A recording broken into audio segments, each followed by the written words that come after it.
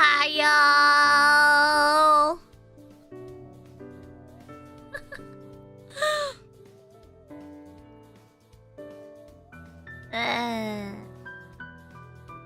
Hello, everyone. Welcome to the stream today. Today we are playing.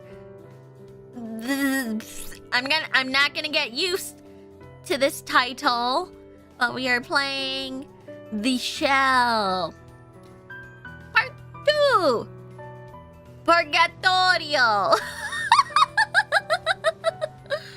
I love the stream game so much. Thank you for the stream.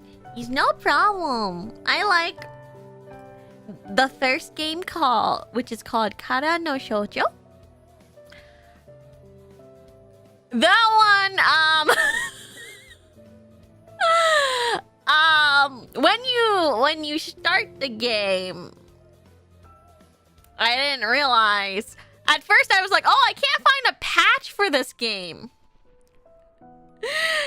I can't find a patch for this game," and I was like, "Oh well, they must have taken it out. It's a Steam version, whatever." I start playing it, and I'm like, the patch is already in the game. The patch is already in the game. This one, I had to repurchase again. It might take a while to get to a scene. But the reason why I had to purchase again was because I don't want to risk it. Because there's mortar and stuff. Oh my gosh, Zelly.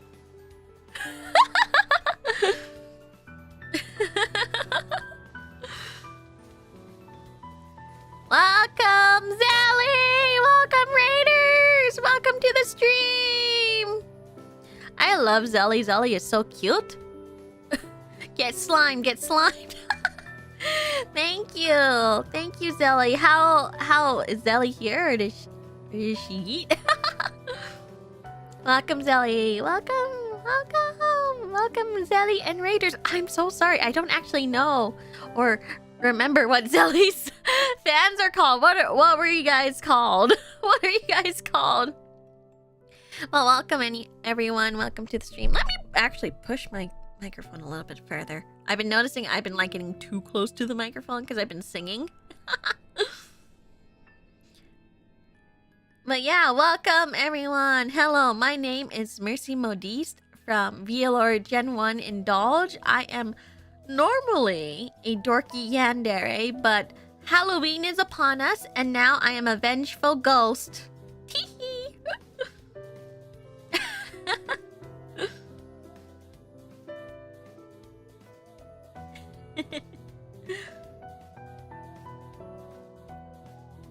It wasn't our fault. It was totally their fault.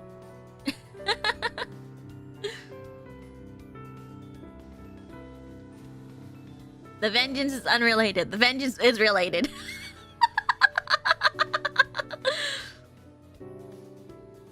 But yeah, today we are playing a game, a visual novel game. This visual novel game is a bit more serious than the games I've been playing. So I would welcome everyone to play part 1. But I'm personally not playing part 1 because I've already played part 1 when it was not named The Shell, when it was named Kara no Shoujo. No, it is Kara no Shoujo. Yes.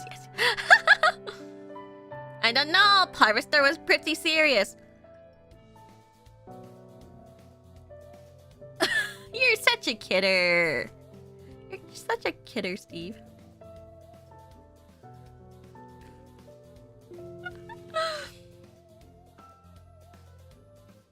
Oh, you're so right, though. I am a ghost in the shell.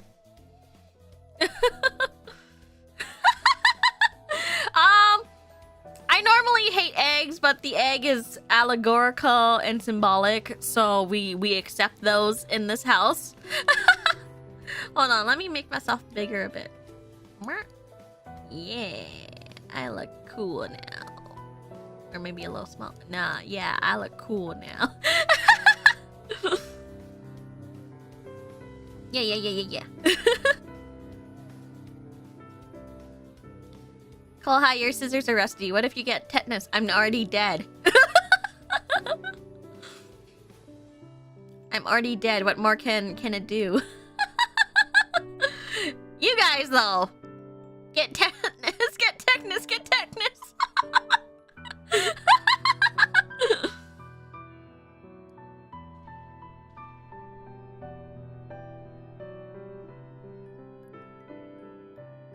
Hold on. I've got another announcement.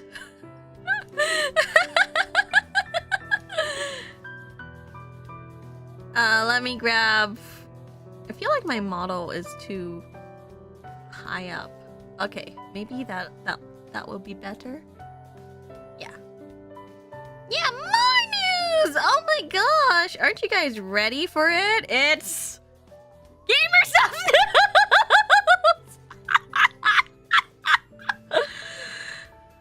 Dropping tomorrow. You will have a brand new flavor called Blueberry Lemon Cake for the AFK series, which is a melatonin gamer subs.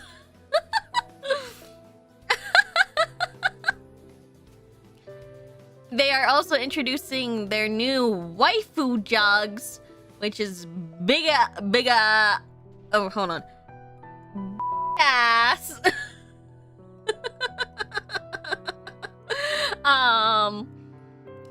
Water bottle.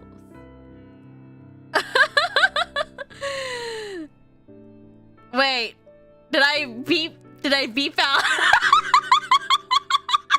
Did I beep out the big and not the ass? I censored the wrong part.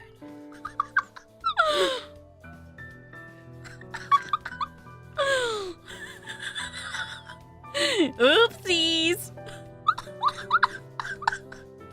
Anyways, and they are dropping their new merch collection for normies. So none of these shirts or none of these fits have anime on them. So for the normie that doesn't like anime.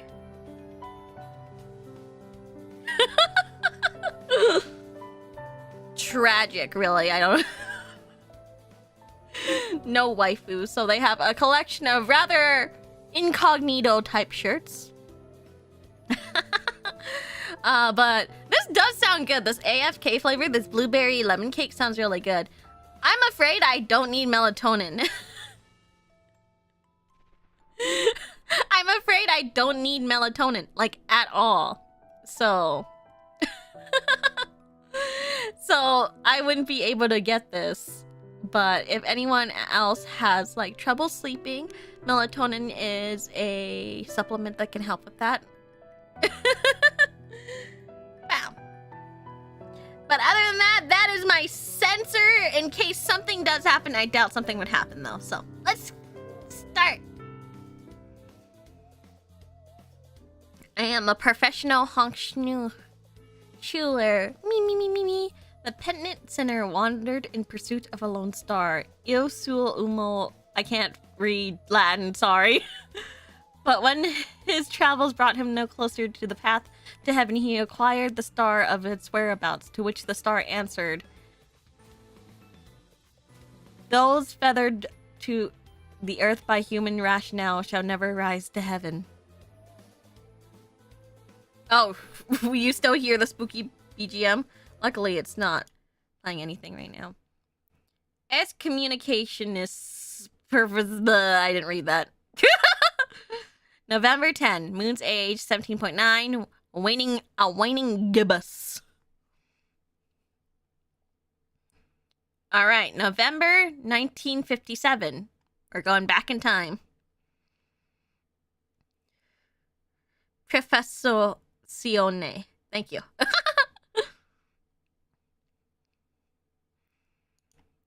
Yukiko Kayahara has been staring at a hole into staring a hole into her wall for what felt like hours on end. At the end of her line of sight hung a fresh uniform, one for Oba Girls Academy. Tomorrow, she would don these garments for the very first time and start life at her brand new school. That is a very cute uniform. Look at that. Do you guys see that? It looks like my colors.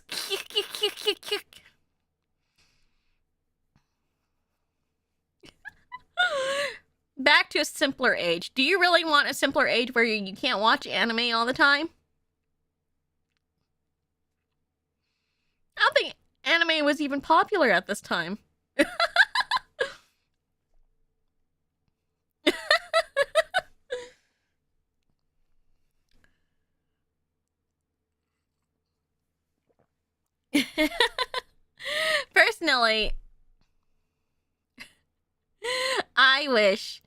Personally, I'm obsessed with like anime and stuff, so if I'm in an era where it doesn't have any, I'm gonna go insane.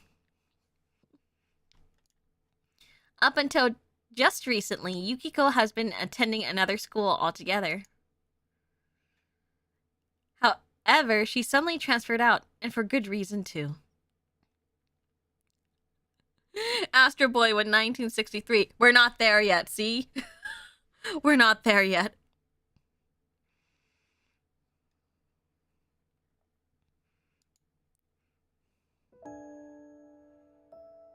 A rather brutal tragedy had taken the school by storm not too long ago. To be more specific, one of their students had fallen to her death off a train overpass. While most normally have chalked it up to as an unfortunate, but ultimately mundane accident, the problem was that Yukiko had strong ties to the incident. Rumors had started flying around after the girl's funeral that Yukiko was to blame for her death. All because the two of them had simply happened to be together that day. But while the rumors held no water, there was nothing Yukiko could do other than suffer their slings and arrows once they spread like wildfire. But I can't read today.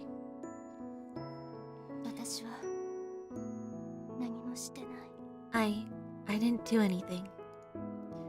Those words escaped Yukiko's lips. She wanted to say them loud and proud to everyone. But that assertion had always died before it was ever so much as a quiver to her in her throat. I'm sorry, I'm so cold, guys. I need to put on pants. I need to put on pants now. It was like warm earlier, so I was like, no pants. Now I have to put on pants.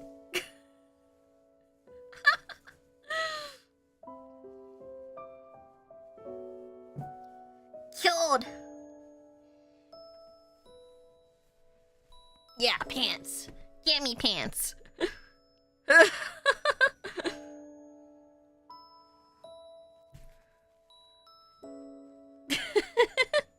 It's okay. If it gets any colder, I have a what do you call it? I have a wearable blanket that I have. Very comfy.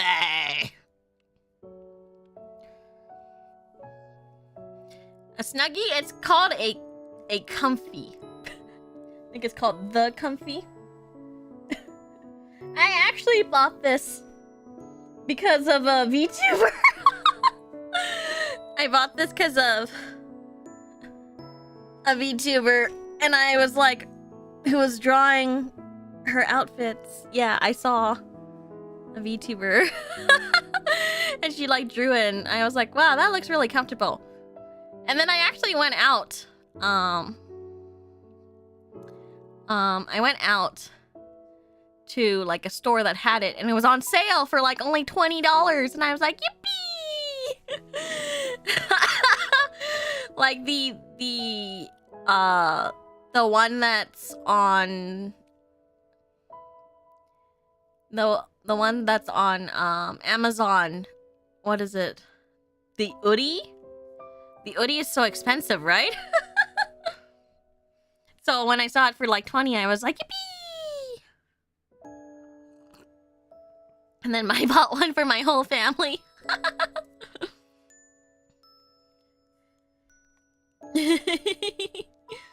But yeah, I saw a VTuber buy it, and I was like, oh, I like it. Anyways, let's continue. Sorry, tangent. It was just so cold. I was like, I can't do it anymore. In the aftermath, Yukiko had considered job hunting. Sorry, can I want this to be bigger, but for some reason, when it's bigger, sorry, when it's full screen, the art gets really, excuse me, the art gets really blurry. And I'm like, why is it blurry? Okay, we're good. No, we'll just play it like this.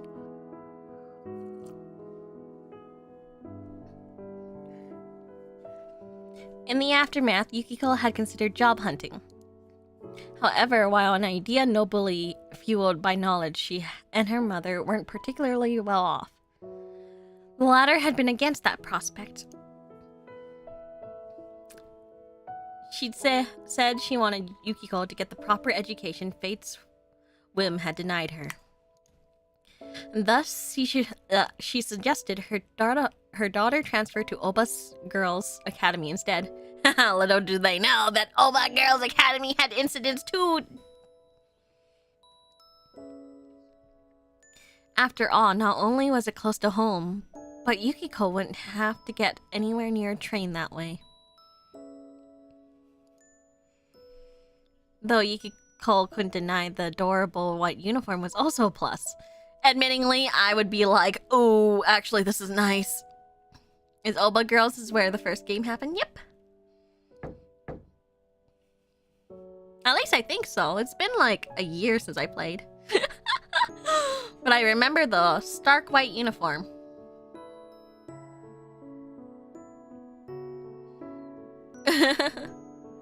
Suddenly, she was snapped out of her trance by the thud of a knock. Yukiko, I'm coming in. The door opened a moment later. Mom. How's the volume for the voices? Are they too loud? Should I put them down?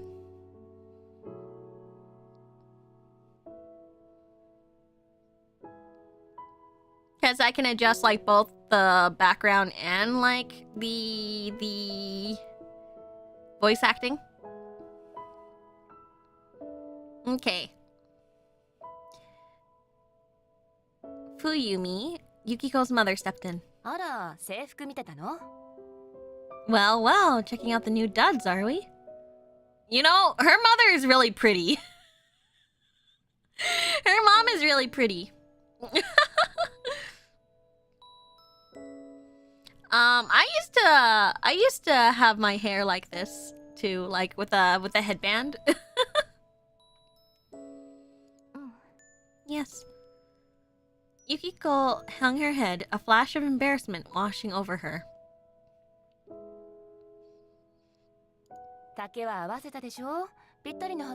It's just the right size, yeah? It should be a perfect fit.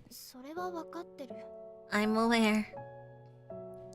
Fuyumi was actually Yukiko's foster mother.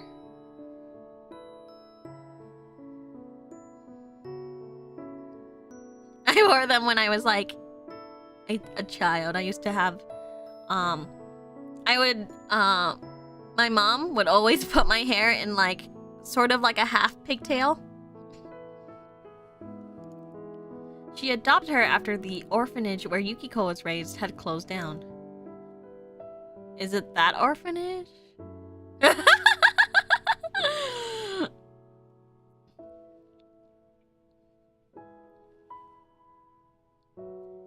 But while it had been some time since then, a part of Yukiko still didn't feel like the two of them were truly mother and daughter.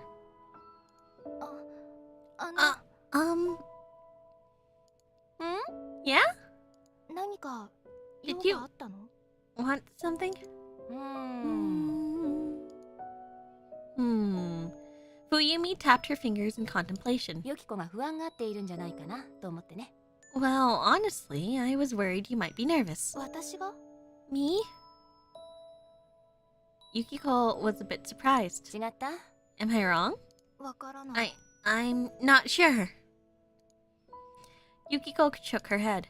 She'd be lying if she said she wasn't, but neither was she particularly inclined to discuss things with her mother. そっか Okay. Fuyumi nodded. あんたのことだから It's just, また it's 余計 you な we're 心配 talking 事 about 抱 here, えてるん so じゃな I いかと figured 思った that な noggin of yours might be putting one too many fears in your basket. そんな That's not... No, maybe she's right. また友達ができないんじゃないかとか悩んでいるんじゃないでしょうね You're worried you won't be able to make new friends, aren't you? Yukiko had no retort for that. Her mother never failed to read her like an open book, much to her constant surprise.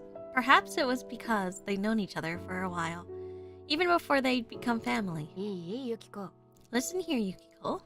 Fuyumi cupped Yukiko's cheeks in her hands. 友達なんてのはね Friends will find their way to you so long as you strike up conversations with your heart on your sleeve. みえちゃんだって That's how you met. そうして友達になったんで That's しょ how you and Mie met, right? Mie was Yukiko's recently deceased friend. あまり覚えてない Was it? I don't remember too well. Yukiko shook her head. Come to think of it, how did we become friends again? Senpai! Thank you, Gold Mario 5500 for the 5. One time I gave my mini Super Nintendo HDMI cable to my younger brother's new TV as he didn't have the right cable to watch his DVDs.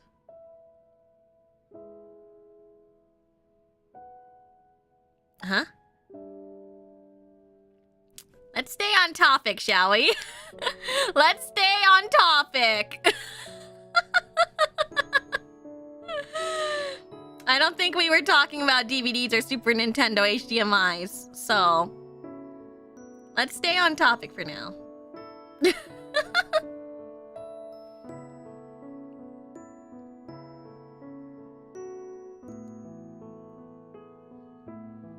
Mie hadn't exactly been a social butterfly. Quite the contrary, she'd whittled away her breaks reading books in the corner of her classroom. Sorry about that, Mercy. That's okay. Let's stay on topic.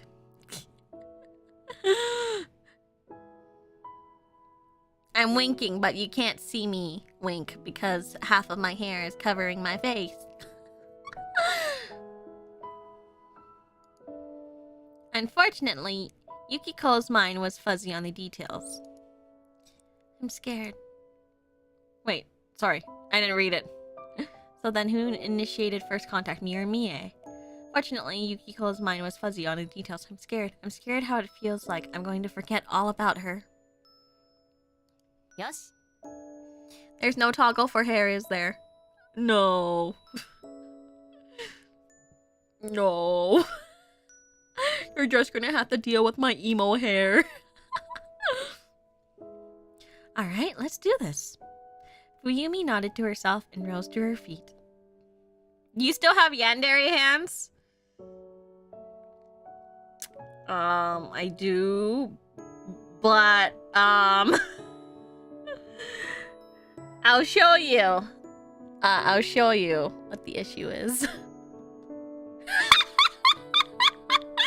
I get my flesh hands back for my yandere hands. I get my flesh hands back.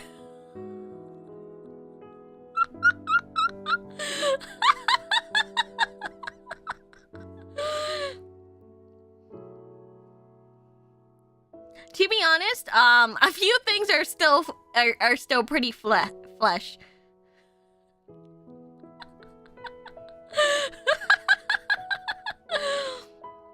So, my tongue is still flesh. If I pout, you can still see flesh skin.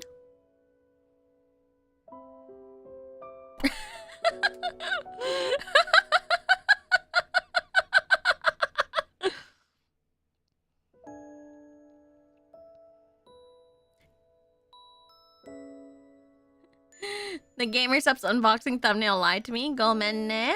Actually, that was the work of our thumbnail creator.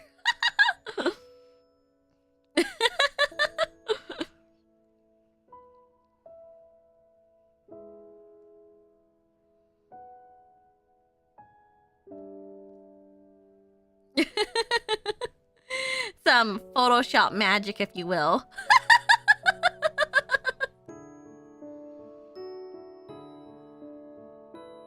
But yeah, I have to... I enter the mortal realm and my arms become real flesh again.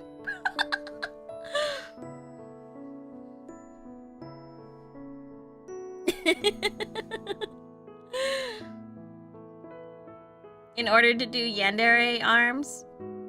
So pretty much I'm just this costume is pretty much 100% just cosmetic.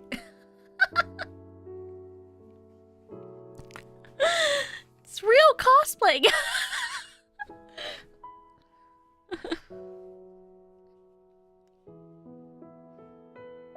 It's a DLC skin, pretty much.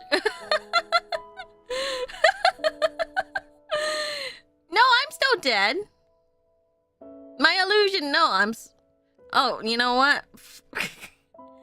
Ooh, I'm still a ghost. Look at me float.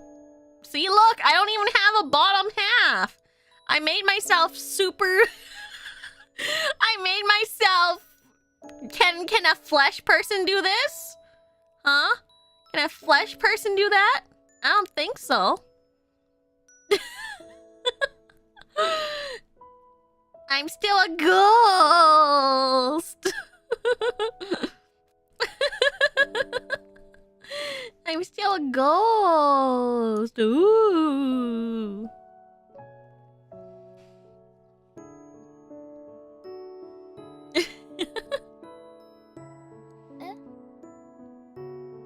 So scary. Hmm? Do what? ご飯にしよう。 Chow down. Oh, sure. That mundane response left Yukiko sheepish, forever thinking her mother had been hinting at anything more. 難しいことは考えててもダメ。当たって砕けろくらいの勢いじゃないと。 I guess all I'm trying to say is that you gotta take a leap of faith and go for broke if you want to make friends. Don't let that stress overheating your brain stop you. I'd rather no one break anything. But in all seriousness, I need to at least try. If she's made friends before, she could do it again. She had to. November 11, Moon's age 18.9, waning gibbous. Friendship! I love friendship. November 1957.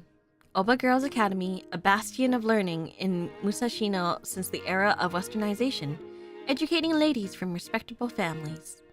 Yukari Tokisaka was one of his students, briefly stopped in her tracks at the school's gate. She'd been taking the same route for years now. Once the trip had been lively with the company of her friends, but nowadays... Yukari adjusted the lapels of her coat. Not only had the snow arrived earlier this year, but the wind had chilled as well. Perhaps it's about time I get Reiji's overcoat out of the closet for him. Reiji! Okay. I have some to say. How many of you played this game? Wait. Like, Kara no Shoujo or even the Shell Part 1. I did. Okay, close your ears. Close your ears if this is a spoiler, okay? This is a spoiler. It's a potential spoiler, so shut your ears, okay? Shut your ears! Those who have played, your ears may remain open. Okay? Shut your ears! Okay, spoiler time. Okay, so, you know how Reiji in the game is like the main character, right? Okay. You know how he's the main character in that one? Every time he had, you know, with like one of the girls, they like died, and I was like, huh. I don't trust Reiji ever now.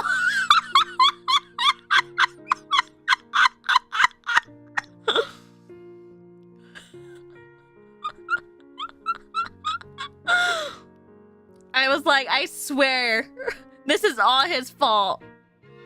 Almost all. Pretty much.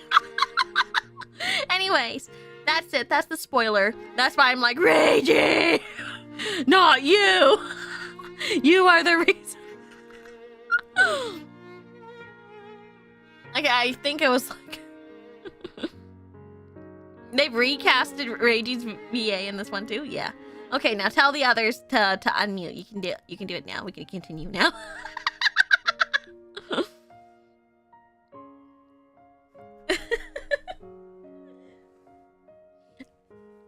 Okay, spoilers done. Yeah.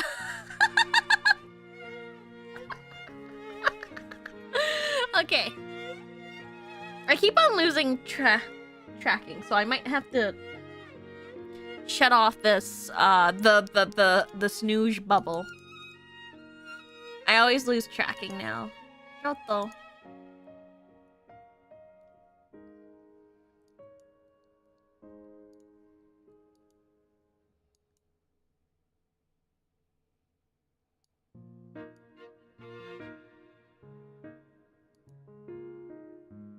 There we go. Now if I lose tracking, I don't have it anymore.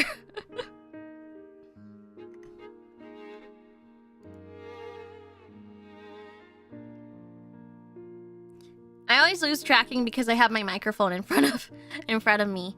So the tracking's not that great sometimes. But then something occurred to her.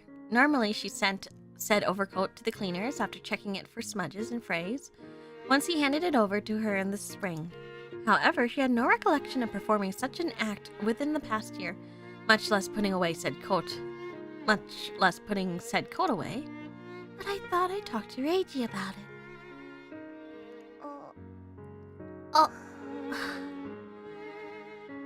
Oh my gosh, Shibi!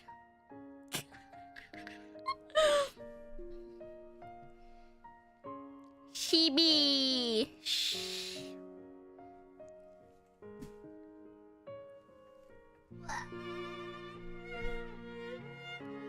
Welcome, Raider! Welcome, Shibi! Shigumi!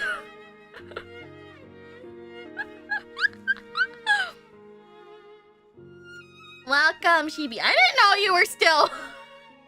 I didn't know you were still streaming! Did I accidentally... Because you were replying to me on Discord. Did I send you that during your streams? Oops.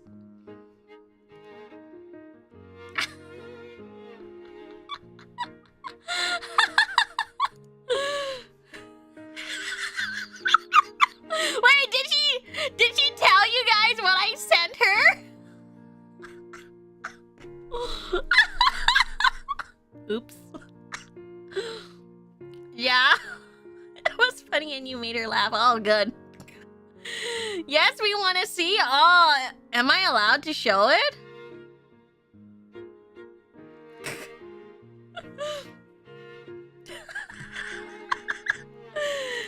Is it safe to show? I think it should be safe to show. I think it should be safe to show. It's not anything that serious. I might have to crop it though. Give me a second. I'm gonna crop it though. It's not that lascivious. It's not that, you know. I'm gonna crop it slightly.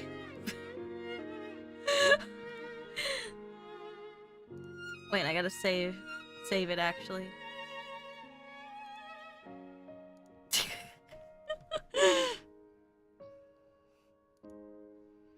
Okay, I got rid of the tip. So this is a drawing call by a artist named Karasu-chan. It's a keychain. It's a keychain. Acrylic charm.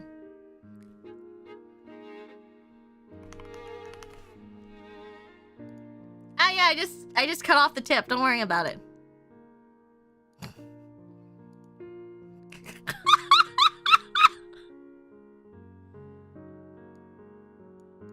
So it's nothing to.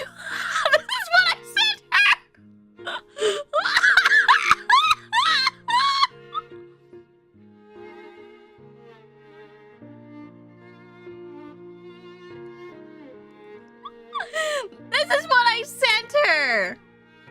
It's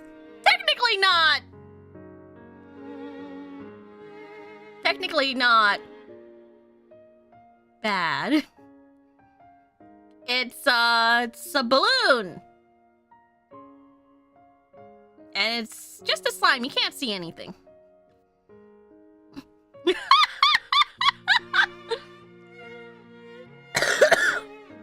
Yeah, very festive.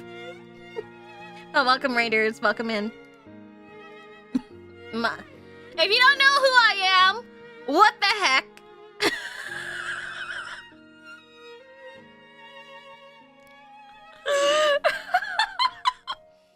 If you don't know who I am, what the heck? But welcome in. Hello, everyone. We are playing The Shell Part 2 Purgatorio.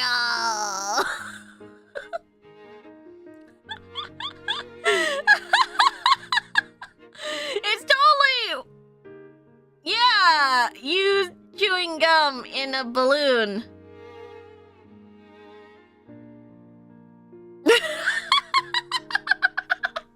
It's part 2 because I've already played part 1, and I've been waiting for like part 2 to come out for a while, and it came out like... When did the... It didn't come out... It didn't come back... It came out like not too long ago. So yeah.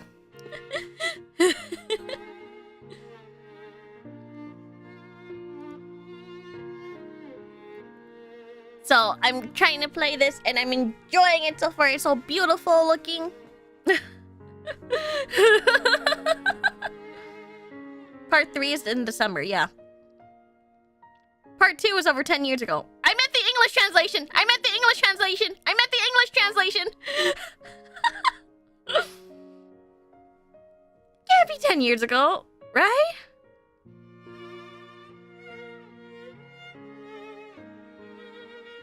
No. Wait, what? It was 10 years ago?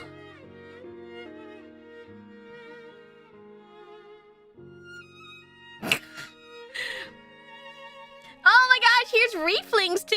Hello. Weefwings. Weefwing Wade.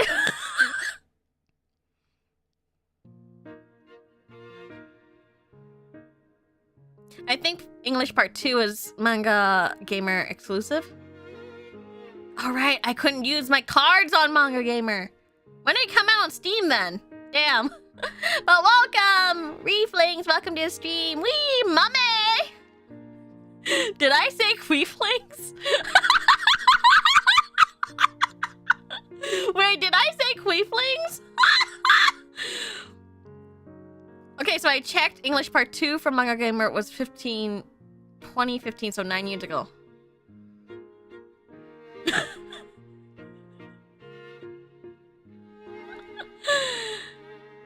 2015 doesn't feel like it was that long ago. I'm sorry for calling you Queeflings! I'm sorry.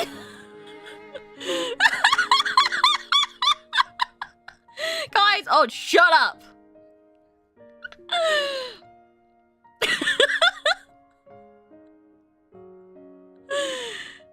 2015 was 20 years ago. Shh. No?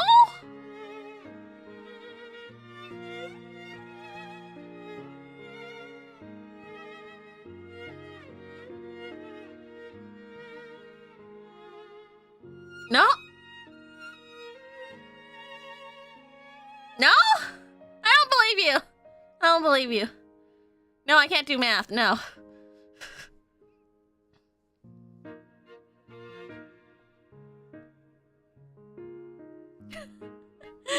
Gullible short lives on. Shut up! Shut up! Shut up! Shut up! Shut up! Shut up! I was like, no, that's like 10 years, right? It's 9 years, right? No, shut up! It's not 20! It's not 20! You're gaslighting me! I swear you actually said reefling. Okay. Whew. If I said... That was my bad if I said queefling, though. Because I wanted to do the ooh voice.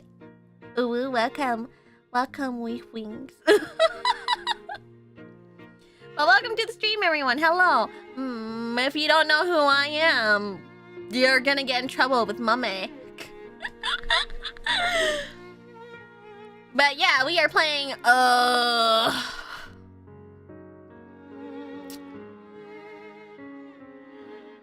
what am I playing? The Shell. Sorry, I was like Kara no Shoujo. What's this title called though? Kara no Shoujo. The Shell Part 2, Purgatorio. There you go.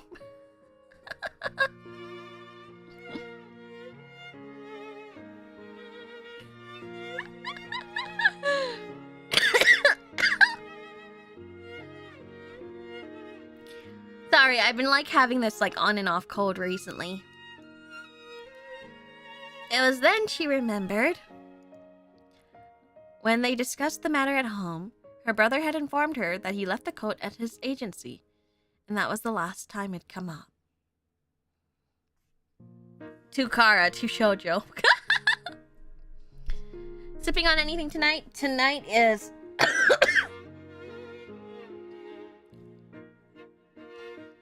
cinnamon spice dragon tea.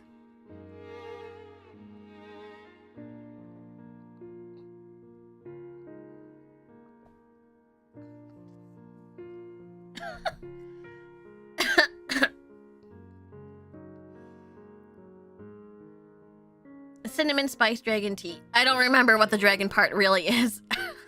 Is it actually dragon fruit?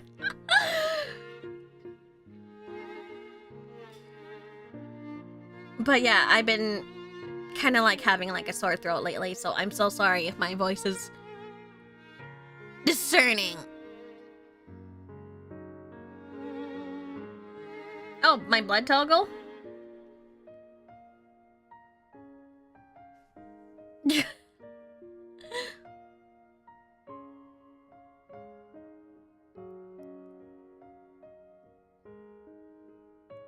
There we go. Cute, right?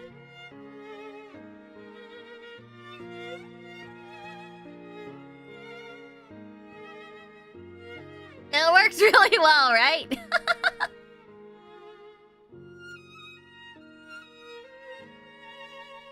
Cool, hi, do you drink olive oil? No, for my sore throat, I drink, 2 spoonfuls of, what do you call it?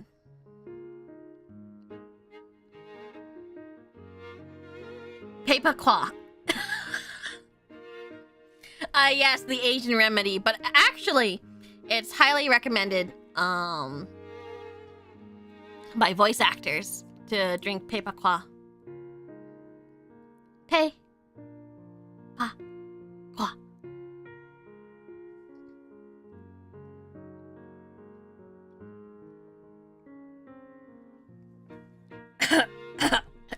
One time, I'm not gonna lie, one time I felt my voice like give out completely. I took like 2 spoonfuls of paper claw and it was like completely healed. It recovered so fast. And a good thing about it is that it tastes quite sweet, so it's not too bad. Here, I'll search up what it is. But I highly recommend this if you do a lot of voice work. This was recommended to me by my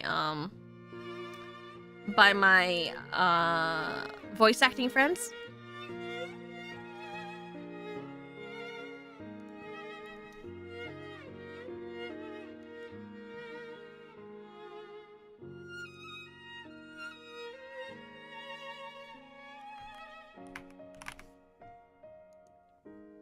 So this was recommended by my voice acting friends.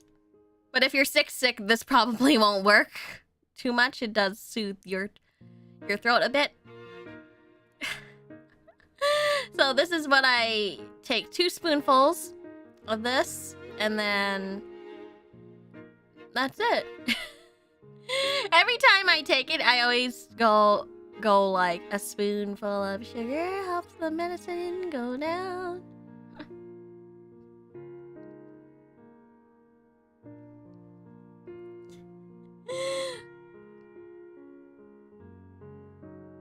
Yeah, so yeah, all of my voice acting friends and like professional voice acting friends always use this. So I highly recommend it too. It's very sweet. It's very sweet. So I've seen like a place. I think a place was using it for as an ice cream flavor. So because they were using it as an ice cream flavor, I guess it's pretty good. But yeah, sometimes I put this in my tea as well. It is literally so good for your throat. I've seen like singers use this too. So if you guys find it in like an Asian market or something, you'll be good. I think what's the one guy from One Direction, the one that left and had quite a good career a bit. Not the hairy guy. His name is Harry, not that he's Harry. The other one, the one that like people went like crazy for.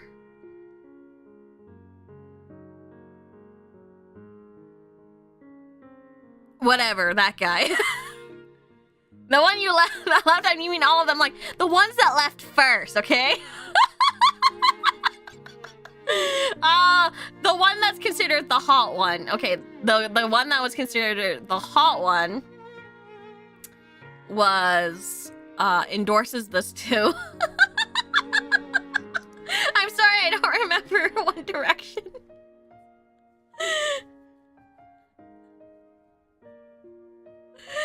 Zayn, oh thank you. Yeah, that sounds right. Yeah, Zayn went on record. You can probably search up Pepakwa and Zayn, and then he's just like, and then he's just like, yeah, this is like really good. And so I think Pepakwa like got a really boost in popularity since then. Thank you, Golden Mario 5500 for the 5. I sometimes buy ginger to stop nausea as I suffer from nausea. Sometimes I have emetophobia. What is that?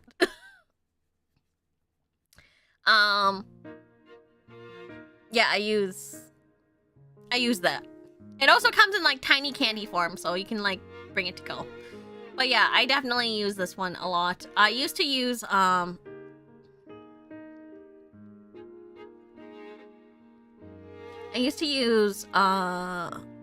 agave syrup. I used to use agave syrup and honey, but now I just mostly stick to Pepakwa. Emetophobia, stop it! Fear of little sister's toe, stop it! I do not fear my little sister's toe.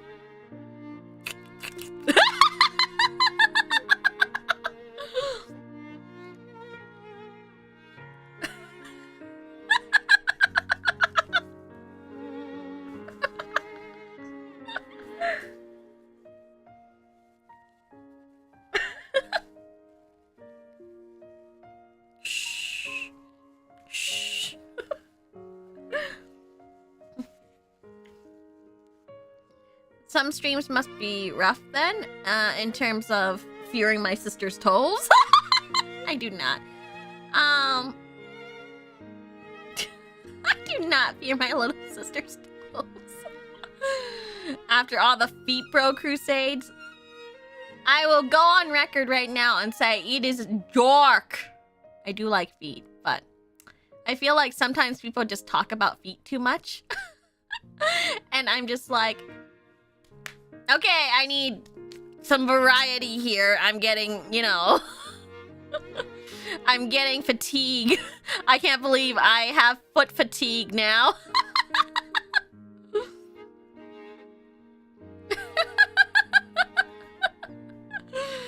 I like feet. There's too much feet. I need something else.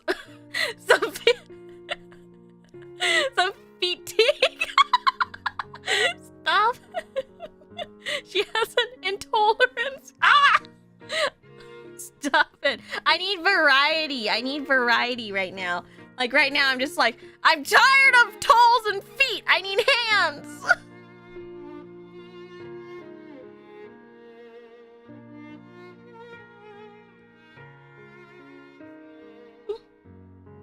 I need hands now. I need shoulders. I need teeth.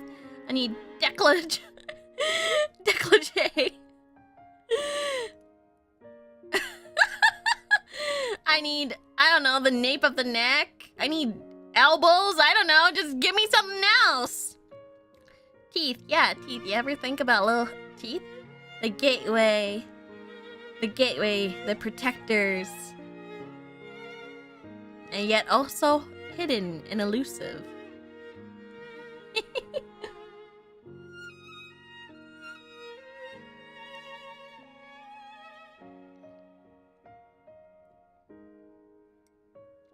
Mods, come in before this happens.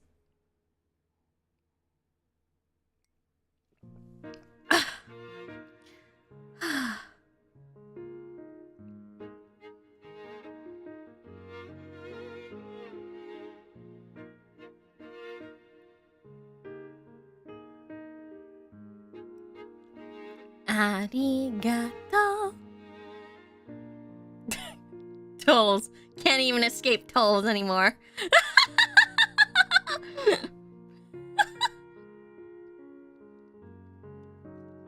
Thank you.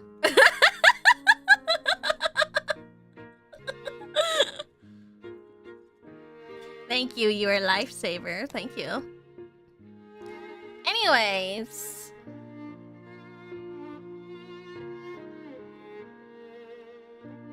I've been eating too much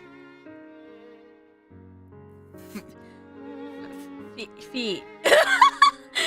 Sorry, I just thought about that and I was like, huh.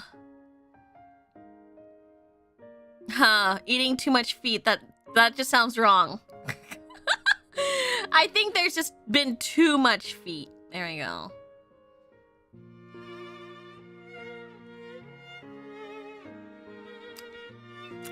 First world problems, and I'm gonna make my first world problems everyone's problem.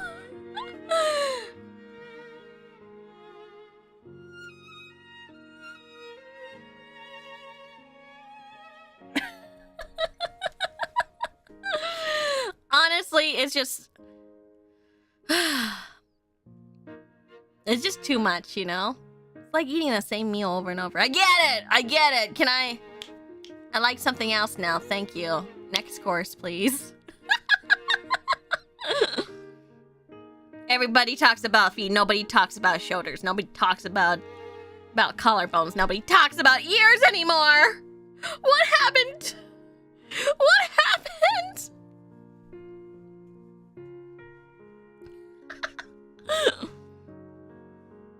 When they discussed the matter at home, her brother had informed her that he'd left the coat as a... Oh, right. I already read this. Ears are so scandalous, right? You don't even see mine. That's how scandalous they are.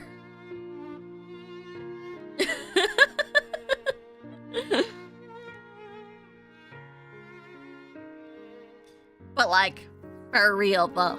For real, I have too much... There's too much feet. I see feet on my timeline all the time. I'm like, feet. I see everyone's frickin' toes. I see everyone's little piggies out, okay? I see everybody's little piggies out. The one that went to the market and the one that went wee all the way home. I've seen all of it.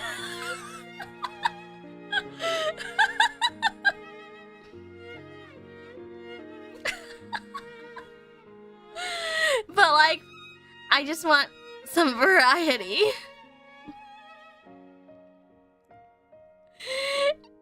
I want some variety. I'd like to see some, like, maybe tender collarbones. Maybe some very highly detailed ears. Did I mention ears?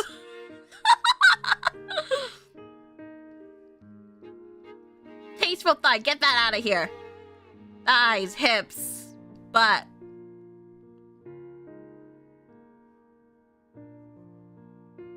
I need another word for chest area. Tummy. They're all basically, you know, that area. Torso. That area has always been, you know.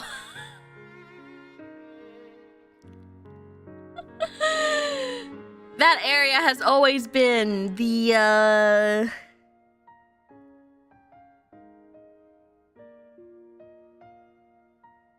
kind of like the obvious points, okay? Those are obvious points. We don't point them out because they're kind of obvious. Right?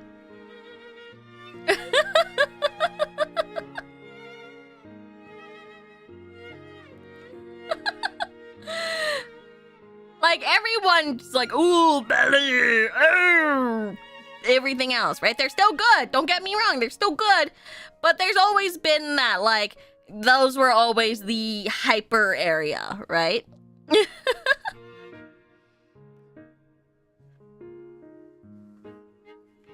Now, the oversaturation of feet has kind of put itself into that area. So I'm just kind of like, you know what? Maybe not. Anyways, I'm so mad now I have to take an idol meeting. Thinking of it, I'm just like, I'm such a hipster. I'm such a hipster right now. I'm so mad. Now I'm gonna have to take an idol meeting. BRB.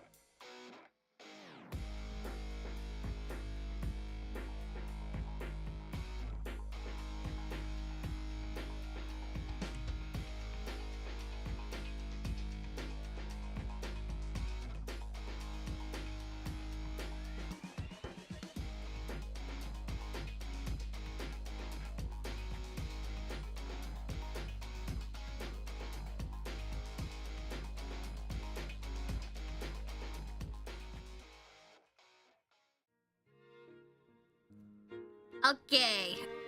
I even had some paper qua. So now my voice is a bit better. I think you can kind of hear it in my voice when it's a tiny bit better.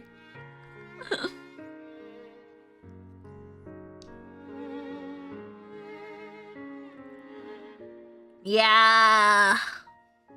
You can kind of hear it now. Yeah, it's been like pretty rough lately. That's why I was like, do you guys hear it? Vocal clarity now. Okay. Okay, let's continue the game. Go Menne for getting off track and talking about feet. Talking about feet.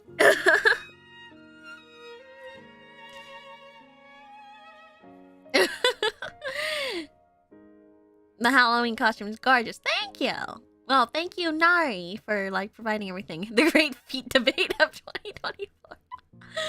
Yap is too strong. I actually do want to play this game though, so let's play. Unfortunately, that meant the coat had been sitting forgotten at his office in Shinjuku for over half a year. She hadn't even gone to clean the place more times than she could begin to count, yet it totally slipped her mind. What do I do? Doshio.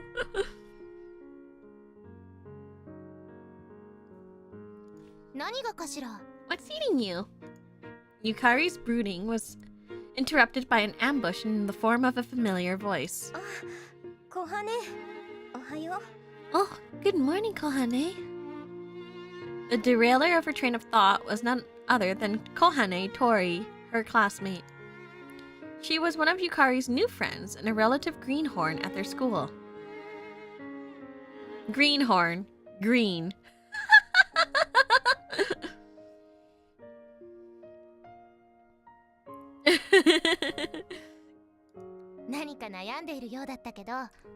Penny, for your thoughts? You look like your whole world's come crashing down around you. I know what a greenhorn is. I'm just laughing because she is also sort of tinted green.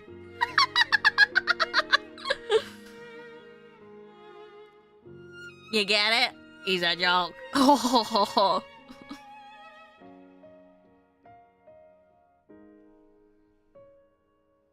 Because, you know, she's green too. And these kind of look like horns.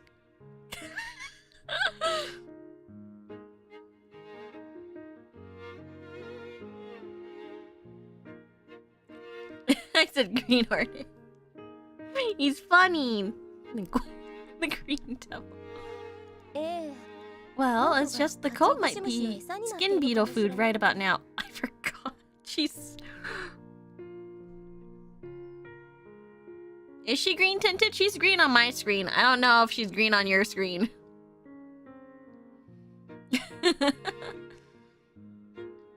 I forgot she's really into bugs.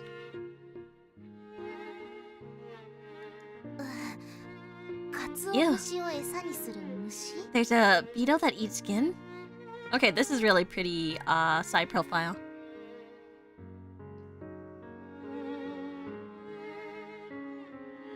Like, it's her hair and eyes are green, right? No, I'm just worried because skin beetle larvae might be eating my brother's coat.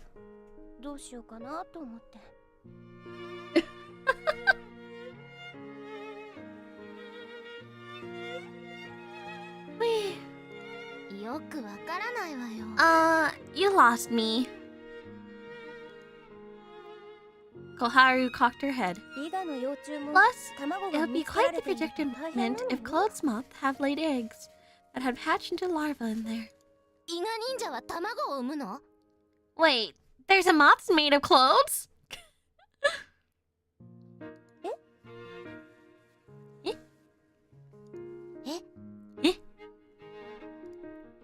The pair stare at each other quizzically.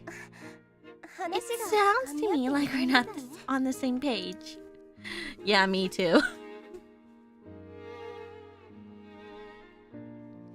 Not that this was anything new for the both of them, of course. それでね、ゆかりっち、今日って何の日か覚えてる？ Anyway, remember what day it is, Kari? Nor was Kohane's habit of changing the subject on a dime. 今 What 日 day 何 is かあったかしら？ is the sales at the greengrocers tomorrow, so I'll be cleaning the agency in Shinjuku this weekend. No, wait, maybe I'll do that today instead. The sooner I check on the coat, the better. ゆかりっち？ Kari? ごめんなさい。 Sorry, I'm afraid I don't recall. 先週先生が言ってたじゃない。転入生が What? 来るって。 You don't remember what Teach said? We'll be getting a new transfer student today. 転入 A transfer student? Oh, right. Now it's all coming back. She did recall finding it strange that they'd be getting a new classmate so late in the year. Not that it was illegal or anything, but certainly unconventional. 生。寒いから中に入りましょう。 Anyway, let's get indoors already. I'm freezing my buns off out here. Kohane raced right into the school grounds, sparing not so much as a thought for her friend lost in rumination. Typical Kohane, always marching to the beat of her own drum. Yukari simply smiled wearily and chased after Kohane like a harried mother. Before long, the pair reached their classroom. Yukari sat her bag down on her desk in the back, only to notice a new desk right beside her. That must be for the transfer student. Yukari had to admit she felt a bit nervous. She wasn't exactly the life of the party, so she tended to be awkward around new people. What do I say to her? Should I ask where she's from, perhaps? Yukari took her seat as those concerns flittered about her mind. The class was actually noisy for a change. Clearly, the prospect of a new schoolmate had them all buzz with speculation and anticipation. ゆかりっちの後ろにある Oh, のね。 guess she's gonna be sitting beside you, huh, Kari? Kohane trotted over to Yukari. そうみたい。 It certainly looks that way. どんな子かしら。面白い子だといいな。 Wonder what she's like. Hope she's interesting. 面白い？ Oh, どんな？ and how do you define interesting exactly? 何か影 You を背 know, 負っている。 like a brooder with dark and tragic 異世界と past. 交信し Ooh, てる感じ ooh, と or maybe a girl who talks to aliens. Well, the former is correct, sort of. それは面白いとは言わないと思う。 Somehow, I doubt that's what most people would consider interesting. Kohane was a major bookworm, especially when it came to fantasy and sci-fi. Hence why she frequently said all kind of wacky stuff. Yukari couldn't help but be reminded of her old friend whenever she spoke. Those who know.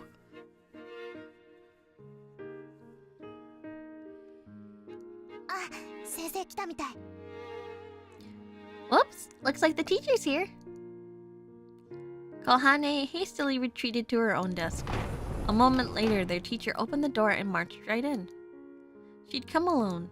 The rest of the class couldn't disguise their disappointment. 起立。 Stand, bow, 着席。 be seated. Under the direction of the class representative, the students went through the standard morning procedure. 本日は以前にお伝えした As you're all aware, a new 皆さん student will be 共に学ぶこと joining に our 転 class 入生 today. がやってきます。 No sooner had she said that than was the class astir with excited whispers, all eyes trained on the door. That went for Yukari's too, naturally. どうぞ。 You can 茅原さん come. You can come in now, Miss Kayahara. Wow, that's a Kayahara. The door slowly opened at the teacher's bidding. The class fell silent again. Everyone was watching with bated breath. Oh. Kohane's gasp was awfully loud. Ooh, pretty. Standing in the doorway was a girl with a long ponytail clad in pastel white uniform of Oba Girls Academy. Pastel white. Like that's like an off-white. Also, my hair was a ponytail. Until it's all messed up like this. A quiet hullabaloo danced through the classroom. Hullabaloo is such a funny word.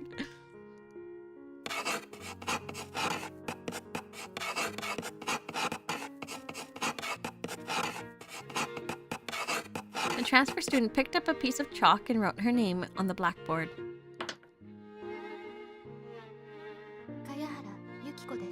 I'm Yukiko Kayahara.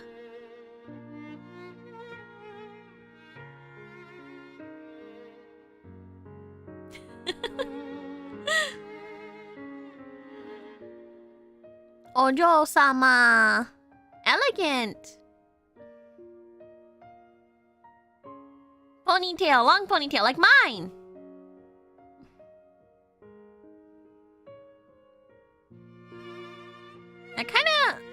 That's kinda close to Kohai's here. Did you want to take a peek at my living self? To take a look?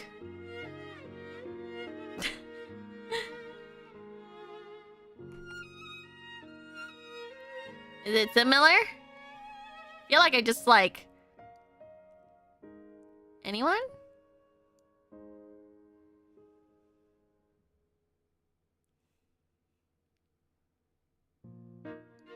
Kohai's alive! Actually, I just went back in time a little bit. Now I'm dead again. Do I look smaller when I'm dead? Yeah, it's because I have less hair.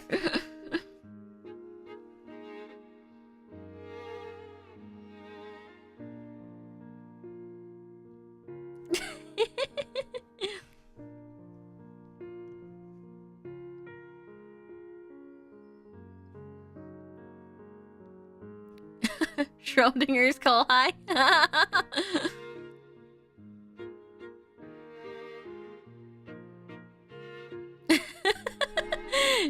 No one can handle being alive and unalived again, huh?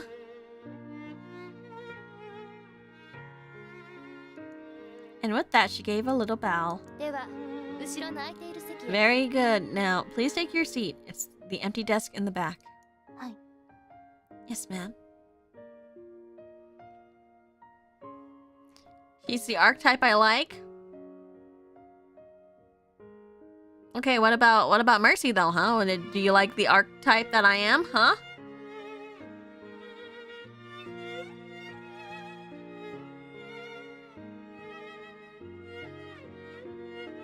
Kohai, a bit curious. How do the scissors stay attached to the ponytail without the ponytail?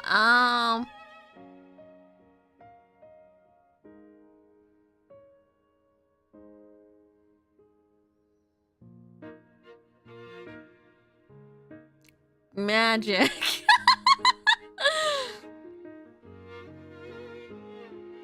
Are they in your skull? They're not in my skull, but it's on a pivot.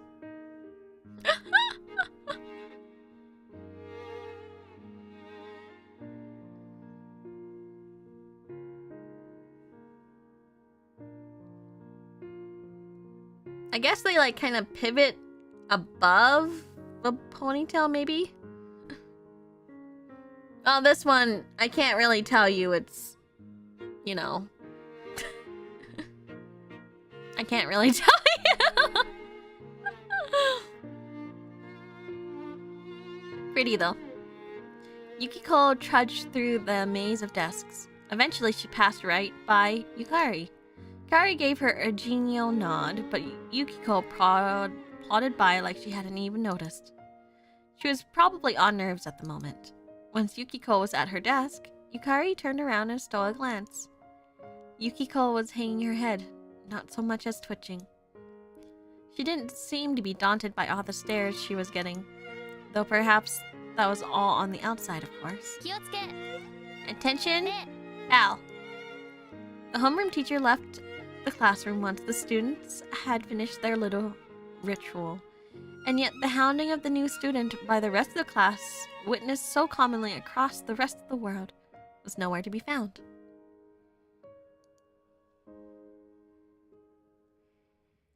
Everyone was curious about Yukiko, but they still adhered to the school's rules. However, since she was literally right in front of her, Yukari attempted to turn around, only for Kohane to suddenly march over and seize her arm. Over here. Kohane dragged Yukari to the blackboard. What is it, Kohane? So, hey, you know the new girl? Well, I think she's an old friend of mine. Really? It truly was a small world. That certainly explained why Kohane had gasped when she first saw Yukiko. Shouldn't you go say hi to her then? Yeah, you got a point. No, I'm getting the willies. The willies. Kohane scratched her cheek. Hey, this isn't gonna be a solo effort, is it? No, of course not. The pair turned to Yukari's desk. Their classmates watched their action closely from afar. Hey, it's you, isn't it? Yukiko? Kohane ultimately took the first step. Huh? Ooh, tall. Look at that, tall. Wee. Remember me? We used to hang out all the time as kids. I'm sorry, but I can't say I do. I'm also just like, oh man, that's awkward. Yukiko awkwardly looked away. But hey, come on, it's me, you know, Kohane? I'm really sorry. She just shook her head. Oh man, that's so awkward. I've done this before, but I just stared at them. Because I remember I stared at them and it took them a while. And then they were like, oh, I remember now.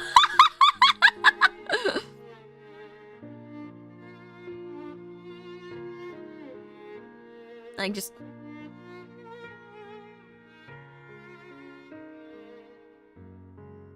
did that, but I got the wrong person. Nah, I just do. I recognize people. Maybe you saw their doppelganger. Oh, okay. Well, that was ages ago, so maybe you just heard doppelganger. Or something. Wow, look at me. I predicted the text. Hane chuckled. However, Yukari couldn't help but think that laugh sounded rather forced.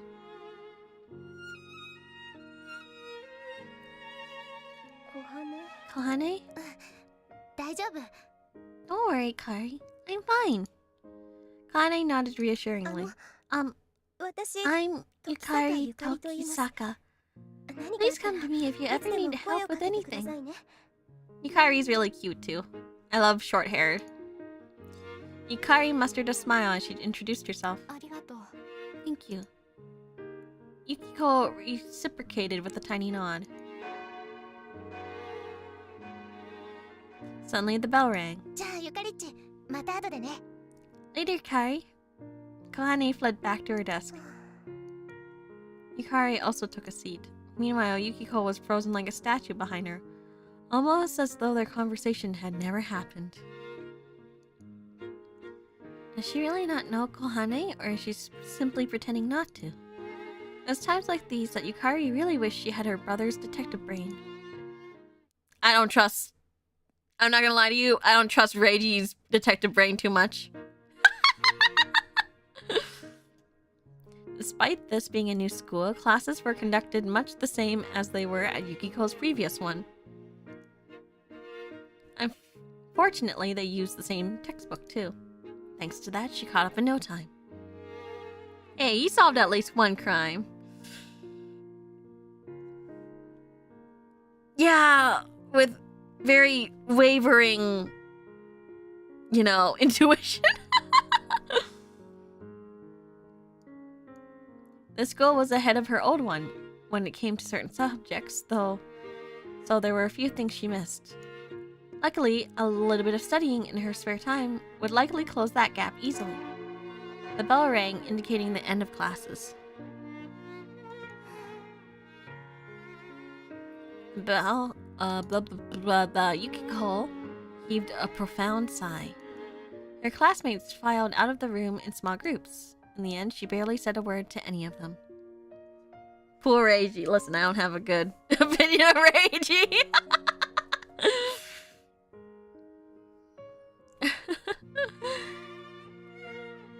Thank you for exposing me to all these games and content, Mercy. I really enjoy watching you go through them. FR? No cap? Really? I feel like the games I play are kind of normal. It's not like popular games.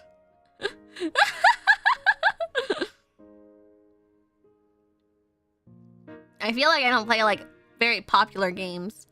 So I feel a little bit of an outcast when it comes to playing games. And my like tastes are always like kind of weird. And very, very, very, very easy to guess what my tastes are. Some had tried talking to her, but Yukiko found herself freezing up entirely. Truth be told, she did remember Kohane, the girl who approached her that morning. Yet Yukiko had lied about that. Her memories of the past were hazy, so she didn't want to put the two of them in the awkward position of Kohane bringing up shared stories that Yukiko herself didn't recall. I think it's more awkward to tell her, like, I don't remember you.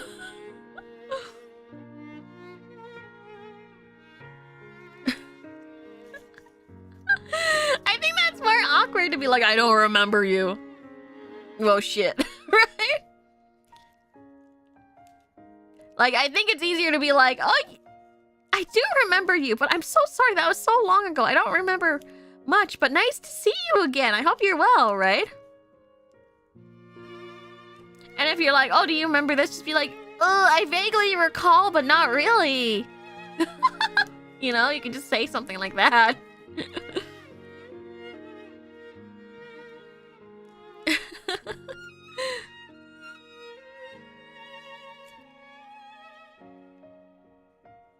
I like, I'm sorry, ma'am, but you are so awkward. It makes it, you know, why did you lie?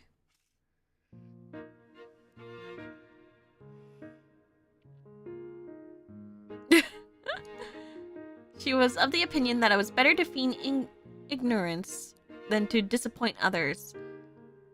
I feel like you just, that is not true. However, her mother had told her she needed to take a leap of faith. Unfortunately, she had gotten cold feet before she could take that jump.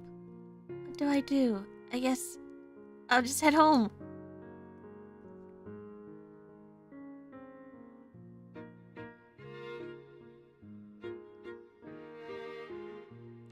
Wow. I'm not gonna lie to you. I can't recognize this, but is this how introverts are like? Am I looking into like a super introverted girl? There was nothing more she could do here after all. It was with that thought in mind, she picked up her bag and rose to her feet. Excuse me? However, the girl who sat in front of her struck up a conversation just as Yukiko was about to depart. She introduced herself as Yukari Tokisaka, if Yukiko recalled. What do you want? Even Yukiko realized the choice of words came off far harsher than intended.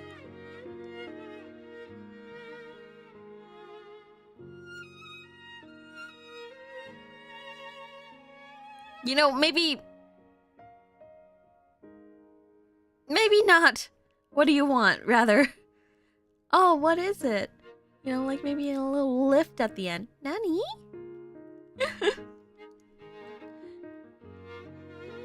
But they were what come naturally to her.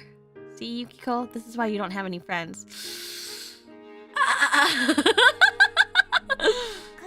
I was just wondering what you like to do in your free time.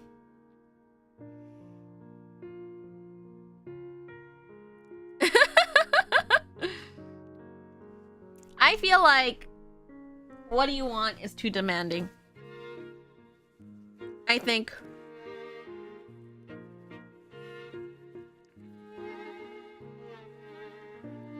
if the best way to talk to someone isn't kind of like being cold, the best way to talk to someone is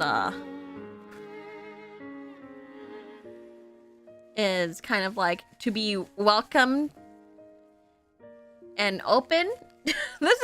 This is my advice for like talking to someone.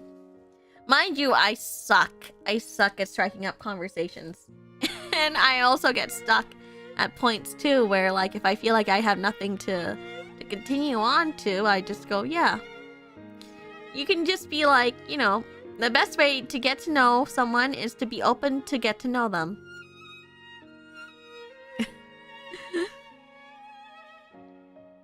I guess if you're gonna like reference a book, like maybe like the how to influence your friends, that one kind of like says that like if you want to like kind of like show people to show genuine interest in someone and what they do, be like a puppy, like always curious about things, right? Always curious about things. Always keep the conversation going, and always just be like, oh yeah, what does that entail? And you know, just be excited for the other person, whatever it is. So for example, if I do a conversation, it'll be like, oh hi, nice to meet you, I'm blah blah blah. Oh hi, blah blah blah, I'm Mercy Modiste, it's a pleasure to meet you. How are you today? You know, like literally just try to get to know them. Just how are you today? I'm doing great. Just had like, maybe they'll say something like, oh, you know, I just had a hard time at work. Oh, that's a shame. Can you tell me, oh, if you'd like to vent a little bit, you can tell me about it. Or you can be like, oh dang, that sucks. What's your work like anyways? Are you like you know, you can make a guess, like, are you a mechanic? And they'll be like, yeah, I'm a mechanic. And you'll be like, oh yeah, I can see why you had a rough day then, damn. You know, those type of things. You know, so take like visual cues. This is how I get away from the tism.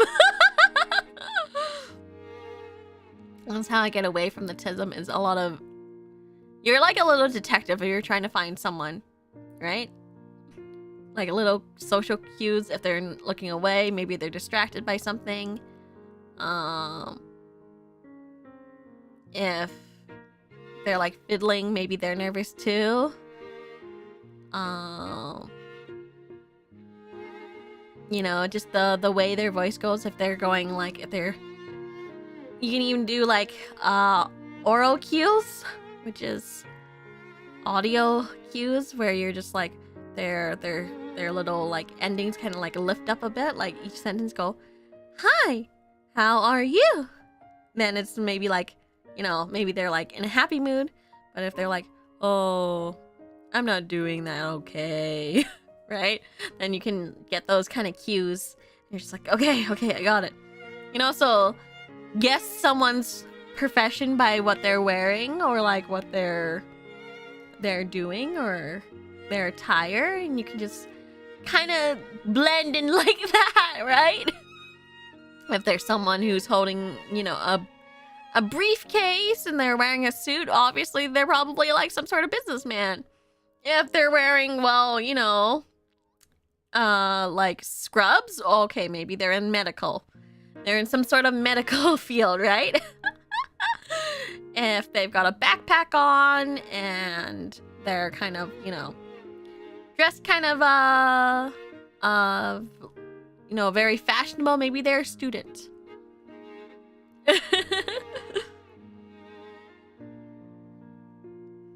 Oh, that makes sense. I kind of thought you were about to do some kind of Sherlock breakdown on someone. You can do a Sherlock breakdown on someone, but like at like pretty surface level stuff, right? At pretty surface level stuff, like, oh, they're wearing a suit, must be a business person. Oh, they have their hair tied back. Maybe they could be doing sports, or their job requires their hair out of their face.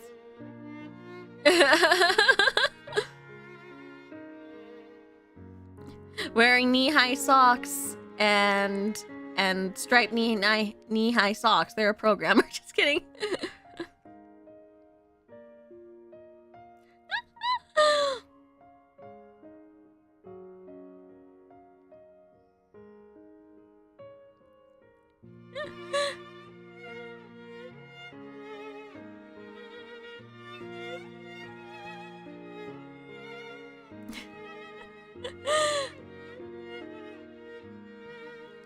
I'm kidding. I'm kidding about the socks part. Although I'm not lying, like half of my gals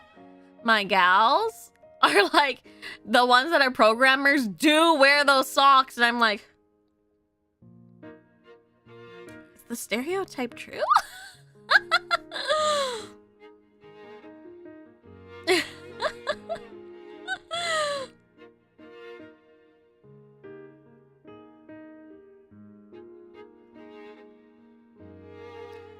But eventually, you know, there is sometimes, it's hard to learn, but like you have to learn when to end a conversation.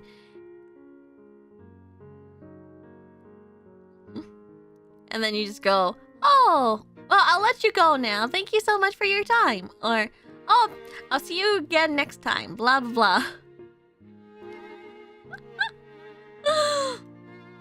An old college buddy of mine is a programmer and he can't stand those sock jokes. It's just socks, my dude.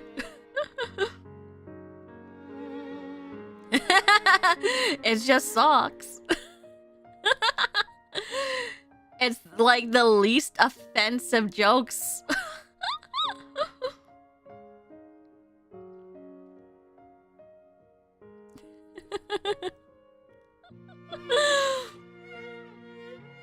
It's just socks.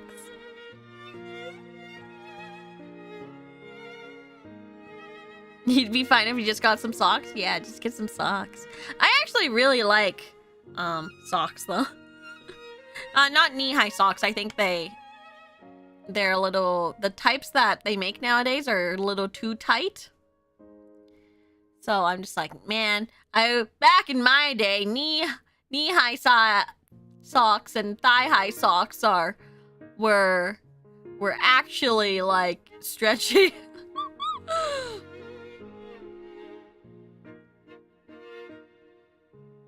Ending the convo is what I struggle with. Willing to let people just keep going.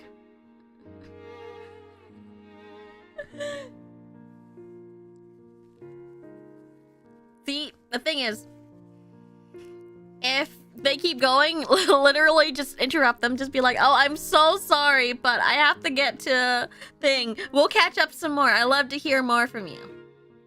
Things like that. You know, just be like, oh, don't worry. No, fill me in on Discord. Easy stuff. Just politely interrupt, saying, oh my gosh, I'm so sorry, but, you know, I really have to go here. Or, oh my gosh, I'm so sorry, but I gotta be home now, so. So, I love to talk more. Literally never really do like never end it saying I don't care, because you're gonna fucking ruin someone's life. Especially if that someone's me.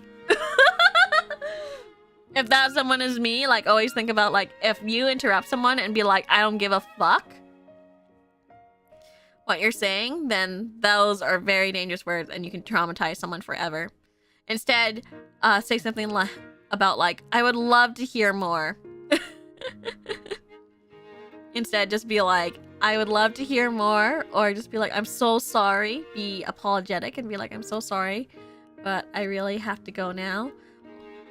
You know? Or be like, I would love to hear more on Discord if you'd like to tell me more about it on Discord. You know? We'll pick this conversation up later, kind of thing.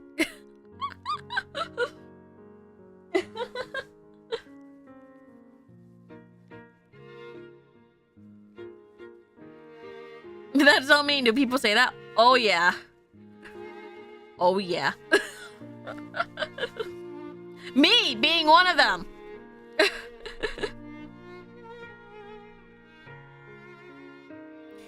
Mercy, are you teaching the snippets how to let someone down gently when they want to talk about Gundam? Yeah. Yeah. Like, for example, just be like, oh my gosh, sorry. I don't... You know, if it's totally going over your head, if like whatever they're talking about totally goes over your head and you don't really get it, / you don't really care, you can just be like, oh, I'm so sorry, I'm not really familiar with the subject. Could we talk about, and then give them a topic to talk about, or something related, like, oh, I don't know much about Gundam, but I know Witch from Mercury. And then you guys can talk about that, right? Something relating, corresponding, right? And then they'll talk about, you know, probably something like that.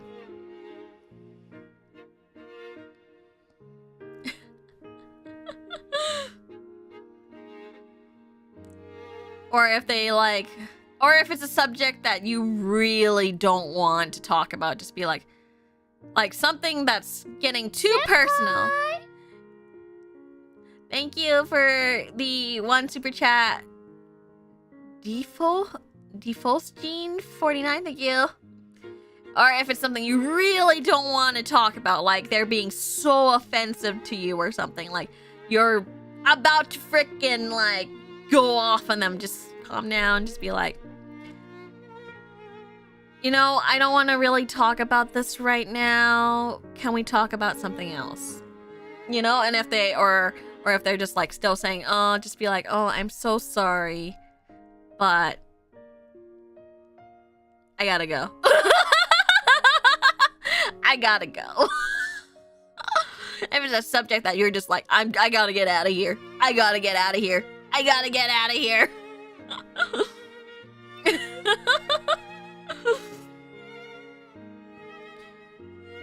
That, or you can just throw your fit. I love throwing fits, you know?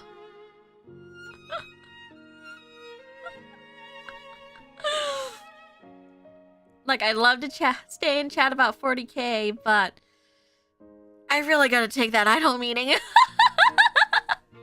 be super friendly about it. Just let someone down gently. Wait, huh? Yukiko forgot to even blink. She couldn't comprehend the question. Or rather, she didn't understand what this girl was hoping to gain from it. Listen, sometimes people just want to be friendly, okay?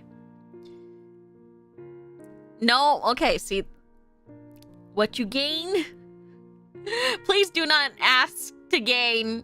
Like, don't ever think like, oh, what is this person wanting from you? You know, just be like, sometimes they just want to be friendly with you. In this case, I'm pretty sure,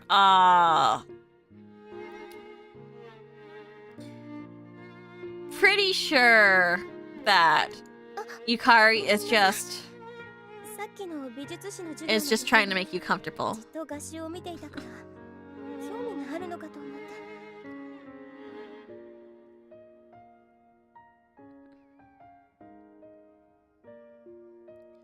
Oh, I'm sorry. I just saw that you had your nose stuck in your art book during art history, so I thought you might have an interest in art, that's all. Yeah. No, not particularly. Oh my gosh, I think she has...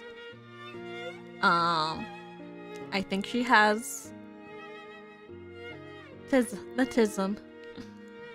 Yukiko shook her head. She was lying. But if she admitted she liked art, that means more conversation. A notion that showed her insides over. Oh my god! Girl!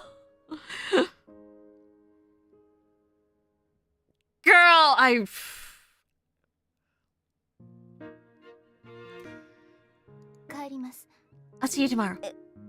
Alright. Be careful on your way home.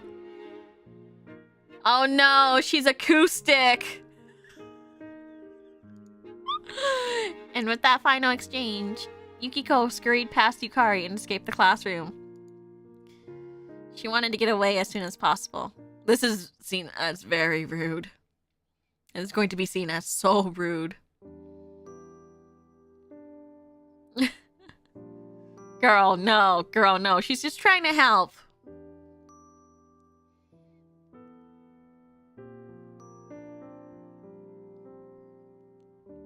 I personally would not recommend emulating that because you can hurt people's feelings. You can really hurt some people's feelings. Yukari dropped by the art room she's been frequenting for years now. The air was pregnant, the tang of oil paints, of canvas cloth and wooden easels. Do wooden easels have a smell?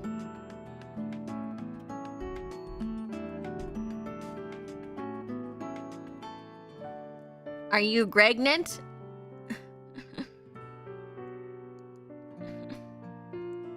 Yukari loved these scents, though naturally she had loved the aroma of coffee at her family friend's cafe, as well as the fragrance of leaf mold in her room. Leaf mold? Okay, leaf mold is actually a question.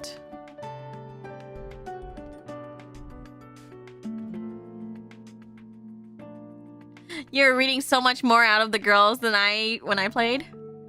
I don't actually know what a leaf mold is. Like, is it actually like mold? Yukari took a nearby seat. Say, Kohane. Nani? Yeah?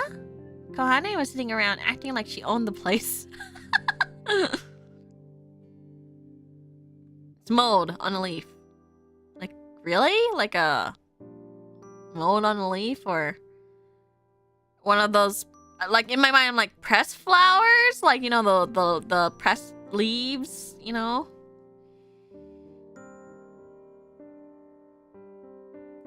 like mulch. Were they talking about teas?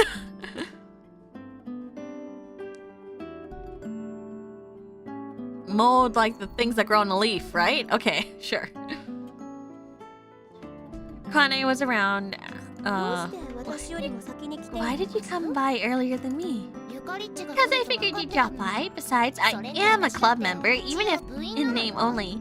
Yeah? Heck, you're the one who made me join. True enough, I suppose.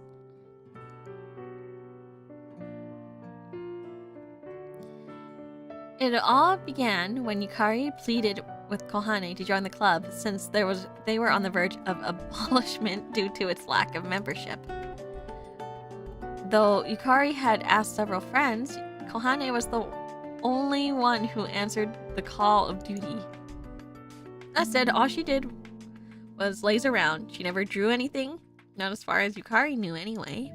Instead, Kohane simply read books or shot the breeze with Yukari. Still, Yukari was grateful for her presence all the same. Hey, did you talk to Yukiko? Kohane suddenly changed the subject. A little, yes. How'd it go? That's a tricky question. Yukari furrowed her brow, not because she was uncomfortable, but rather bewildered.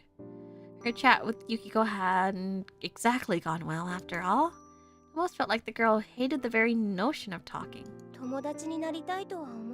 I'd love it if we could be friends.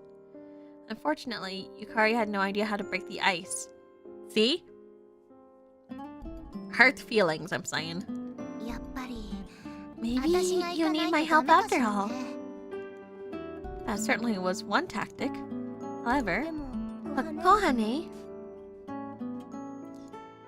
Kohane had looked hurt back when Yukiko claimed she didn't remember her. What if she really is just a doppelganger? I mean, Yukiko isn't exactly a unique name. Indeed, it was rather a popular one. Even the women who'd almost been Yukari's sister-in-law shared that name. Oh, right, that's true. I know what I said, but it's the same girl. I'm sure of it. Kohane nodded as if she was trying to convince herself of that just as much as Yukari. Sure, we were just little kids at the time, but even some of my own memories are kind of a blur. I want to believe she hasn't totally forgotten. I certainly hope not. The older the memory, the more it faded. But that didn't mean it was completely gone. Yukari herself didn't want to forget anyone she'd met, since even her most painful memories were still part of her. That said, if she were ever reminded of things, she'd rather remain under lock and key. Tell me, what kind of person was Kayahara anyways? How exactly is it that you know her? We used to be in the same nursery. There were other kids there we used to play with all the time as well. I can tell she's changed a lot since then, but she still sticks out like the same odd way she used to, if that makes any sense. Yukari did indeed know someone like that. A former member of the art club who vanished last spring. She and Yukiko both shared a similar aura. Perhaps that's why Yukari had always been keen on inviting her to the club. I can see it. I can see why she'd be, Oh dear. I clicked out of it. There we go. However, that didn't make them the same person.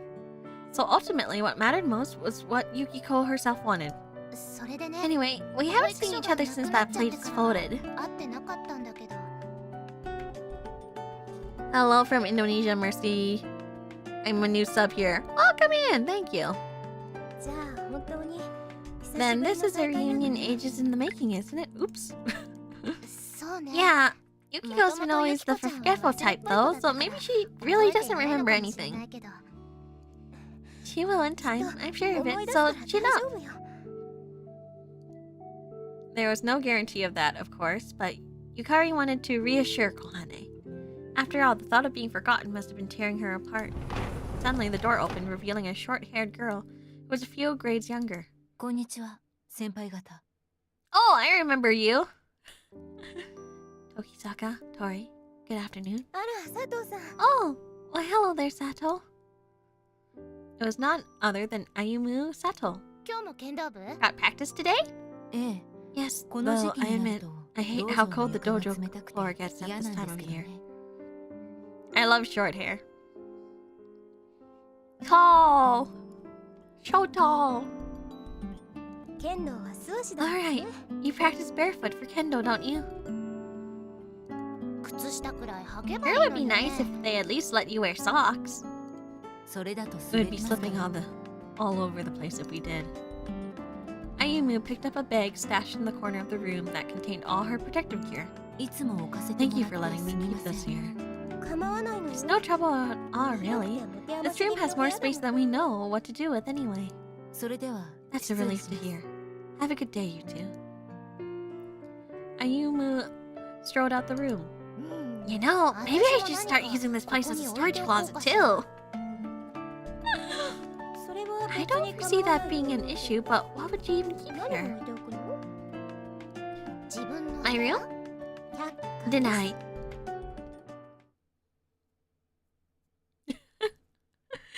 Imagine having your whole room there. I think the sound effects are a little loud. Let me fix that. Yeah, they're like at max. I'm gonna make sure they're a little down. Yukiko flopped onto her bed as soon as she got home. She then proceeded to hug her pillow. Though she knew she was wrinkling her new uniform, she didn't feel like moving at all. In the end, she failed to bring herself to take action. She hated taking a leap of faith, so she hadn't so much as bothered bending her knees. Even though Yukiko knew this path would bring her nothing but misery and loneliness, she could do nothing to change the course. Girl, just try. Try. Nothing is set in stone. She'd been given chances to talk, but had squandered all of them. Why, even the girl who sat in front of her had tried striking up a conversation at the end of the school day. Her name had been Yukari Tokisaka, if Yukiko memory served her right. Did she ask because she was interested in me? Oh, yes. Yes. Yes, actually, yes. Yukari had apparently witnessed how Yukiko had been spellbound by their art book. Yukiko liked looking at art. She liked imagining the sorts of stories each drawing told. She wished she knew what kind of lives the people within them lived, what emotions had inspired their inclusion, and what they would go on to do afterward. Pondering those questions brought about a different kind of enjoyment than reading books. It seemed Yukari was in the school's art club. What kind of things does she paint? This was her first time imagining what a painting was like, from what she knew of its artist, rather than the other way around, so she was having trouble grasping the concept. You can do it! You can open up! I believe in you! Judging from how Yukari looked, though, Yukiko reckoned she drew pictures with thin lines. But then what of her choice of colors? Perhaps she employed a lot of light ones? She didn't seem like the kind of person who used primary colors, at least. And as for the subject of her art, perhaps landscapes, flowers, still life? Yukiko couldn't imagine what she would ever draw something like like bugs. Probably, anyway. Yukiko got up. Guess I'll get changed. Her mother probably wouldn't be back for a little while longer, so getting started on the rice was the least she could do. She doesn't know. She doesn't know. After all, she read a book. Yukiko pulled a paperback out of her bag. She bought it at a bookshop near Musashi Sakai Station on her way home. Well, Musashi's Sakai Station. There we go. The novel in question was a fairly recent one that Yukiko had been curious about. Oh. Okay. The Shell of Show.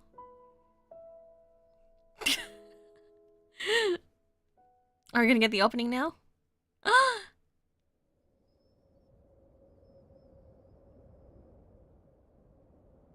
Or not? Are we gonna get the murder? Snow danced from a sky laden with clouds.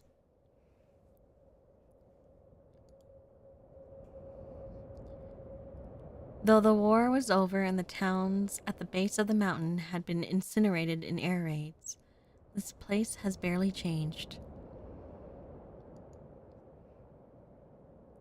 No, not its sights, nor its people. For this land was still firmly rooted in traditions that had been planted lifetimes before the war. A man carrying a wicker trunk emerged from a storehouse.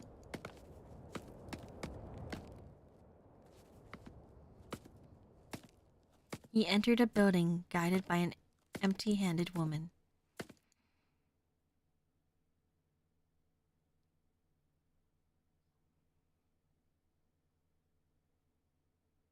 The pair sat facing one another. The man set the old wicker trunk next to him. The woman held out her hand, demanding he turn it over. However, the man simply shook his head and shouted.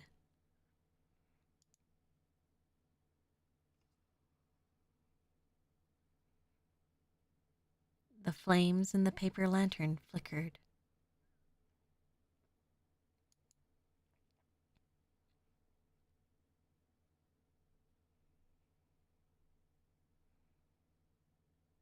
Meanwhile, the woman smirked and held out her other hand.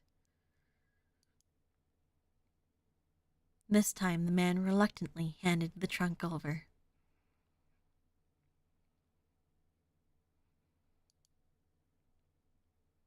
The woman opened it, then heaved a contented sigh when she saw what lay within.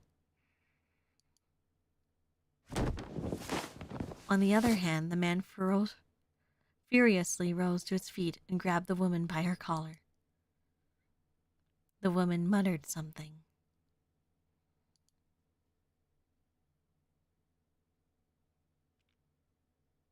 The late, repentant Prefazione.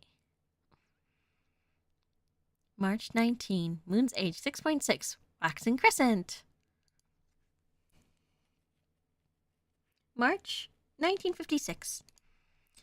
Tomoyuki Masaki trudged into a consultation room at the Kuchiki Pathological Research Institute. 失礼します。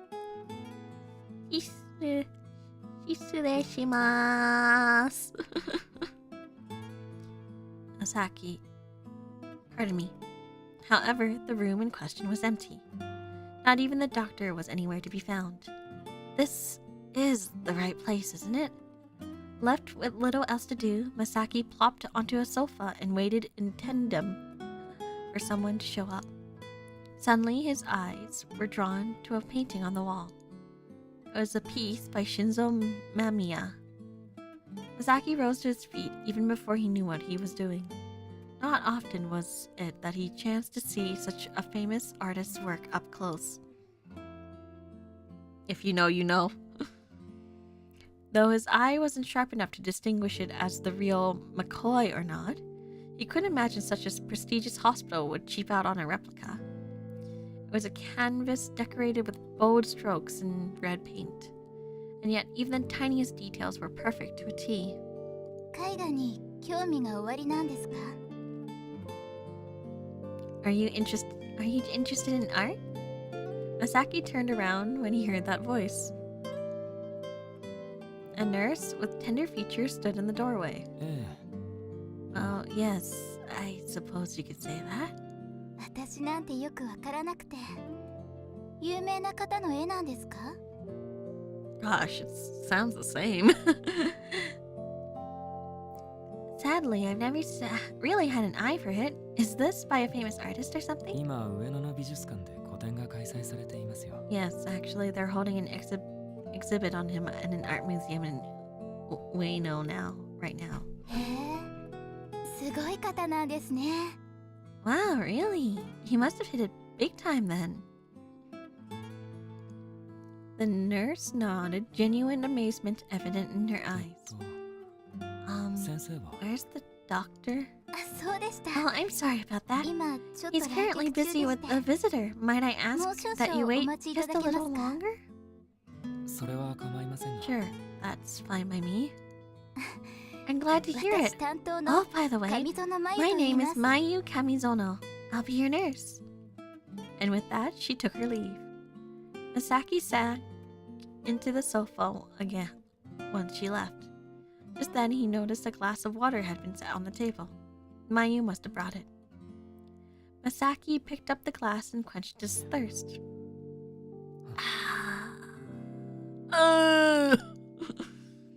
He heaved a deep breath. He did not do that sound, but I'm gonna pretend he did that sound. Though it was his third time here, he wasn't used to being in the hospital. And it wasn't just because of the stench of disinfectant and medicine. He found the whole atmosphere overwhelming. Though that unstable mind of his was the entire reason he was here to begin with. This was the psych ward. Over a decade had come and gone since the war, but the pain from those days had yet to vacate his heart. お待たせしました。 Are you there, Mr. Masaki? Just then, the doctor stepped into こ the んにち room. は、先生。 Oh, good afternoon, doctor. いや、申し訳ない。 My apologies 別 for の the 要 delay. 件が立て Something 込んで else しまっ kept て me. ね。 The older man apologized with a meek smile. いえ、Oh no, it was no trouble, really. How have you fared as of late? I do hope you're finally getting the sleep you need. ダメですね。 I wish I had good news for you, but sadly no, and not for a lack of effort either. The checkups had begun. I see. Have you been eating 3 meals a day as we discussed? Sounds like my doctor. Have you been going outside lately? Yes, doctor. Have you been getting sunlight? Yes, doctor. I try to eat at the times you advocated, but work keeps me busy, so I simply won't do. A harmonious lifestyle is the first step towards improvement. I know, I'm trying, but still. And then I always fumble when the doctor goes, have you been exercising?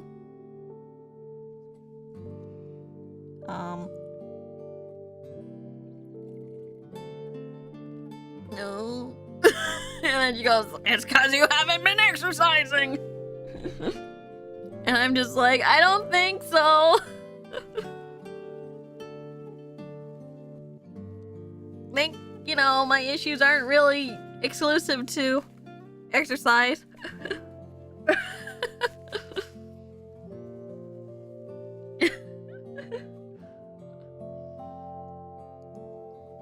Misaki scratched his head.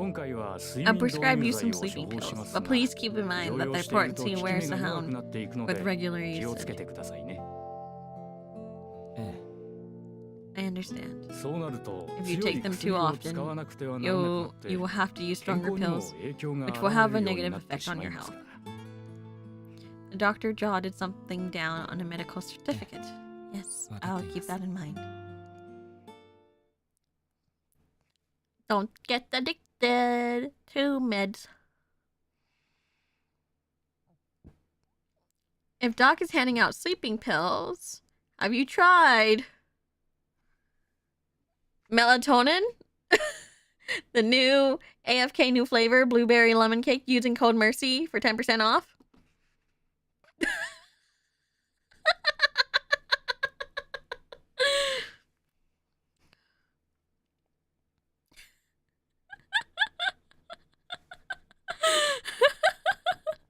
Always be plugging. It happened around the middle of April. Though his life has been going smoothly lately, Misaki had felt unbelievably weary ever since he woke up that morning. Shameless? It's not shameless. It's full of shame. Just kidding.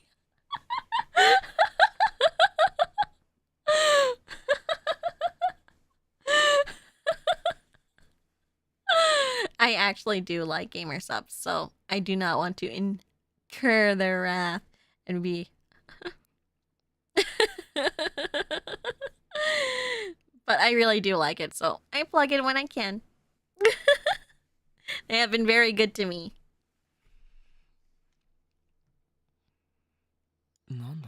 Huh? However, he arrived to find several police cars stationed at the entrance. Stern-faced police officers and inspectors were shuffling in and out of the building. What's going on? Oh, Mr. Masaki!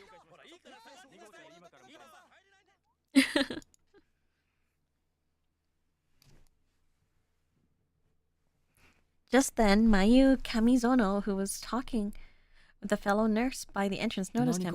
Did something happen? Well, the thing is... Mayu's voice suddenly died in her throat. Why don't you come on in? It's a little noisy out here. Sure. But it turned out there was just as much of a ruckus inside. Police officers had formed up in the waiting room, standing guard over the patients. There appeared to be few, if any, outpatients present. Hardly a surprise given the place was crawling with police. Yamanouchi-sensei? Dr. Yamanouchi? Mayu hailed a doctor in the waiting room. Yes, what is it? Oh, it's her! May I explain what's going on to this man? He's a patient of Dr. Sato's, you see. 斉藤先生が担当され Sato's. ている Sorry, ので I read that wrong. そうです Is か that right? で Then は use the あちら room の over 部屋を there, 使ってくだ please. さい The doctor indicated a reception room. わかりましたまさきさん Thank you. Right this way, どうぞ Mr. こちらへ Masaki. Didn't he just meet the doctor, too? Masaki followed Mayu inside. 何があったんですか？ So, what happened? He repeated his question as soon as the door was shut. 斉藤先 From 生 what が I hear, 逮捕されたそう Dr. Saito's been arrested. What? Why? なぜですか？それは Well, よくわからない I'm ので not す sure, but it 殺人 sounds 事件 like に he was 関与している involved in a murder or something. A different doctor? Maybe.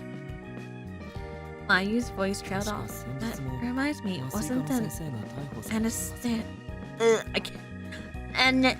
Anesthesiologist from here arrested just the other day? 村瀬先生の Yes, 件 but とは無関 this is 係 completely unarrested. Dr. Murase's arrest. I think I'm sorry. I know I said I'd explain everything.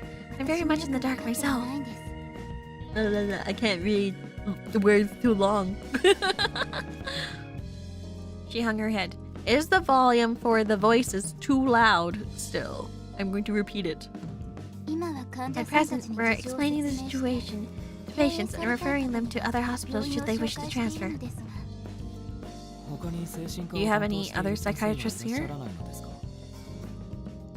いないことはないの Well, で yes, す technically, but あの are you sure 本当 you'd によろしいのです rather stay after a こんなに scandal 揉 like め this? 事が起こっているのに今さら病院を変え It'd る be の more は of a どう pain で to すか？ switch hospitals after all this time, honestly.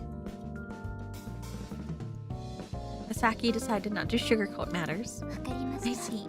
Then I'll make the necessary その arrangements ように手 to 続 set き you をし up ますの with で another doctor. え Alright. え、これからも I よろしくお願い suppose し we'll ま be す。 seeing more of each other then. こちらこそ Yes. Thank you so much for あり staying. がとうございます Honestly, yeah, I'd be like a scandal like this and like, well, can I get another doctor then? 礼を言わなければならない。 If anything, I'm the one who should be thanking you. Misaki once again wore his heart on his sleeve. いえ No, こ not ん at な all. ことがあっては I 患 figured 者さん we'll が離 lose れて our いってしま patient うばか after り this, だと so 思っていま I'm し just た grateful, really. ある程度のことは I 仕方 suppose ない some と of 思います that is to be expected, yes. You know how hard it is to find a doctor?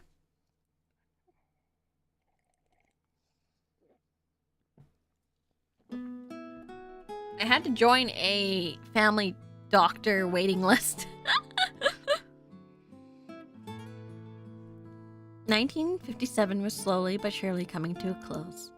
Though the hospital had been in a state of turmoil following the incidents from 2 springs ago, things were finally settling down. The director had resigned amidst the storm of controversies, leading to his son taking over the hospital and renaming the establishment Kuchiki Hospital. Senpai! Senpai! Thank you, Star Pop Studios, for the 18 Supa. Thank you. I don't know what that currency is, but I would just say the number.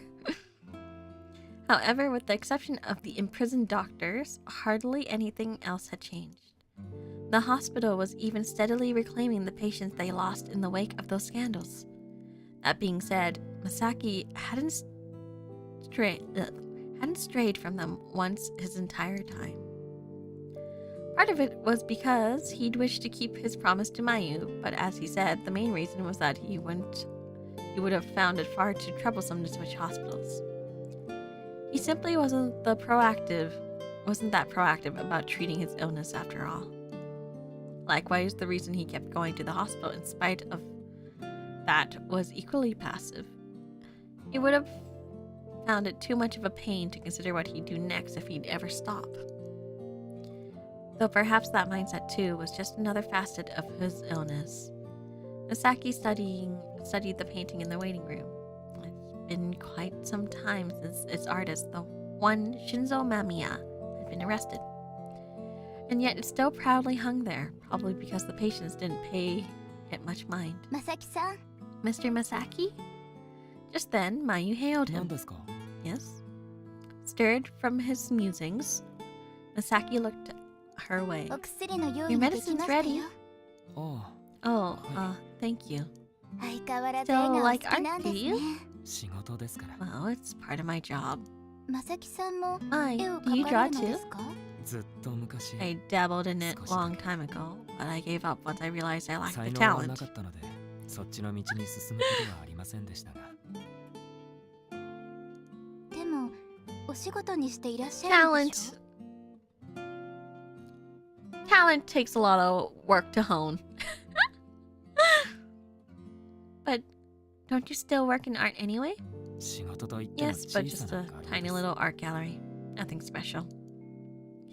I mostly dealt with no-name artists, so rarely was it he got to see the works of people with a pedigree like Shinzo Mamiya's. 私も少 You しだけ know, 勉強 I した read ん up です。 on the artist こ behind の this 絵の painting. 作者に He was quite the individual, wasn't he? すごい方だったようですね。空の少 Girl in 女 Shell. でしたか。 Was it? Have you ま ever さき seen さ that んは painting? その絵をご覧になったことはあるんですか？一度だけ。 Just once, when I went 上野で個展 to が開かれ see た his 際 exhibit 見に in 行きました。 Ueno. I knew as soon as I saw it あれを見 hanging て、自 saw 分 it は that 絵を hanging up 描 my かなく paintbrush て had been the 正解 right だと思い decision. ました。 Oh, come on. Actual title drop, right? Oh, come on. Yes. You know what? I've been told this a lot of times, and I still hold it dear to my heart. Others people's success are not your failures.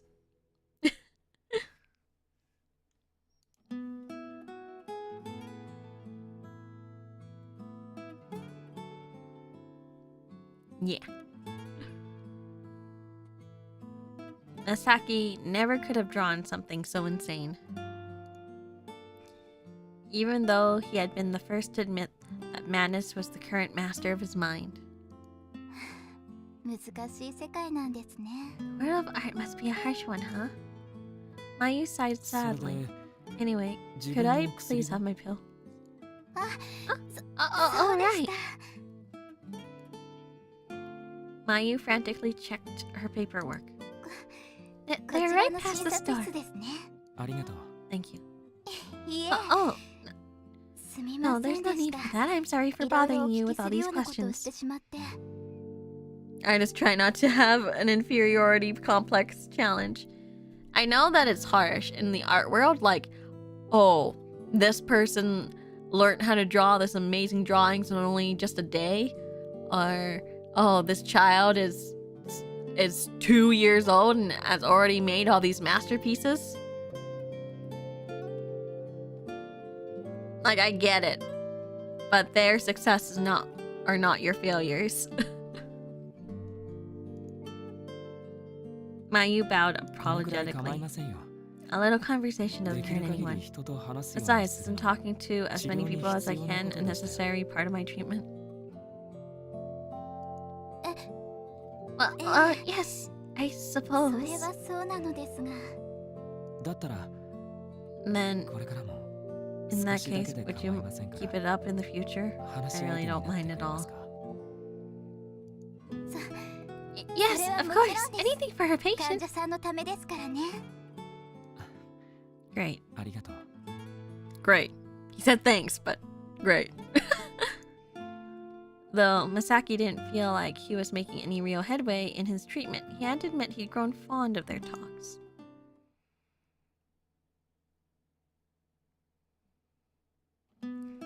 Although it is kind of funny, he's like, that's nice, but my pills, please. Mayu retreated into a room she used for breaks. Huh. She leaned against the wall. Another day, another failed attempt to ask him. Mayu took out a little notebook. Nestled away was an old photograph. Eh? Mayu had found it when she was sorting through her deceased mother's effects at the beginning of the year. It depicted a lone man. A man who looked much like Masaki. Though it couldn't have been him, naturally. The photo was clearly far too marred with age for that. However, the man appeared to be in his early 30s, much like Masaki. Just who could he be? Mayu had been dying to ask Misaki that question. However, It'd already been nearly a year since that notion first came to her. Misaki was visiting the hospital again today. He'd been prescribed sleeping pills on account of his sleep disorder apparently growing worse. Mayu remembered explaining to him that the sooner one took them, the better, since they took a while to kick in. That was why she couldn't ask him. Not when he was about to go home after that.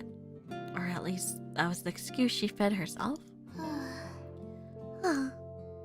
Another sigh. She knew she had to ask soon. She knew there wasn't much time left. Yet, suddenly the door opened with a clack, quelling any further rumination from Mayu. Kamizono-san? Oh, Nurse Kamizono. Yamanouchi sensei? Dr. Yamanouchi, what brings you in here? A patient who was just at the psych ward left something behind. You mean Mr. Masaki? Yes, this is his wallet, so I'm telling him he'll come.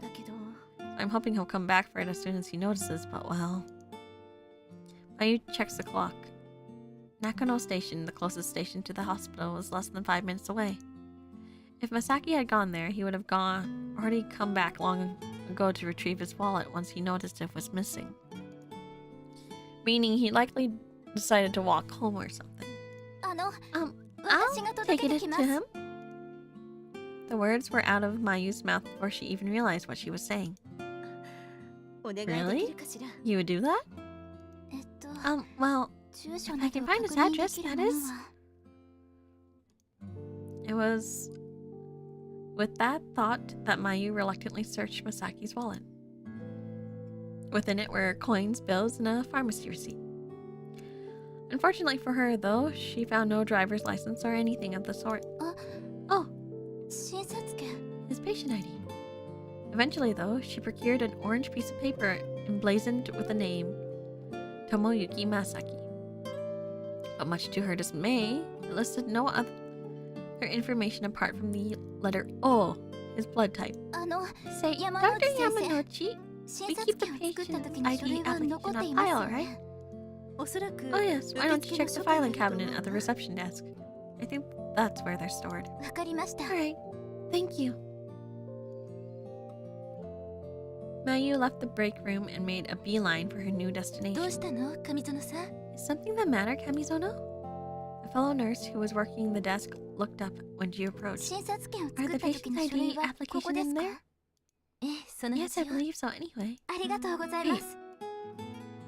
Mayu opened the filing cabinet, finding a jungle of paper neatly filed within. They appeared to be organized by date. Considering how long he's been with us, Mr. Masaki probably filled out his application early last year.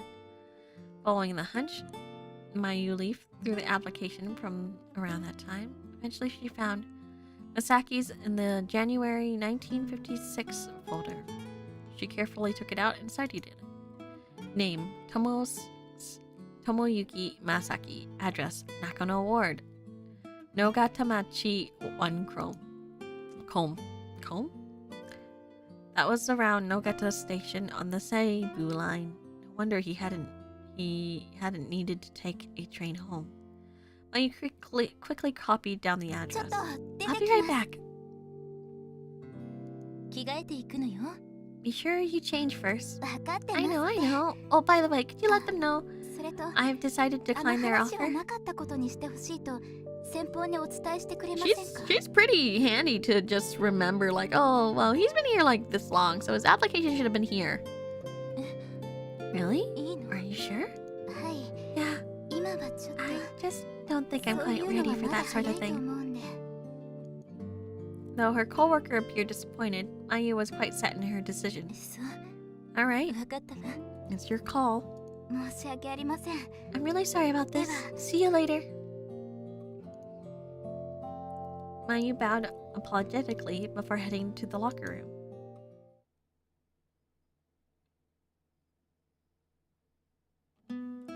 The sleeping pills were already kicking in by the time Masaki got home.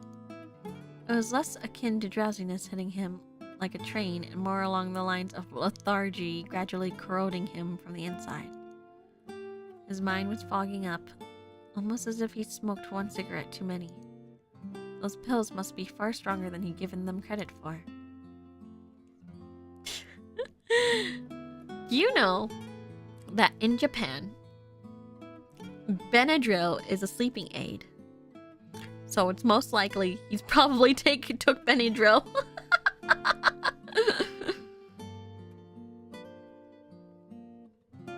It's not... Benadryl is not a allergy medication. It's a sleeping medication.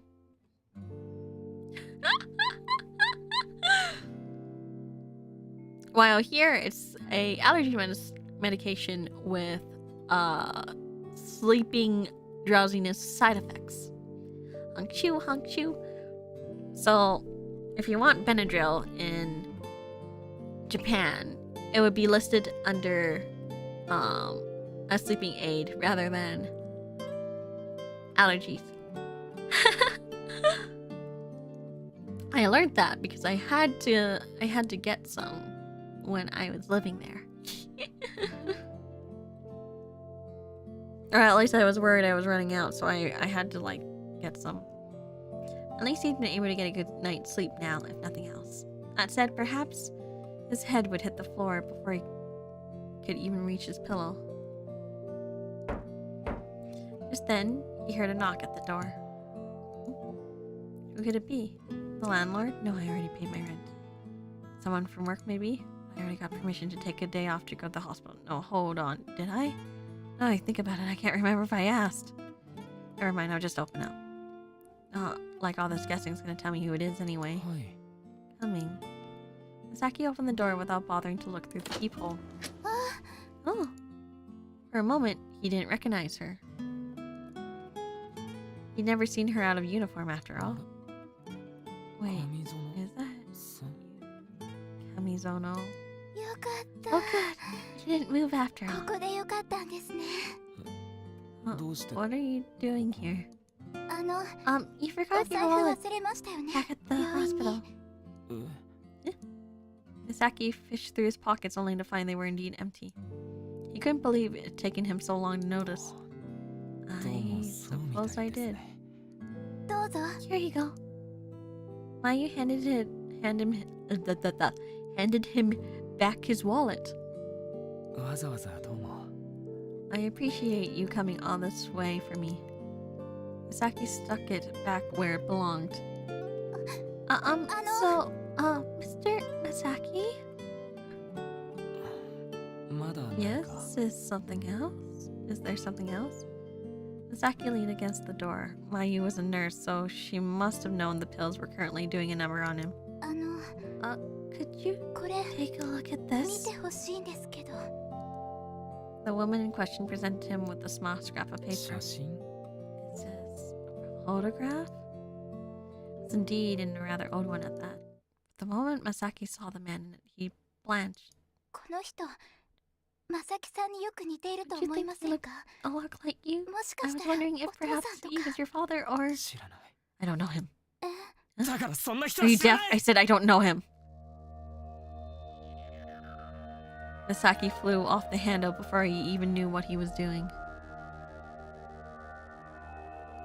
でも、 But the resemblance is uncanny, and I 母の found 遺品から出て this き is た my から mother's 気になって belongings, so I was scared. 知らないって For 言 the って last んだろ time, I don't know him.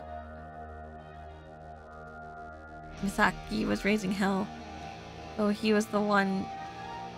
he knew he was making Mayu cry, he couldn't stop the torrent of emotions erupting from the depth of his heart.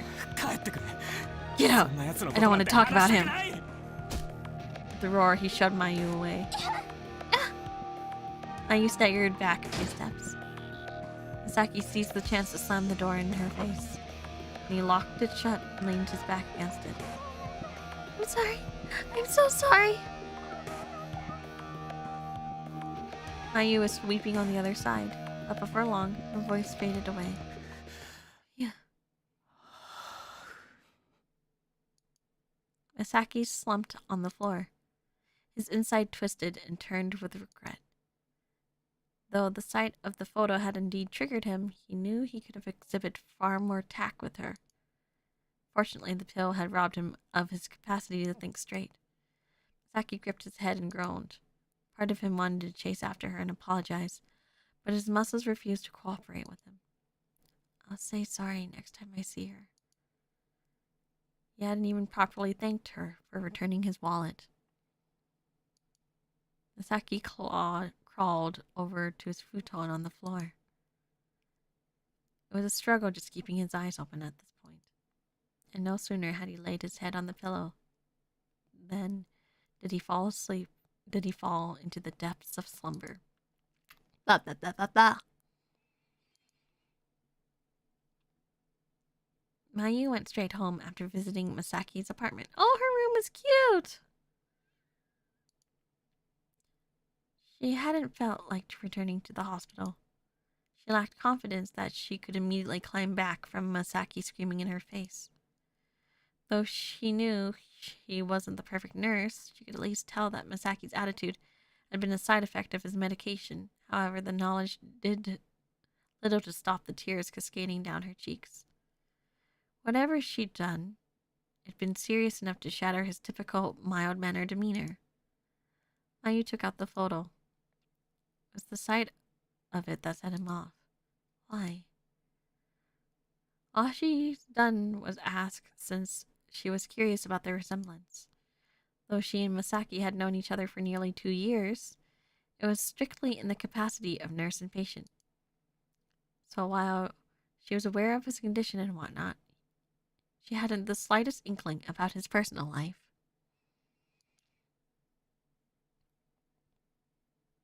If the man in the photo was indeed related to him, perhaps there was some bad blood between the two. That at least explained why he sent her away without so much as an explanation. Still, that didn't clarify why this photo had been left in her mother's possession. Maybe there was some connection between her and Mr. Masaki? However, Mayu didn't know anyone but him who had that surname. And to her knowledge, her mother had never had any friends or acquaintances with that name either. I don't know, but I doubt I'll be seeing Mr. Masaki again. Not after what just happened. Mayu's vision blurred with tears.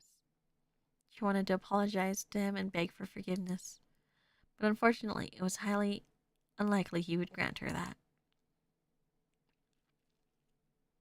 Wait, maybe he won't remember this. He was under the influence of those sleeping pills after. A sudden knock interrupted her thoughts. Huh? Someone was at the door. Mayu checked the clock only to find it was past midnight. Who'd come visit this late? The knocking didn't let up. Wait, could it be? She wiped her tears and rose to her feet. If it was him, she'd waste no time apologizing. Girl, how would he know your address? She didn't know whether he'd forgive her, but the fact he'd come all the way here definitely was a good sign. Girl, how would you know? Hi. Hello?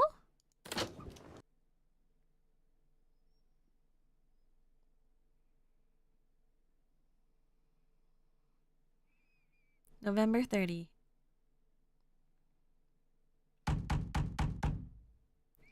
Masaki awoke to a ferocious pounding on his door. He shook his head, failing miserably to exercise the dredge of slumber. It seemed the pill hadn't worn off entirely. I'm up. Masaki rose to his feet and staggered over to the door. Hi. Hello? He opened up, his hair still unkempt from sleep. Masaki Tomoyuki da na. It's you! Tomoyuki Masaki, I presume? A man with glasses abruptly marched into his apartment. And you are? The man ignored Masaki's inquiry and shoved some sort of document right in his face. 殺人容疑で逮捕状が出ている。来てもらうぞ。Oh no, Mayu!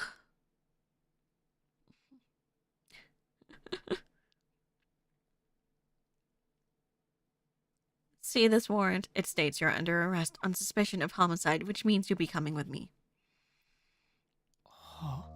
Wait, what? Under arrest? Homicide? What's this guy on about? The man cruelly snatched Masaki's arm with no regard for the fact the latter was clearly struggling to process what he'd heard. Second later, handcuffs sank their icy metal jaws onto Masaki's wrists. 8時12分 Suspect secured at 8:12 a.m. The man checked his watch. His watch as he made that proclamation. Hey, what do you think you're? 言い訳は Save your 後で聞く excuses for the station. We'll have plenty of time to get acquainted with them there. Take him away. Take him away, boys! The police officer, Masaki, hadn't noticed up until then emerged and seized his shoulder. That merciless pain demolished whatever vestiges of sleep still clung to Masaki. 何 Wait, があったん what で is すか the meaning of this, 刑事さん detective?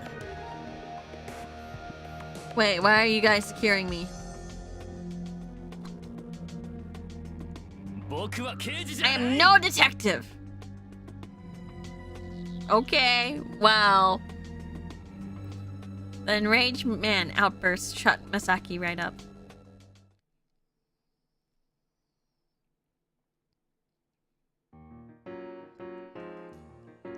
That is to say, Reiji Tokisaka found himself summoned to the MPD on the final day of November. Police Superintendent Yaginuma, an acquaintance of mine, had come to me with a request. There was no way they would have ever opened the doors to Criminal Investigation Division CID Section 1 for a low-rung private eye like me. そもそも警視殿が探偵を呼びつけるのが間違ってるんじゃないか I forgot his voice was deep.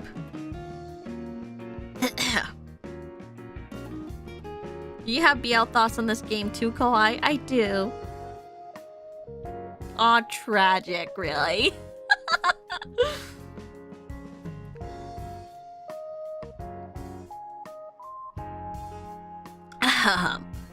Don't you think it's sad that the esteemed police superintendent has to nab a detective off the streets for help? Oh my gosh, it's Reiji X Yaginuma. Oh yeah! Oh yeah, it is.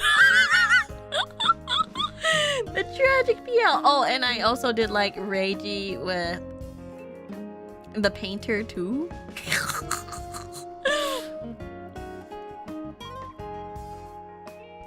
Good times.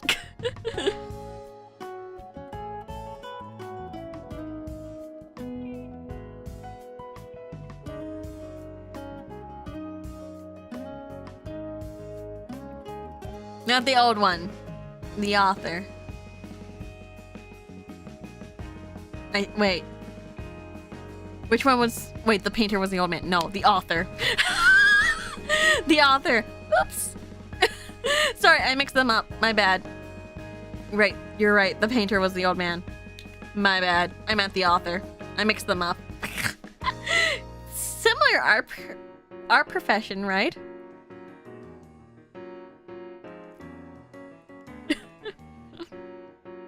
Sorry, they're both art. Gomenne? 仕方ないでしょこちらも余計な人員 I'm sorry, but Reggie and Yaginuma's kind of good though, really good though, right?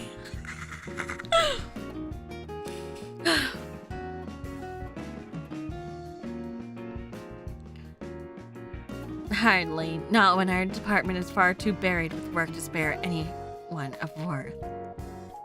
If there was one thing I could count on Yaginuma to do, it was to sound snooty, just like now. 頼りにしていますよ I humbly request your assistance, sir. お前にそう言われた時に限ってろくなことがない Whenever you call me that, で it means I've got どんな事件 nothing だ but a world of trouble ahead of me. Well, whatever. What's the case?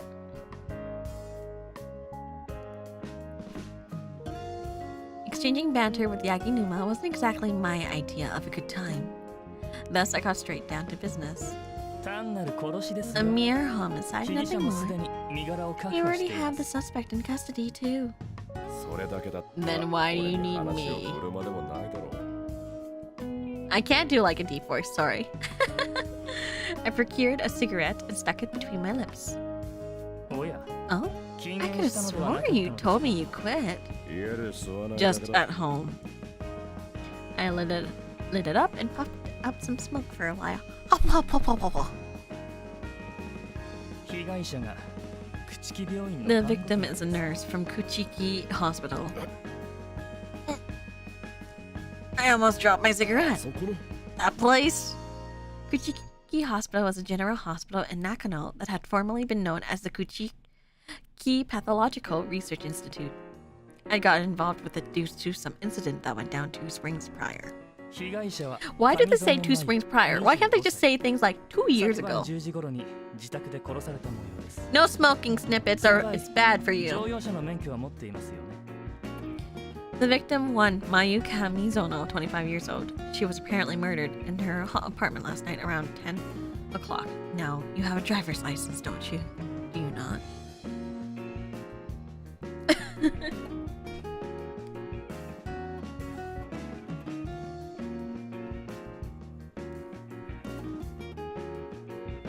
最近取ったばかりだけどな Goodbye, Mayu. Grab the snippet. No smoking. Rip off the cigarette from him.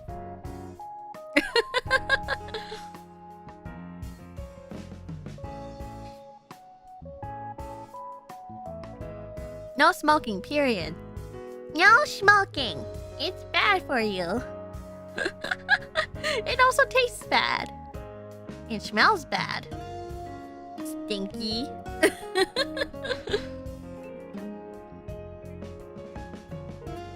Yep, just got じ it. ゃあ運転は任せ Then ますよ I delegate the driving to you. Heaven Heaven forbid forbid I ever get behind the wheel. I think I'm like 6 years no smoke at this point. Congratulations, Omedeto! Proud of you for quitting. And for so long, too.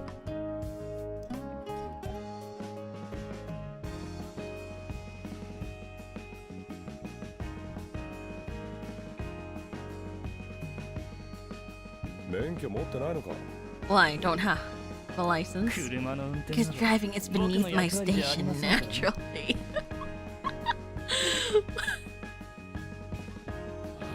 Still the toast of the town, aren't you?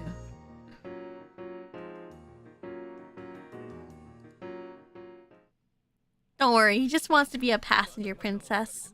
Me too, though. I want to be a passenger princess. Even though I have my license and I drive a lot, I want to be a passenger princess.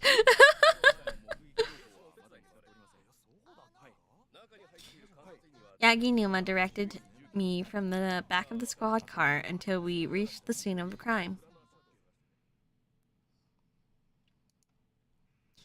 Cops were cordoning off a 2-story apartment complex near a field. 周囲に家屋が少なく深夜の静かな状況で犯行が行われていて I don't think that he's a terrible driver, but he wants to be the passenger princess. He wants to be like, oh, Reiji.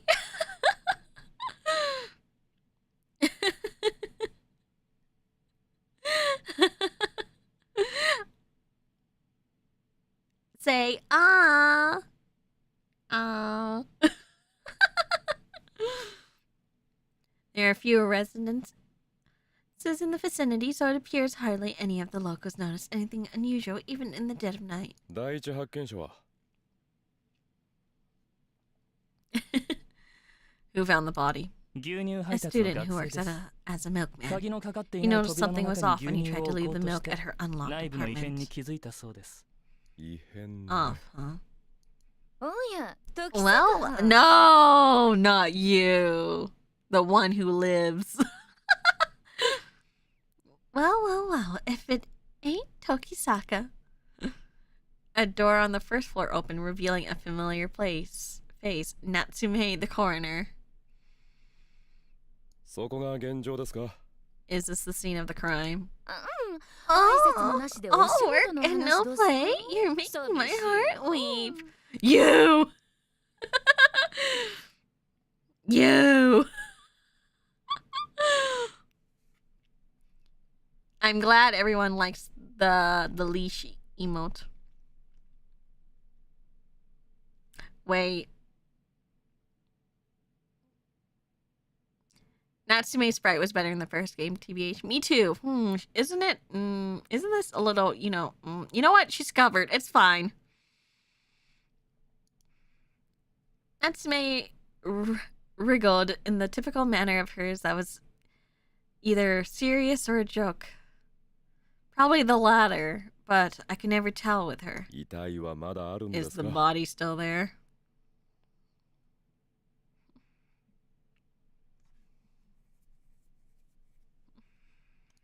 これから検視ですわ。ちょいと妙なことに I なっ was てまし just てな。 about to check it お out, 二人さんを but 待 I っ was ておりまし waiting た on ね y'all. She did not sound like this in the first one. Did she?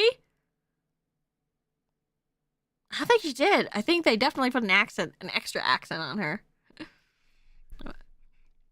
Because we're dealing with someone who likes playing with their food this time round. 妙なこと Someone who likes playing 遺 with their 体に何 food. か細工が You され mean ていたんです someone か mutilated the body? No! Why せや you? ね Yeah. ま、 That's 見れば easier わかり to ます see や for ろ。 yourself, so や get や in の there. 花金さんよ。 Get to Yaginuma.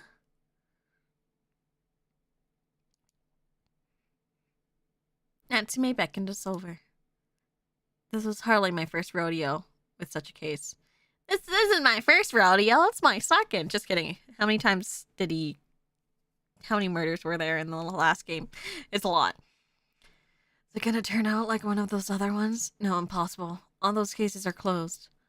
With the exception of the disappearance of a certain girl, anyway. さっさと入ってく What れ are ま you せん waiting かね for, 先 sir? 輩 Aren't you gonna step inside? ああ悪い Right, sorry. I hurried into the crime scene at Yaginuma's behest. The first thing to greet me was a gut-churning stench. Though the room appeared to have been ventilated, it reeked all the same.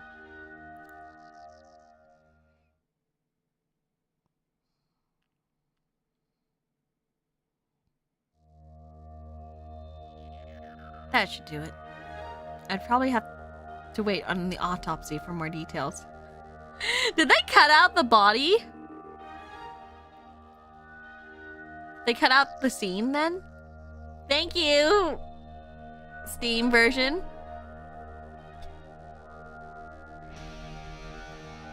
Okay. Oh.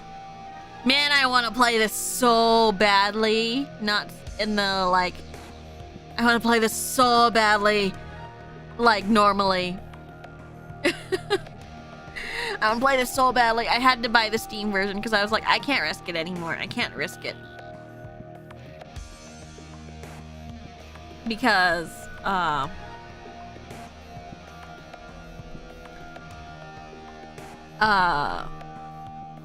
couldn't risk it because guess what got flagged as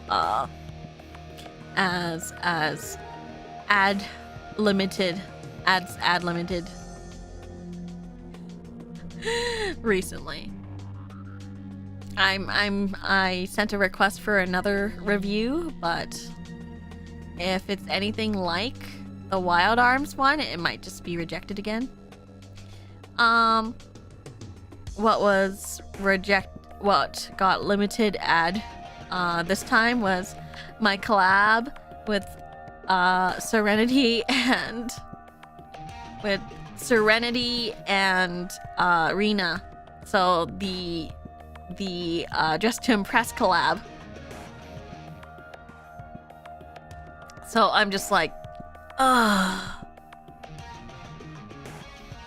I don't know why.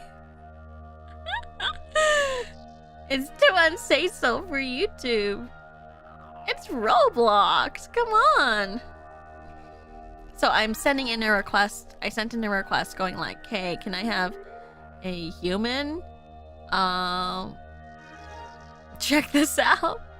I don't know if they're gonna release it, because it's kind of unfair, because I asked Rena, I haven't asked Serenity yet, but I asked Rena, hey, like, did yours get flagged? And Rena was like, no. And I was like, why did mine get flagged then? What the heck?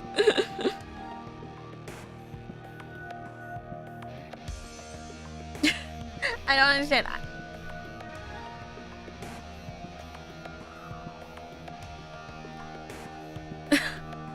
I think it might be, I'm going to assume it might be my thumbnail. Like, that's the only difference between our stuff.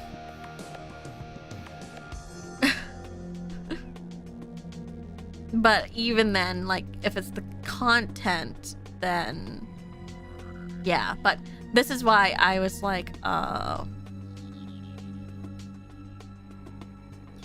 this is why I was just kind of like, I should be careful though. I should be careful. I should be careful because I don't want to encourage wrath. Like, already having more than one stream with limited ads kind of really sucks. It cuts a lot of the income, right?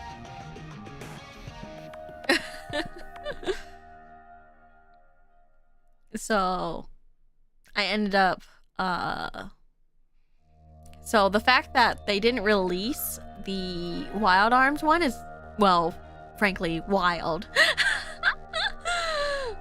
Because I purposely also used nicer language in that. And then, like, apparently someone reviewed it and was like, nope, it still breaks the rules. And I never got, you know, and I'm just like, what do you mean? What did I do? Like, what did I do? But, like, apparently the only thing we can think of with Mane-san and I were like, maybe I swore too much. Maybe I swore too much and that was about it. I'd probably have to wait on the Opposite for more details. Save the postulation for later, will you? We've yet to clean the scene. Got it. Say, Yaginuma, you told me you had a suspect in custody, right? What's the word on that?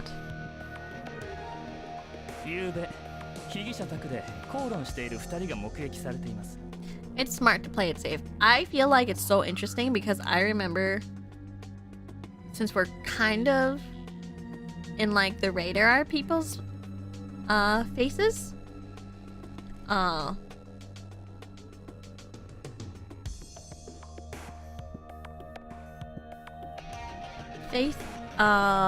always get like stuff saying that we aren't wild enough, and I'm just like, well, there's kind of a reason why we aren't wilding out as much as you would expect us to, is because of, well, you know, YouTube, right? And it's very difficult to get partnership and membership with like YouTube, so we're trying our best to really play it friendly, right? We still need to follow the TOS. It's definitely a challenge, but hey, what can you do, right? I enjoy YouTube quite a bit, so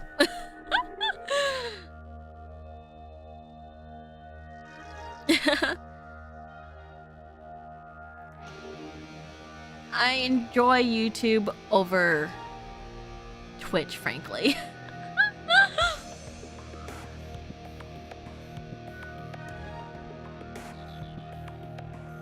So that's just my personal opinion, but they're both bad, right? Like, I still have many frustrations with it.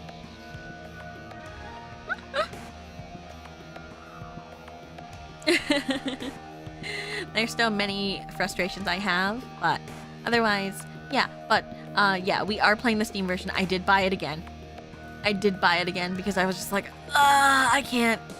I cannot risk it. I did buy it again. I did buy part 1, not Karo no Shoujo, but like part 1 of the show, just to have it, you know? A lesser of two horrible platforms. Honestly, it just really sucked. Like, the 50% from Twitch, like, really kills you. Like, it digs really deep in. And plus, I can't even support my friends on Twitch anymore because the memberships, not the memberships, sorry. What did they call it there? So the subscriptions are too expensive for me to support my friends. It kind of sucks. It really sucks because, like, they're so expensive.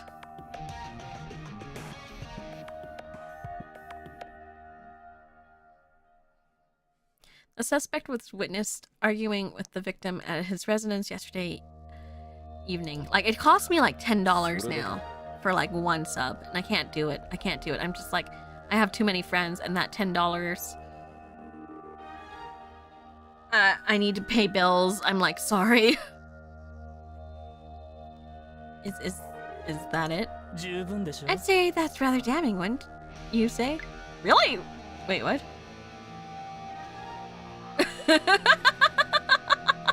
That's it?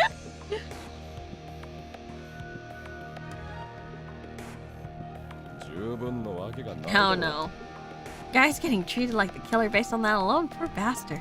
でした In that case, I caught a gleam in Yaginuma's eye. 先輩が証明 By して all ください means, prove his 彼 guilt, が犯人だ sir. ということを Oh, they're gonna have hate after. Yaginuma needs to be corrected.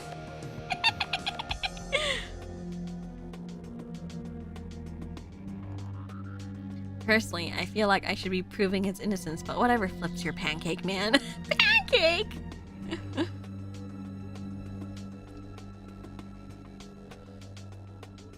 まだ犯人だと断じるには時期尚早じゃないか Wouldn't be jumping the gun to assume he's the culprit. そんなことはありませんよすでに逮捕状も発行されていますから Hardly, an arrest warrant's been issued after all. そんな I'm shocked the court even handed one よく裁判所が許可したな of those out on such flimsy reasoning. 逃亡の恐れもあり We ま were concerned he might attempt to go on the lam. Yaginuma didn't have so much as the slightest decibel of shame in his voice. Oh my gosh. My BL is shaking, it's quivering. 無論確実に犯行が不可能だという証拠でも出てきたら Though naturally, he shall be released should any evidence confirming that it would have been impossible for him to commit the crime emerges. それを俺に探せと And let me guess, that's my job. 犯人と断定 If す you're るの so は時期尚 confident 早 that と it おっ is しゃった先輩でしたら it is 無罪 premature の to 証拠を見 declare つけ出すことくら him い the わけない culprit, ですよ then surely proving his innocence should hardly pose a challenge, should it, sir? Ugh, the ship is going! Ah! Oh, for the love of... So essentially, it was my job just cleaning up after this guy's mess. 全ては教えられ Though ま I せんが cannot disclose でき everything, る I 範囲 shall の情 inform 報 you は本庁に of 戻って all から伝 I'm えます permitted to share upon our return to HQ. Right? This is a toxic and tragic BL. で結局帰りも俺が運転する I take it that means I'm playing chauffeur again.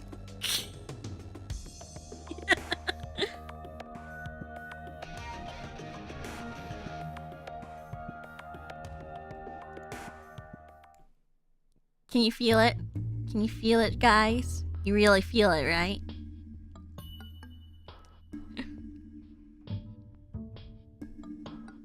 Is this what you call rival shipping? Of course. The orange hues of sunset seeped into CDI Section 1's office. まず最初に言っておかなくてはな Oh, りま he's せん so が close to 今 us 回の被疑 now. 者について個人情報になる部分は伏せておきますので First その and foremost, I know that I shall not be disclosing the suspect's personal な information. ぜだ Why それを聞 not? かなければ証 What 明 if できな I い場合 can't だって prove ある something だろ without it? その時は諦 Then めてください admit defeat. Consider this insurance for the も one-off し chance 釈放 he され is た場合の released. ことを考えた保険ですよ God, he looks so smug.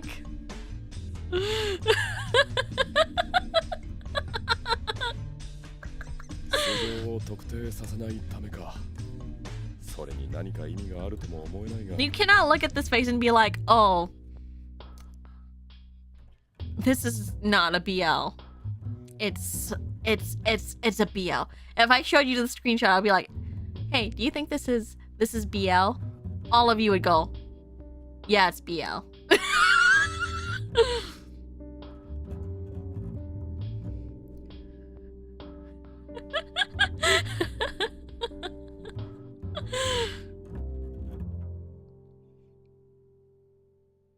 So I can't look into his background. I gotta say, I don't see any purpose behind that. いろいろとあるんですよ。 Let's just say there are certain では、 circumstances 始めましょうか。 and leave it at that, shall we? Now, are you ready? Oh yeah, I'm ready. I'm ready.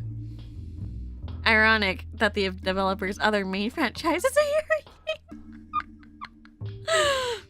Yuri. We love Yuri in this house, and we love Yaoi in this house.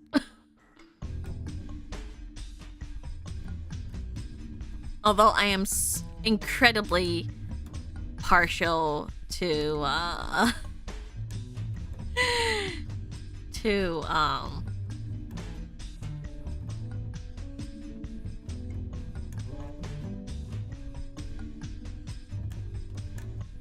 to detective mysteries.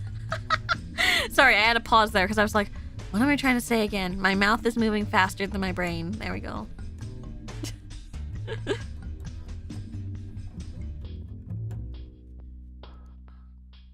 Though I wouldn't be learning this guy's name, I had to focus on claiming it, as I'll ever be.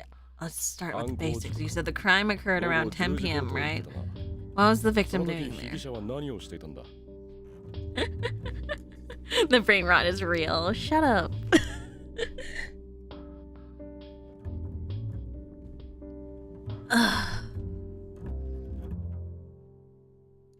本人は眠ってい He たと言っ claims て he ま was すね。 sleeping. According to his testimony, he went straight to bed after Mayukami's そのまま visit. 眠ったそうです。 So he wants us to believe he hit the hay the second he just finished having an argument. 振られてきて寝 Perhaps し he てい went た to んじゃ bed ない in で a すか。 snit after suffering a messy breakup. Yaginuma sneered. ま、そういう At こと any です rate, よ。 there you have it. 彼の供述は Circumstantially, his testimony is 状況的におかしな部分が多い。 equivocal at best, though he did claim he'd 睡眠薬を飲んでい taken たとか言って sleeping ますが。 pills. 口論を見たか聞い What た did the 人の話は witnesses to the argument have to say? 帰ってくれ They と heard い him う男の bellowing at 大 her 声 to を get 聞いた out. そうです。 Afterwards, they claimed そ that の they 後、 saw her 被 departing 害 their 者が泣きなが complex, ら出て行った。 apartment complex in tears. 一人で All by yourself? そのようですね。 It would appear so. 被害者が一人で帰ったのだったら Doesn't that clear this そ guy の of any 男の suspicion 容疑は then? 晴れるんじゃないか You could have followed her after her. Technically. It's not a brain rot if it's a core feature? You guys like my Fujoshi self?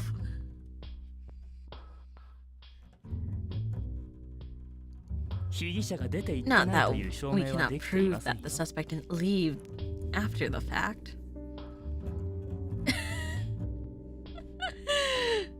Yes, like actually? I thought that would be a feature all of like a lot of people hated, but I was like, I can't stop it. I have to. それは悪魔の証明 That's what they って call 言うんだよ devil's proof. But why I don't know 証明できるかどうか if it は proves わからない anything. が There may have been a reason 出て he いか couldn't ない have left. 理由はあるか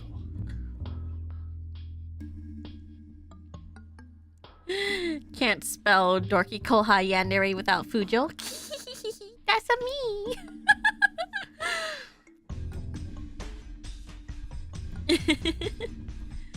It's cute, funny, and hot. What? The Fujoshi part is hot?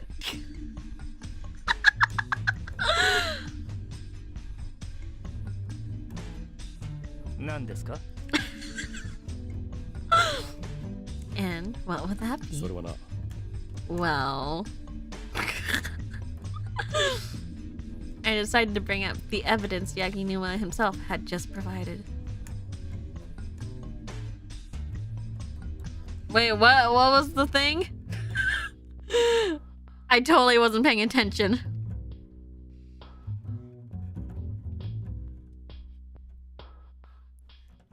Black age, clay doll. No.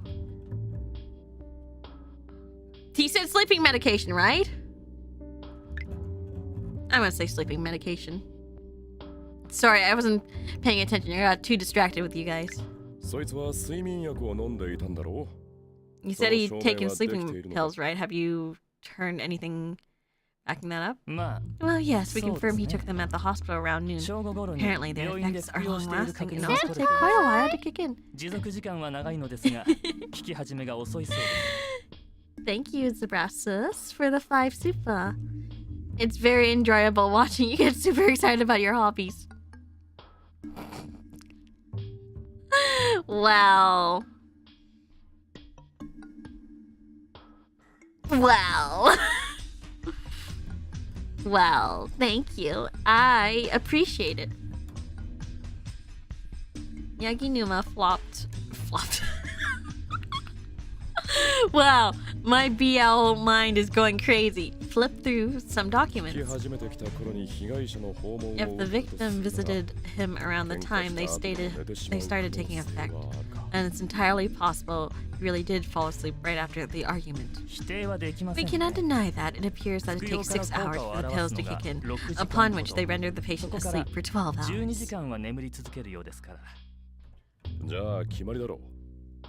I'd say that settles it, wouldn't you? If you took the pills around noon, then it's no surprise they started kicking in when the victim visited in the evening. What's more, that means he was probably totally conked out at 10 p.m., the estimate time of the murder.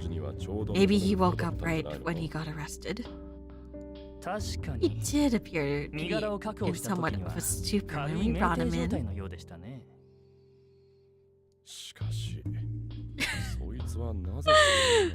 Oh, speaking of the BL writing stream, it is for members. That is back up since it has been released from copyright hell. The copyright holder was kind enough to release it and allow it for monetization again. So we're all cool.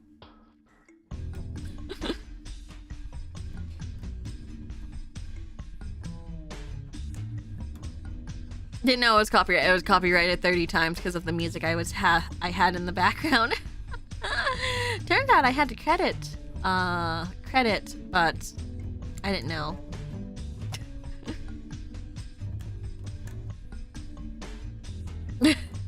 I didn't know, so I rectified it, added the new credits into the description. The royalty-free soundtrack that says, you can use this on your stream. I did not. I'm now going to look at the descriptions and check if they, you know, if there's any, you know, notes about the copyright, because I just saw the title saying like copyright free, used for your streams. Yeah, and then they had all the copyright. Yeah, the fine print got me. The fine print got me, and I was like, dang it.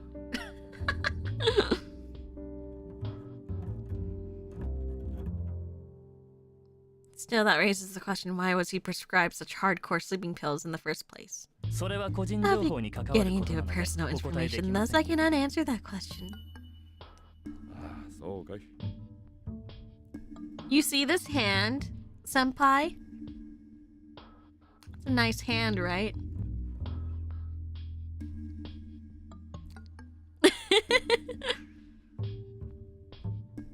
Yeah, copyright free with credit sounds reasonable. Yep.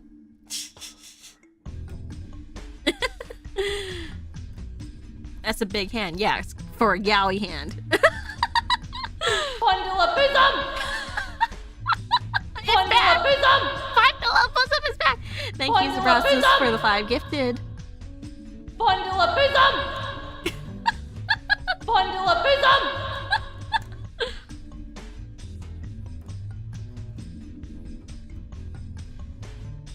It's back!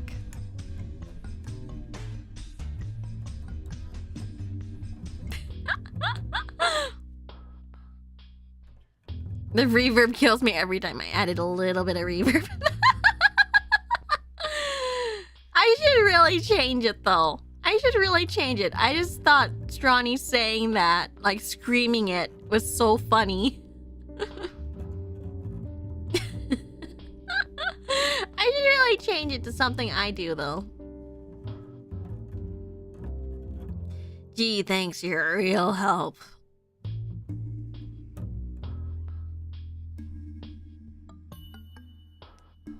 Why change what isn't broken? Don't you want to hear my cute voice too, though?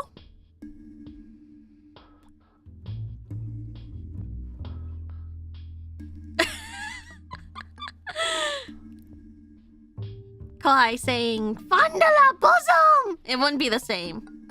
I vote for the BL laugh. I know exactly what BL laugh you're talking about.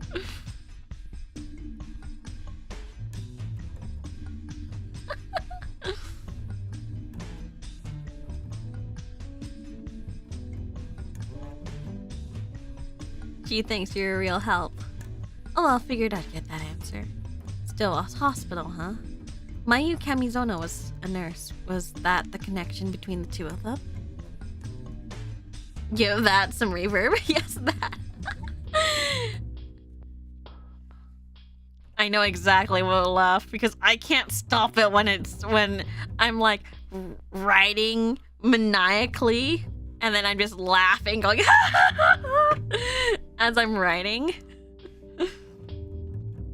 And on the other, a hospital department would be that would prescribe potent sleeping medication.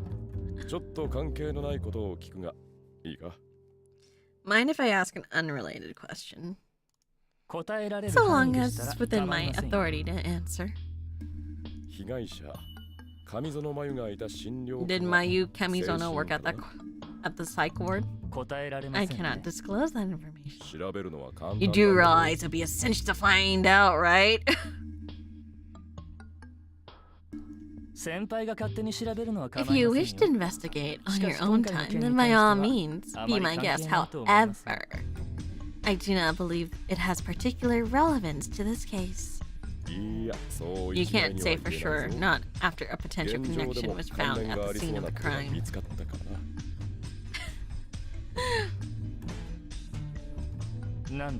And what would that be?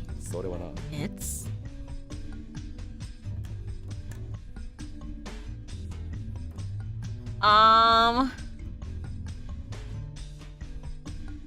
Okay, so we didn't get to look at the crime scene or the body.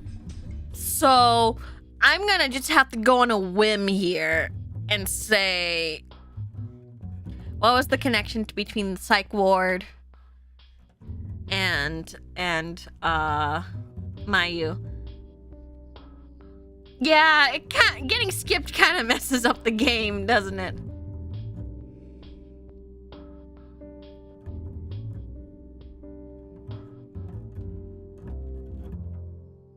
Oh, she's got injection mark, right? Okay, that might be it then. Because that's something medical.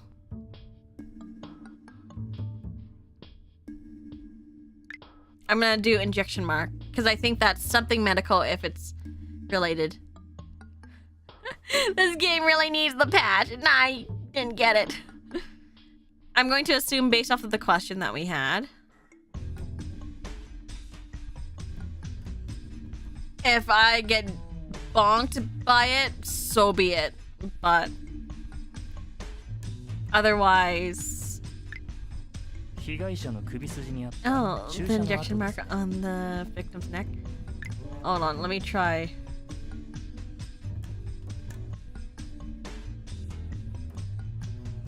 Right, work out the psych ward. Yes. There it is. It indicates the possibility she was injected with a soporific or relaxant. Yeah, in that case, it would be investigating if the hospital deals in the same medication. This is kind of hard when you're missing things. Most valid point. I'll consider it.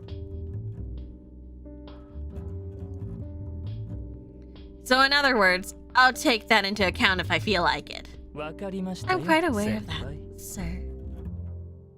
When he says senpai, it's so full. It's so, you know. It gives me ideas. Ideas.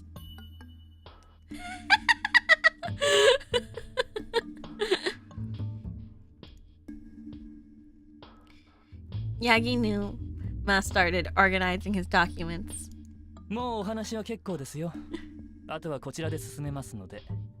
I believe that concludes our discussion. We'll handle the rest. You sure? I still think there's stuff we could use a bit more investigation. I believe I summoned you with regard to your insight into the crime, not the direction of the investigation. Whatever. At the end of the day, all that matters is the right verdicts handed down.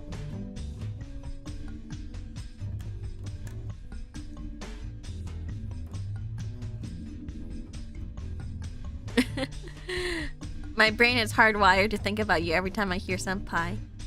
Doesn't that give you ideas too? Senpai? Wasn't like I needed credit or anything. I'm being magnanimous.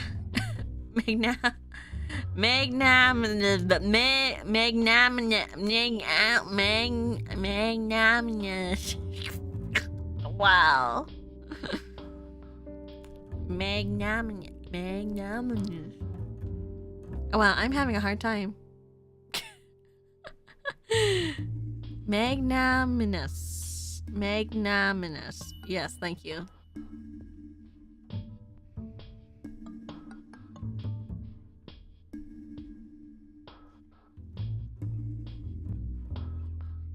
I was under the impression you still have other business on your plate. Business? No, not that I can think of. Aren't you still attempting to locate her?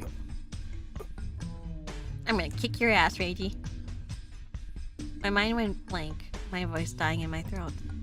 By her, he was referring to the girl who disappeared after being kidnapped from the hospital last year.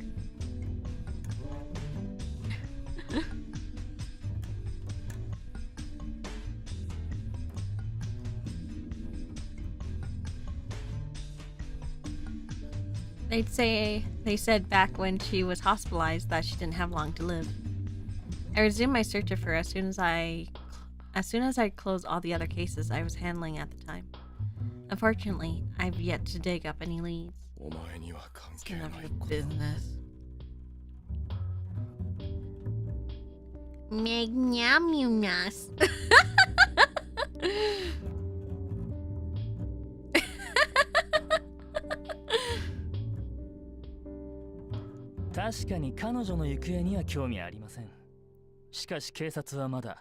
True, I admit her whereabouts are no concern to me. However, the police are still hunting for him.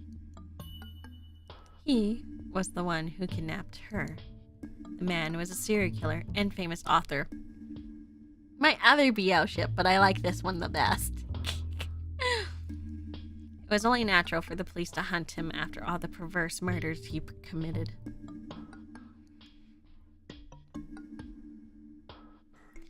But while it's already been over a year and a half since he has surrendered, no similar homicide has been committed.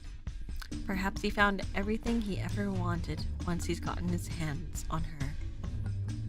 Absconded. Sorry.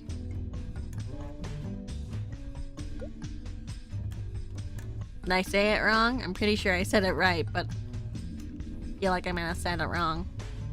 Rarely hear that one. Yep. But whether she was dead or alive, I wanted to set her free.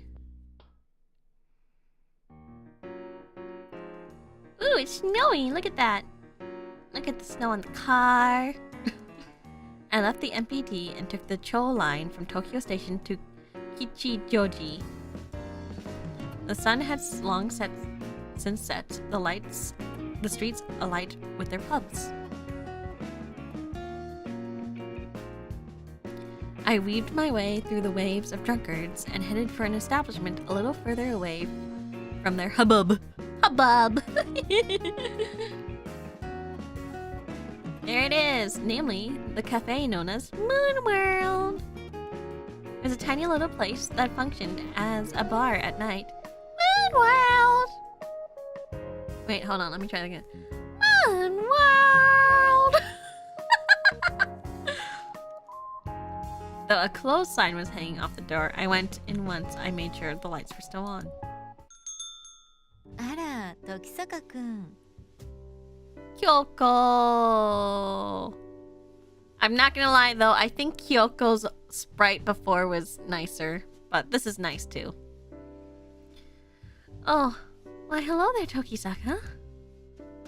The owner of the cafe, one Kyoko Hazuki, paused in the middle of polishing a glass. Yo, Kyoko. Hey there, Kyoko. Mind if I stick around a bit? Sure, I don't mind. Though I don't have much to serve apart from leftover salad. That's fine, you still got booze, yeah?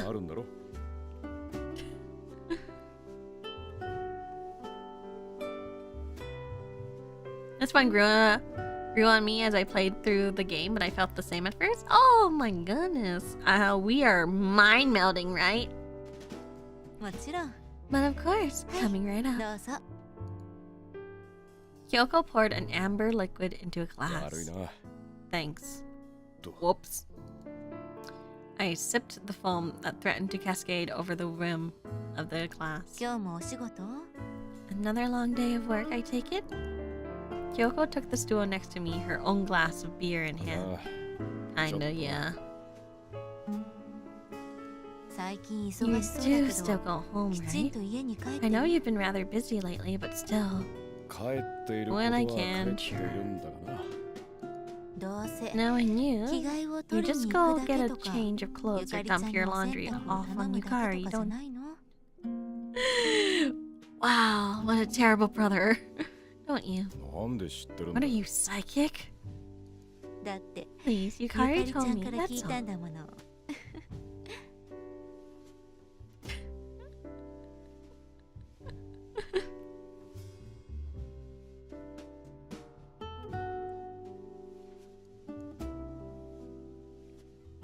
Yaginuma in shambles, let me fantasize, please. Kyoko giggled. That little snitch. I'm sure she's just lonely. Her? Lonely? Impossible. She's been climbing her way through school just fine. Listen, Reiji, you're a little... That girl has done so much for you.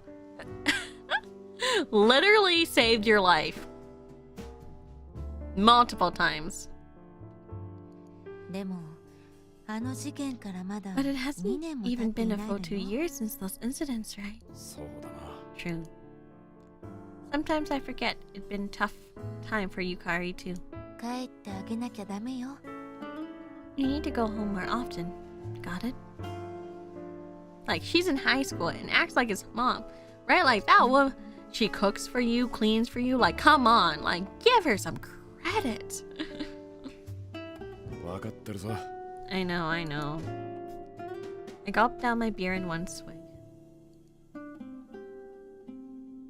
Useless. It almost feels like an acrid flavor was coursing through me. Business has been piling up though, for better or worse. She's in high school? Yeah, the girl who likes bugs. That's the little sister. Oh, not this girl, no. This is just the waitress, but the little sister is the girl in school that loved bugs. And art.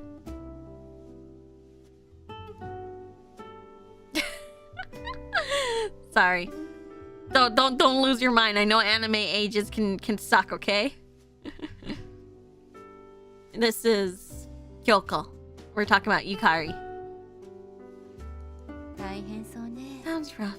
Oh, speaking of... Kyoko got up and manned her post behind the counter once again. I just got a letter from Ozumi. Oh! The gumshoe! Lost the plot for a sec, got sidetracked by Fujo laughs. You guys love my Fujo laughs, though.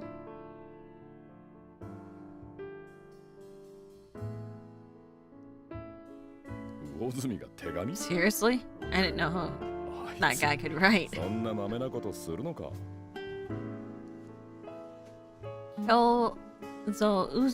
Ozomi was our mutual friend and a police inspector. He'd been transferred from the MPD to a prefectural police HQ in the furthest reaches of Japan or somewhere. Well, thanks to that, I was getting saddled with Yaginuma's jobs.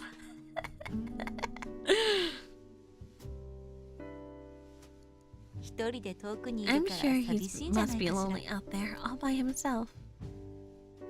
そりゃま He's あ desperate enough to お send 前 you に a 思い letter, 出す that's く for らいだから sure. な The guy might have finally worked up the guts to confess to her right before he was shipped out of Tokyo, though I didn't know for sure. 忙しくてお正月も戻ってこられないみたい Seems ね he'll be too busy to stop by for New Year's, don't you think? 仕事があるだけ Write あ back り and がたい tell と him 思 he え should be って grateful just to 返 have 事 the 出したよ work. Voting for Kohai Fujo laugh alert? Okay.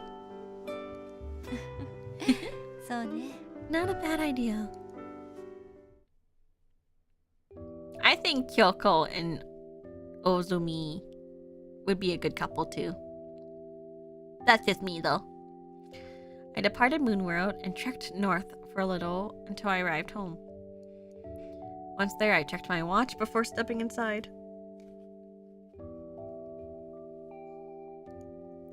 It was 9 p.m. Yeah, I was rooting for them. You too, me too. I was still hungry, big shock, given all I had at Moonworld was a little salad. Fortunately, there probably won't be any grub left at this hour. Senpai! Senpai! Thank you, Taigavia, for the 333 tip. Insert Fujo laugh here. I'm home. Oh, it's purple now. Or is that blue? Is it purple or blue?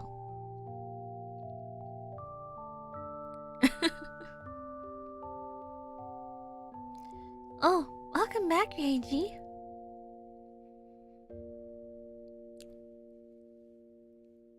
Indigo. Yukari looked up from the book she'd been reading on the sofa. Periwinkle. Actually, you know, actually, you're right. That's probably periwinkle. That's probably periwinkle. 何か食うもの Got ある any か food sitting around? I took off my tie as I asked that question. Oh, すみません I'm sorry, but もう I 食べ already てしまっ ate. たのですが Yukari hung her い head. や Nah, それ don't なら worry そ about れ it. でいいんだ I figured as much. すぐ温 Just め sit ます tight and I'll heat 少 something 々お up. 待ちくださいね Yukari trotted past me and made a beeline for the kitchen. 悪いな Thanks, really. See, he always uses his little sister and he goes, that snitch needs a spanking. I'm Yagi Numa. I dropped by my house after expressing my gratitude.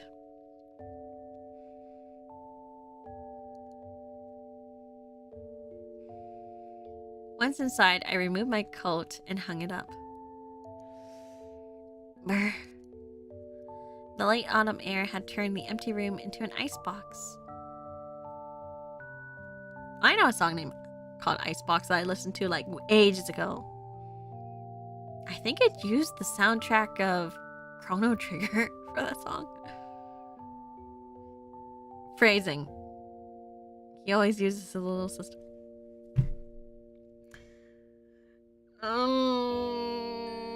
I meant like...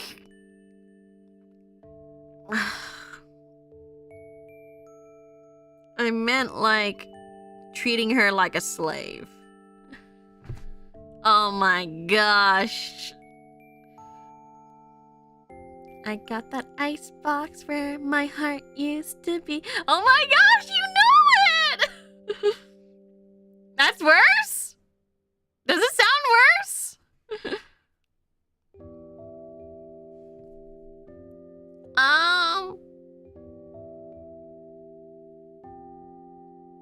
No, screw it. You guys know what I mean. You know what? Screw it. You guys already know what I mean. So just fill in the blanks, okay? I can't word things correctly, okay? Like every time. How am I gonna word this, right? Oh yes.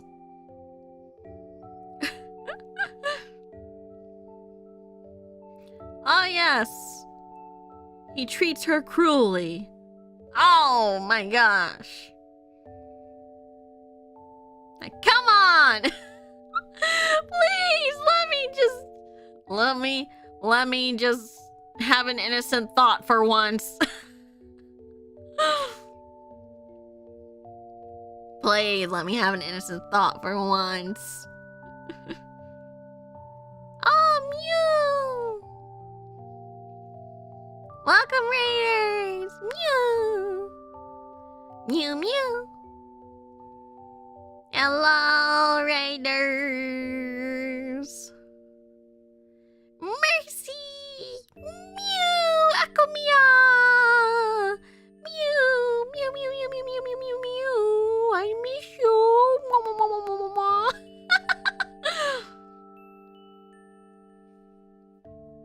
I missed you! How was your stream? What were you doing? What were you playing? Hello? Hello, everyone. Welcome to the stream. My name is Mercy Modiste. I am from VAllure's Gen 1 Indulge. I am your dorky pawn yet, Derek.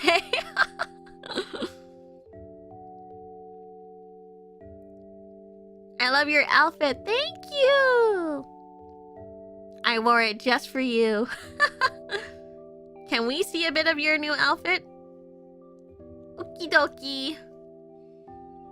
Whee! Oops. Cut off my head.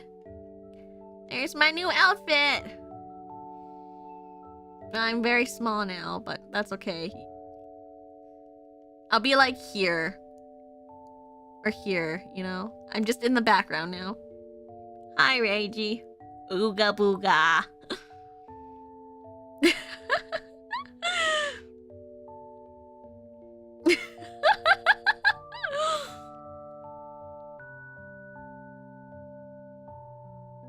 Please haunt me. Oh, I'm a ghost.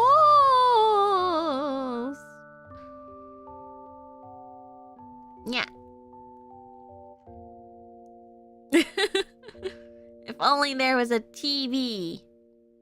And I would just crawl through. This is definitely based off of, like, Sadako.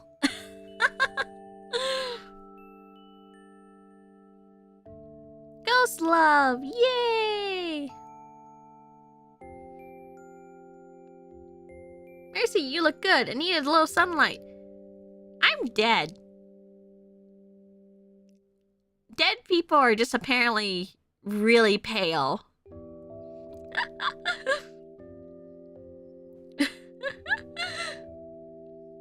I call this model, like, Mercycle.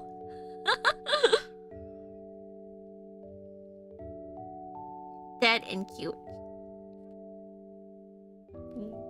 Boo!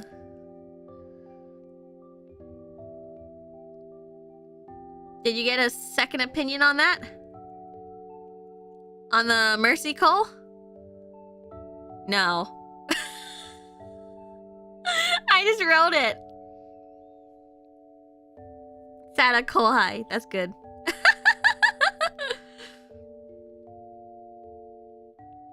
I didn't really get a second opinion. It was just that I kind of was like, this is good enough for a ghost. I asked for a ghost and this is good enough. I'm gonna accept it. I didn't like the previous design, which by the way was quite good. I just didn't feel right. Because I asked for a ghost. I kind of felt like I got a doll back. But it was very good nonetheless. It was very good. I just was like, who is this? This doesn't really feel like Mercy, you know?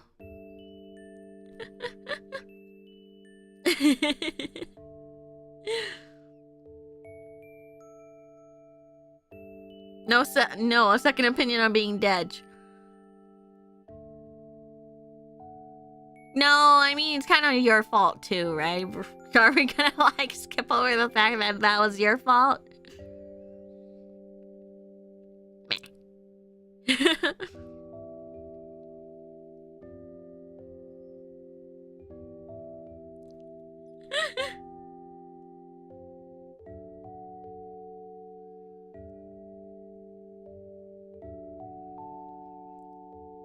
Funny enough, Mercy Code translate to my mercy in my language. Really?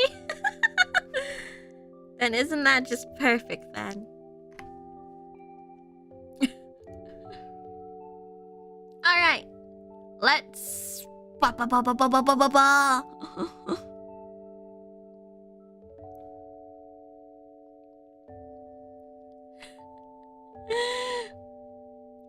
Pecky. Let's ba ba ba ba ba ba ba ba ba ba ba. Play the game. The late autumn air had turned the empty room into an icebox.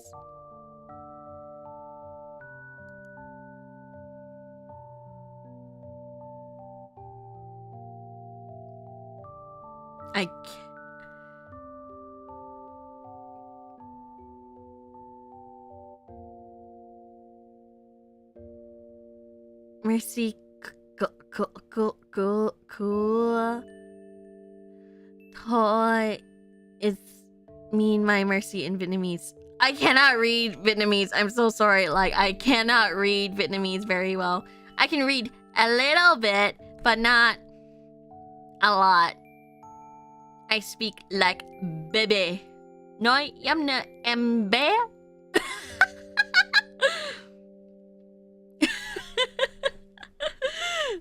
I speak like a baby. And like a little bit of a Neanderthal.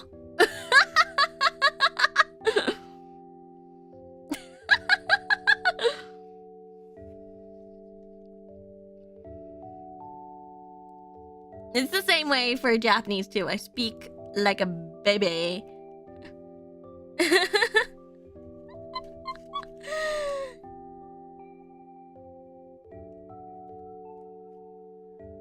And like a bit of a Neanderthal.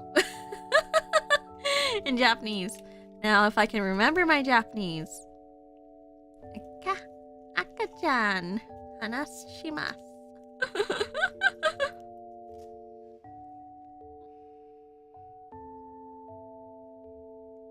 Okay, thus I immediately retreated back to the heated living room. Yukari was already making dinner. I'm heating up some miso soup right now. Thanks. Sounds great. The thing is that with my Vietnamese, I can use with my parents, but like I haven't talked to a lot of my Japanese friends, like at all. So I haven't been able to. What's the word? To practice, and so I'm like losing my Japanese so hard right now. It's gone, right? All right, I need to heat up stewed potatoes too. Nah, just serve them as is. I didn't want to make her go to all that trouble for me. Yet you made her go through the trouble of what's the word? Making dinner anyways. Like I used to go on I used to like talk to friends way late into the night, like so I can practice my Japanese.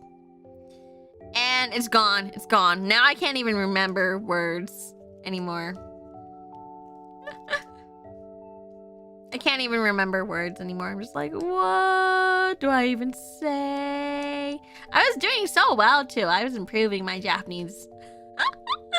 And then I stopped because I got into VAllure, right?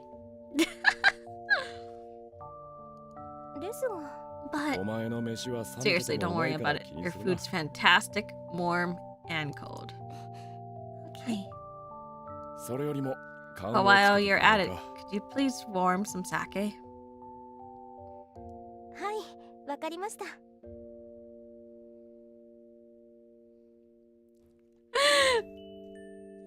VAllure killed the Nihongo. It's just cause I got so busy I wasn't able to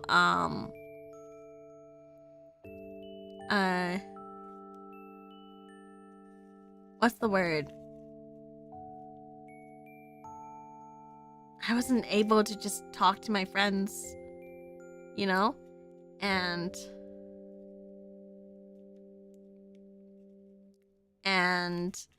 like retain it. And then, you know, because like they're on the other side of the world. I'm on the other side of the world. My schedule ended up not matching theirs anymore, right? I used to stay up really late. I mean, like, I stay up pretty late now, but not enough to, like, match their schedule, right?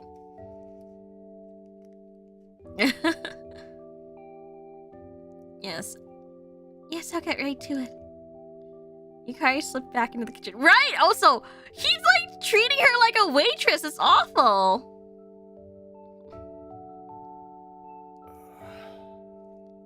Hey, it's only 4 p.m. in Japan. In Japan, normally everyone is up and about around 6. Phew. I kicked back and relaxed. Much as I wanted to drag on a cigarette, I held myself back. I promised Yukari I wouldn't smoke in the house anymore after all. 6 p.m. Sorry, 6 p.m. And they stay up until like roughly midnight there. And then they go to sleep.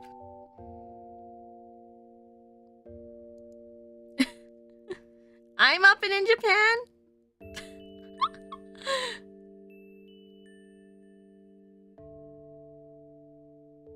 Oh, that's a first, right? Wait, do I actually have JP viewers or do I just have... Do I have any JP viewers? I don't think I have any JP viewers. I surprisingly have more than one Vietnamese viewer. I think my third biggest demographic is Philippines.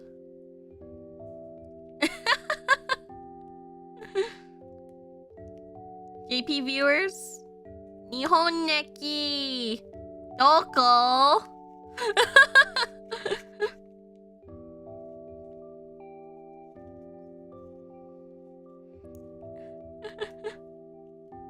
I'm not a JP viewer. I'm just an American in Japan. Suddenly I'm a little sad, but I still appreciate you. Thank you so much.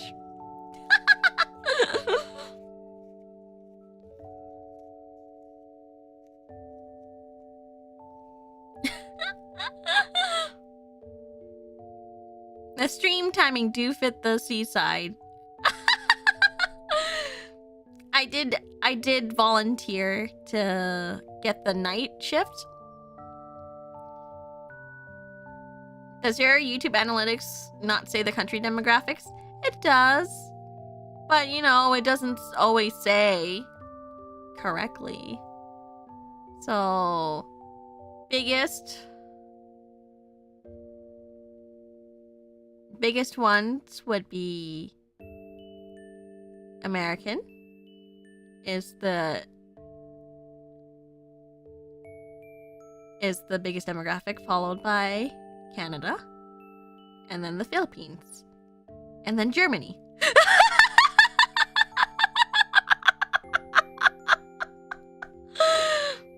Especially with VPNs and whatnot. Yeah, and I'm like, why Germany? Germany and then Poland. And I'm like, what?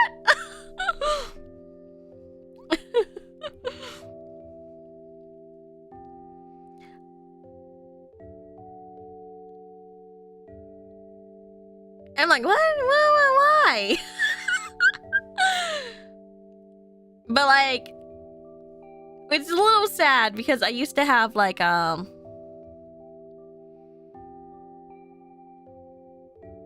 what's the word?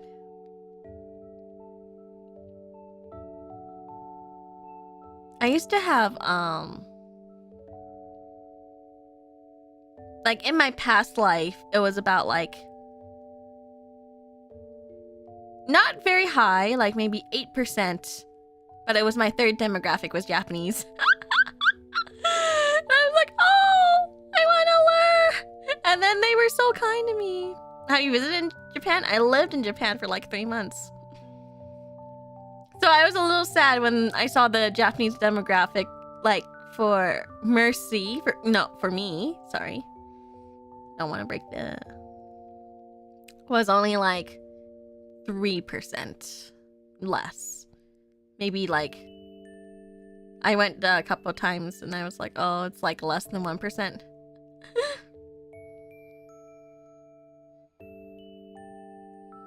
And I felt really sad.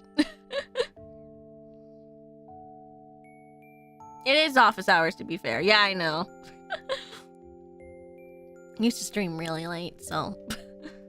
Yukari made the request right after that incident. She said it was good for my health, and I bet part of it was that she also didn't want her clothes reeking of cigarettes at her age. Thank you.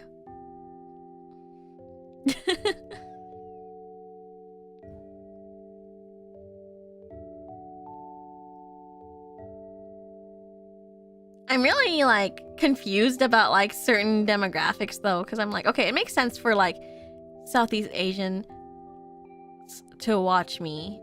And a part of it is because I'm also, well, at least my family's from, from there as well.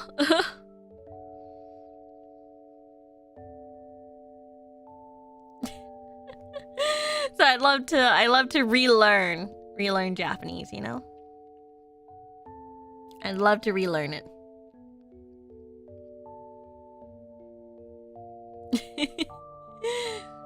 Buy some Mercy billboards in Akiba. Aren't those expensive? I don't think that would work out. I've seen people, like, get billboards in, like, New York City and stuff, right? Maybe some practicing JP streams? Oh, that's a good idea. I was actually thinking, like, doing a stream, like an angry stream, playing Mawio or something. Speaking nothing but Vietnamese, my very bad Vietnamese. Shashingo time? Yeah, that'll be fun, right? Hey, G, your dinner's ready. Yukari came over with bowls of miso soup and rice on a tray. Gosh, she's so good. Vit rage stream? It would be funny, I think. I think it would be funny since you guys would be like, what? And then my Vietnamese viewers will be like,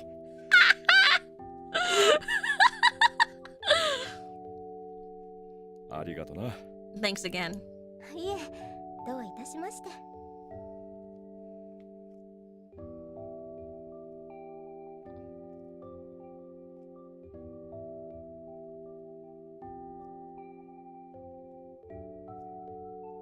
Past life, wouldn't that technically have been starting VAllure model? Before VAllure. VAllure allows me to talk about my past life, but I kind of don't want to reveal it because I'm traditional like that, you know?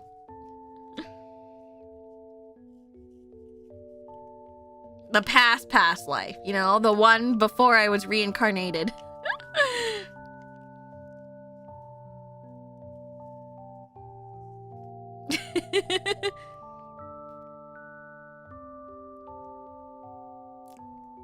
Kawaii's past life wasn't go high.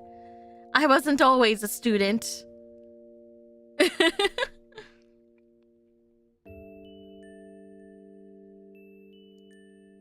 miso soup was steaming and full of slices of radish. I drank some of it before getting started on my rice.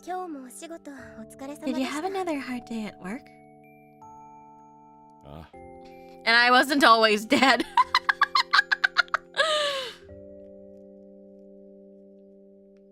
Normal Kawhi. How far are we thinking about? Oh my gosh! Another raid from my beloved Serenity!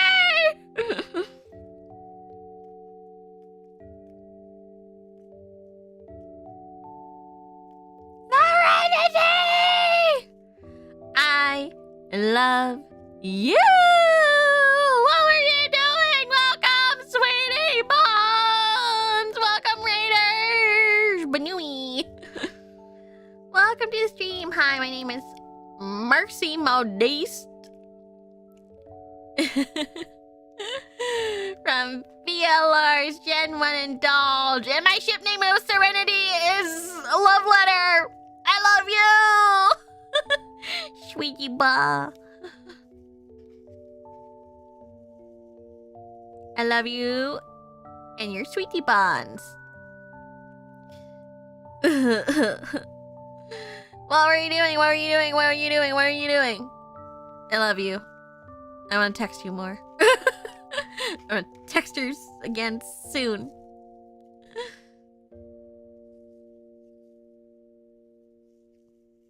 But yeah, hello everyone. Welcome to the stream. I am currently playing a visual novel called The Shell Part 2, Purgatorio, which apparently released 10 years ago. And I was a little shocked. Here, I'll text her right now. I love you. Mwah. I know, a passage of time, right? Just made me go. But I've been meaning to play part 2. And then part 3 is coming out in December. But I played part 1 already. Not on stream here, but like on my own. These are 2 separate stories with kind of like vague connections to each other.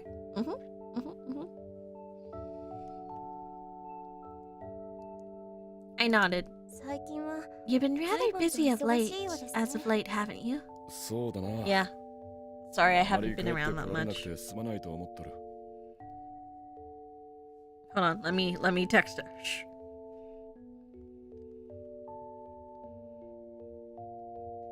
Hold on.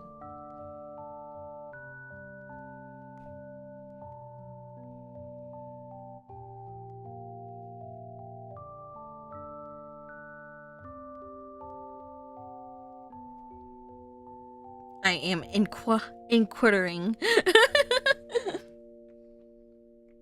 Inquiring on her.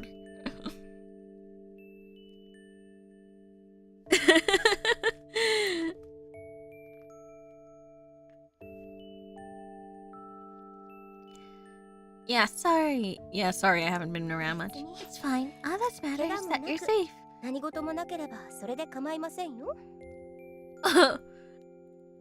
I feel like she's not that happy about it, though. Yukari smiled. Though I did detect a hint of R behind it. She's not happy. Did you guys hear that? It's the...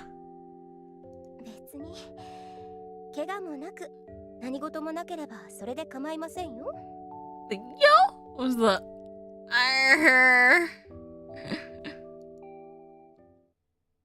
She's pissed. Yukari brought over some hot sake once I finished eating.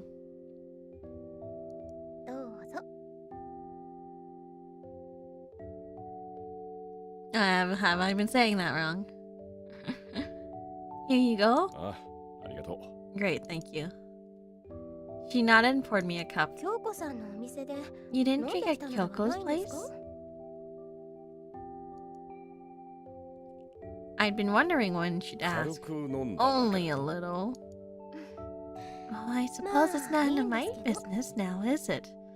Oh, she's so pissed! She's pissed! Rightly so! You go, girl! I can't snap, hold on.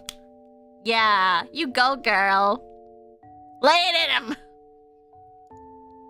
Yukari took away the empty bowls. It seemed like she was in a bad mood. Of course she's in a bad mood! You haven't shown up for days and you go, hey, make me food!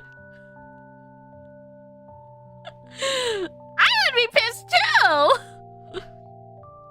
You haven't shown up, you haven't visited, you haven't called your little sister. And then you go, the first thing you do when you go home is go, hey, can I have dinner? Can I have some food?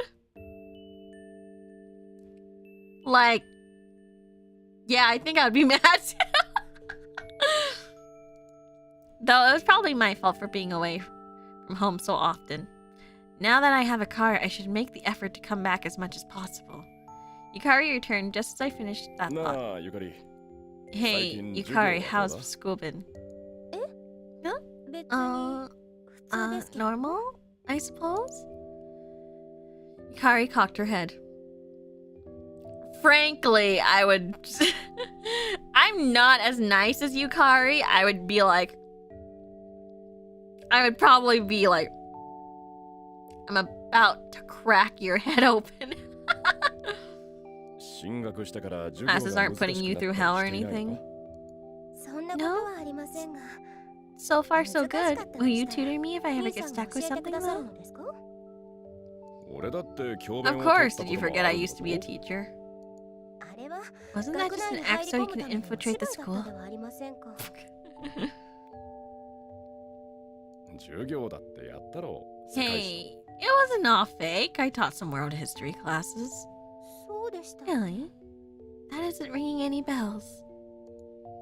She forgot all about that, huh? 私には何の問題 In もあ any りま case, せん。 I'm not having any trouble personally. 私には Personally. 何か That sure makes it sound like someone you know is having trouble, though. Kari breathed a heavy sigh. I should have known better than to think I could hide things from a おちおち detective. 隠し事もできませんね。 Like, he'd be lucky to have cold instant noodles. Do they even have instant noodles back then? When did instant noodles come out? I need someone to Google this for me because I'm playing Gem. Can someone Google that for me? When did instant noodles come out?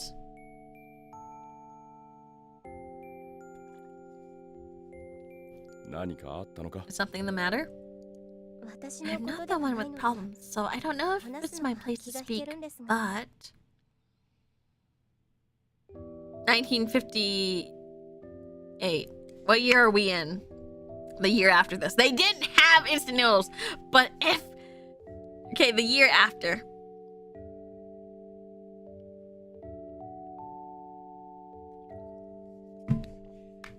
Okay, the year after this one, so... I figured it out pretty early, but... Next year, he's getting nothing but instant noodles.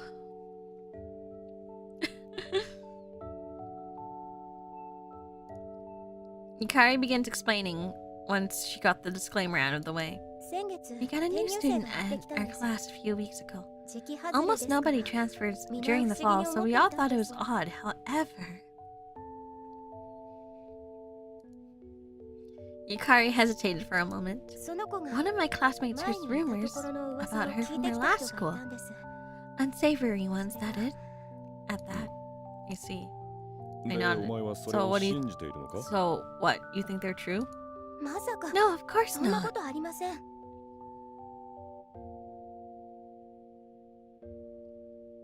What's the mad housewife food before instant noodles were invented?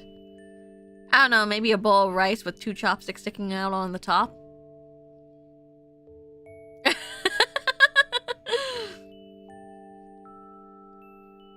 I wonder...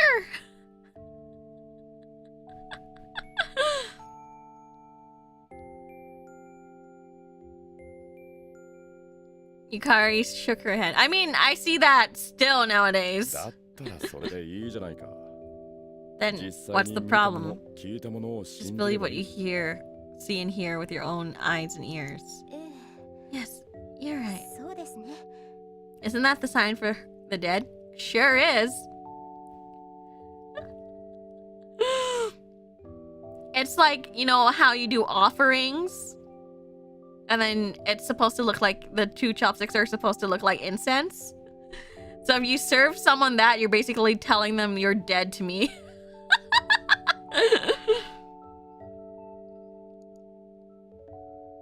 My sister nodded. 実際に見ていないと噂は噂でしかありませんものね。ところで兄さん、 If I am to believe my grandmother, it was a ham sandwich with those angry white food.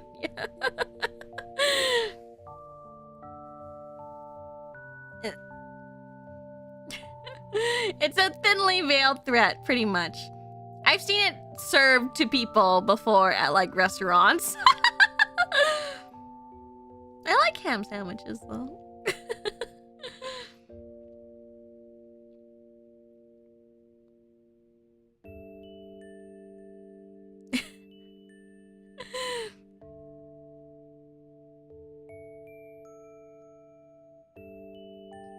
What would you make as an angry housewife meal?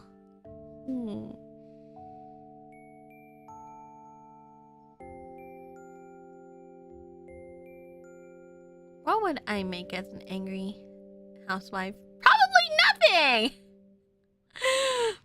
And I'll serve your head on a platter. What restaurants were you at? some ramen ones and small shops. When they were pissed off at like a friend or something, their friend would come in or something.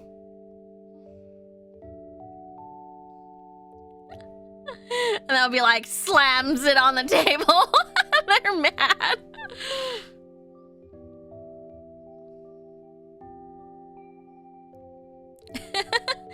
It'll probably literally be nothing like, here's your dinner, plops a plate, it's empty. Oh, and here's your drink, empty cup. Then you realize something is wrong.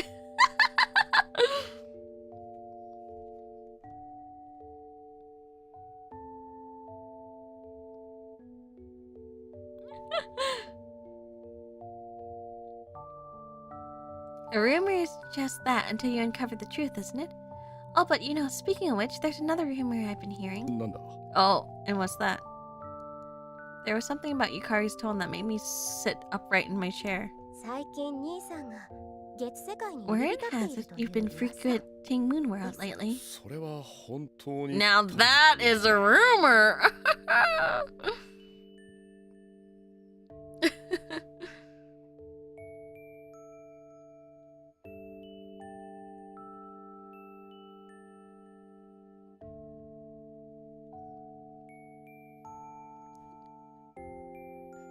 The bowl has the words, "Who's that girl?" at the bottom.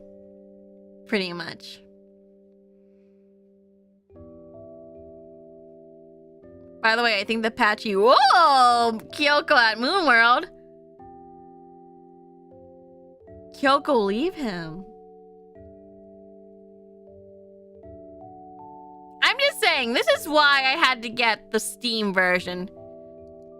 I'm saying, there's a reason why I had to get the Steam version. I didn't go there all the time. Probably. Definitely.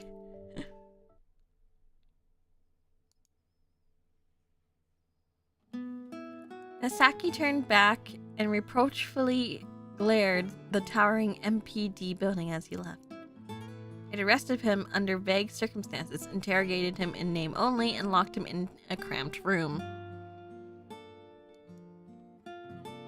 Then they released him just as abruptly come nighttime.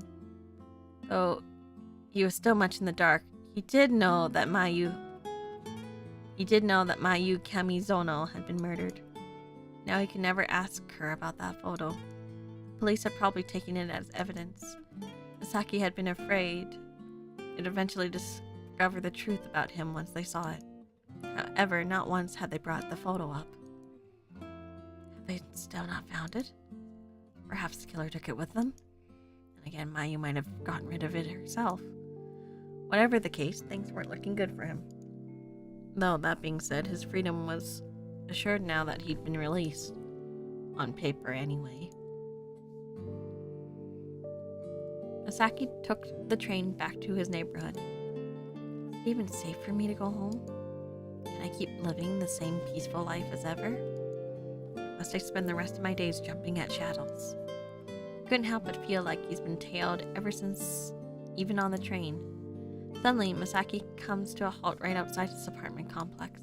Someone's there. Someone was waiting in front of his apartment. The figure emerged from the darkness as though alerted to Masaki's return. The streetlights illuminated their face, revealing their identity. You're... お久しぶり Sashiburi?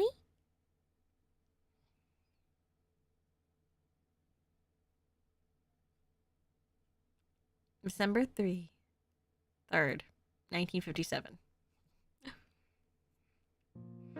Oba's Girl Academy sat in the section of Hoya smack dab in the middle between Tanashi and Musashino. Though Yukari had moved up departments, she still studied in the same school building. Yukari trekked the familiar route to school. This was the road she traversed with her friends for years, and that wouldn't change anytime soon. おはようございます時坂先輩 Good morning, Tokisaka. おはよう佐藤さん Oh, good morning, Sato. She's been addressed by none other than Ayumu Sato, one of her younger schoolmates. 今日はゆっくりなのね I usually don't see you at this hour. Don't you have kendo practice? 朝練が休みだ Not ったんです this morning. お So か I げ can で go at の my ん own びりできますよ pace. 頑張っている Still のね working hard, are you? ええ Yes. 技を I need to 磨いてお polish か my なければ skills if I wish to become a 探偵の助 detective's 手は務まり assistant, ません after から all. You still haven't ま given だ up そ on んな that? こと言ってるの Yukari heaved a sigh.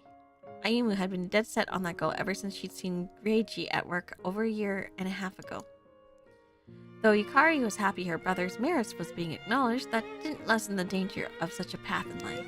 今のままでは I know まだ I still ま have だ a long 実 way to 力が go. 不足していますか I'll ら have to train more も if っと I'm 鍛錬し to ない earn と my いけません place. けど However, it seemed Ayumu was determined. 気をつけるのよ Just be careful, alright? ええ Of 分かってま course. す I'm aware of the risks. Yukari wandered the school hallways. It was a bit chilly even indoors, no doubt due to the long arm of winter drawing ever nearer. Though not frigid enough to see her breath, it was still far too cold for her to be inclined to remove her coat before reaching her classroom. Thus she made her way there at a brisk pace. おはようゆかりっち Morning, Kai! A voice addressed Yukari from behind. 小羽おはよ Oh, good morning, Kohane. Yukari turned around and faced Kohane Tori. He was a fellow classmate. Well as the first friend Yukari had made after moving up departments. うねえねえ古典の宿題やってき So た hey, did you do your classic lit homework? え Well, yes, but why do you? お願い Let me copy it! Pretty please! My friends in high school did the same thing. Did the same thing to me. They're like, please, can I copy your homework? Kohane practically genuflected before Yukari even had time to finish her sentence.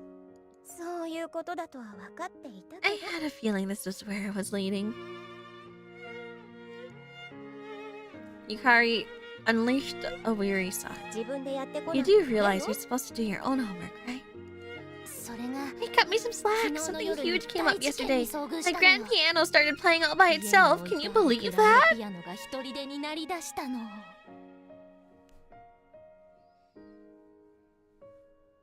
I wasn't very good at homework when I was in high school, but I still tried my best. ピアノが家に No, ある because I なん never て knew you 初 had a 耳ですけど piano. まあ嘘なん That's です because I け just どね made it up. 分かって I ます assumed as much. Kohane was always telling silly jokes and fibs like that. じゃあこんなのは And どう then か how し about ら this? The dead body in my closet started moving on its own. If you're going to copy my homework, then 早 please くした hurry. 方がいいですよ There's a lot to get through. 結構な量がありますから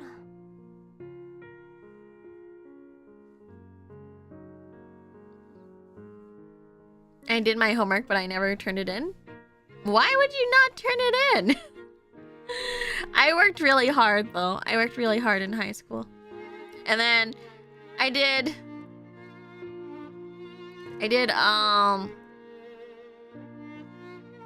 what's the word? And I did amazingly well in post-secondary. In university, I did amazingly well, and I'm very proud of that. Ugh. Seriously? Oh, crap. I know. What if I just change the name on your notebook and hand that in? 出そうかしらそれはダメです Absolutely not. そうよね Hey, can't fault a girl for trying. Yukari could tell by Kohane's response she hadn't actually been serious. The pair entered the classroom.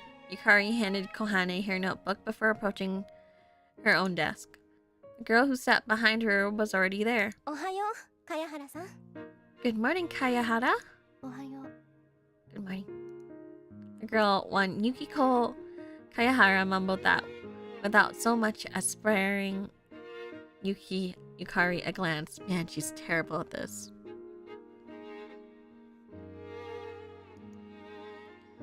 She joined Oba Girls Academy just a few weeks prior, which was rather unusual time of the year to transfer, to say the least. Yukiko stuck out like a sore thumb. She sat in the back of the classroom with her eyes glued to a book, clad in an aura that repelled her peers. There's also nasty rumors surrounding her.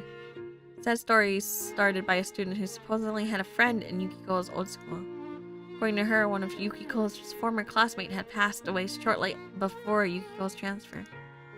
Apparently, said classmate said Yukiko had been inseparably close friends. So naturally, that meant they would be together when she died. As such, rumors had it that Yukiko had pushed her friend into the path of an oncoming train, killing her. Though Yukiko had denied the accusations, they eventually became too much for her to bear, driving her out of her former school. Actually, this rumor is correct.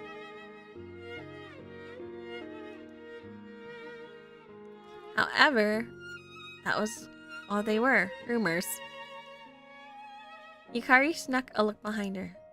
Yukiko was reading her book, completely unaware of Yukari's stare. Yukari had no intention of asking her whether the rumors were true. No, not that she did it, but like that her friend died. The rumors are partially true. And that they were inseparable. And that she was there when her friend died. She simply wished Yukiko would open up a little. Yukari took the Cho line to Shinjuku after school. The place was home to her brother's detective agency, and cleaning up was Yukari's self-appointed duty. After all, she knew her brother would never do it if left to his own devices. The agency was located within a building behind Kinokuniya in an alley with a view of Isetan. No cars were parked in front. Her brother had taken the car this morning, so that indicated he likely wasn't in at the moment. Though it was good he was finding work, Yukari still worried about him from time to time. She knew it was probably far too late to hope he'd ever get a normal job, but that didn't change the fact that she disliked the danger he constantly put himself in.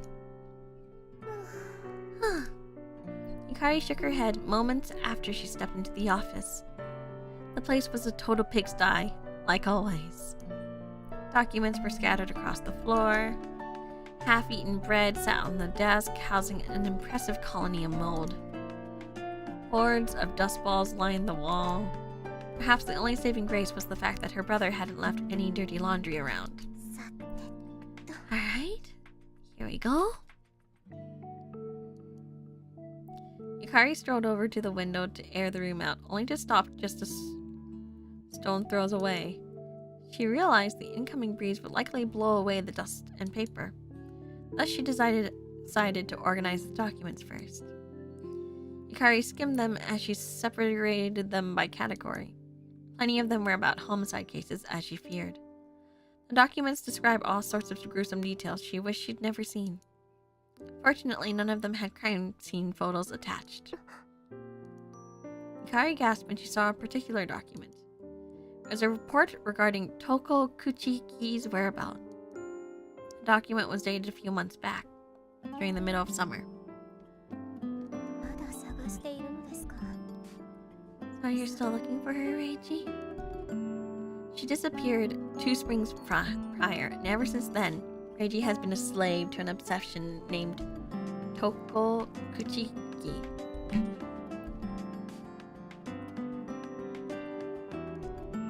Yukari herself wasn't privy to all the details. However, she did know that her classmate Toko Kuchiki had been kidnapped while on death's door, and that her chance of survival were next to none. Does Reiji believe she's alive, or... Yukari straightened out the stacks of papers and piled them atop the desk. In the end, she knew it was none of her business. All she could do was quietly await his return.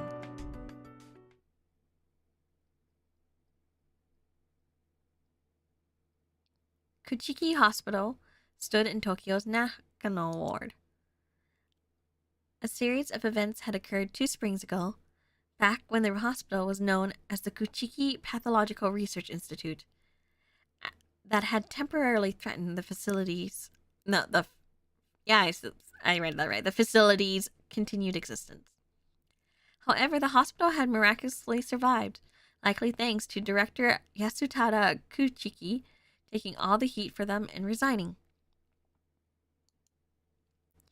His family, Fumiya Kuchiki, took over and changed the name to Kuchiki Hospital. But after the obstetrician Koharu Yamanochi had subsequently been forced to take over all sorts of duties since the hospital had lost several doctors in the process. Today, she had a psychotherapy session scheduled with a hospitalized patient. Though that was outside Koharu's realm of expertise, she still had much experience talking things through with young women. Despite the rather bombastic name psychotherapy, the procedure ultimately just boiled down to doctors giving the patients someone to talk to. So that wasn't the problem here. The real problem lays in her patient's condition. The girl in question has been hospitalized in the psych ward for many years now. However, rather than hiring a full-time psychiatrist, the hospital had instead recruited psychiatrists part-time from other medical facilities since the incident a year prior. Koharu pulled herself together. She couldn't afford to yawn in front of a patient no matter how tired she felt. After all, even the tiniest gesture from a doctor could harm a patient and instill anxiety within them. Koharu reached a hospital room. The nameplate on the wall read Michiru Shirosaki. Starts crying. Shirosaki starts crying.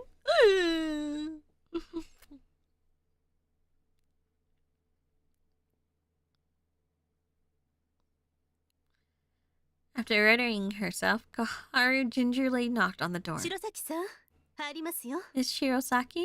I'm coming in. It's a one-man hospital room.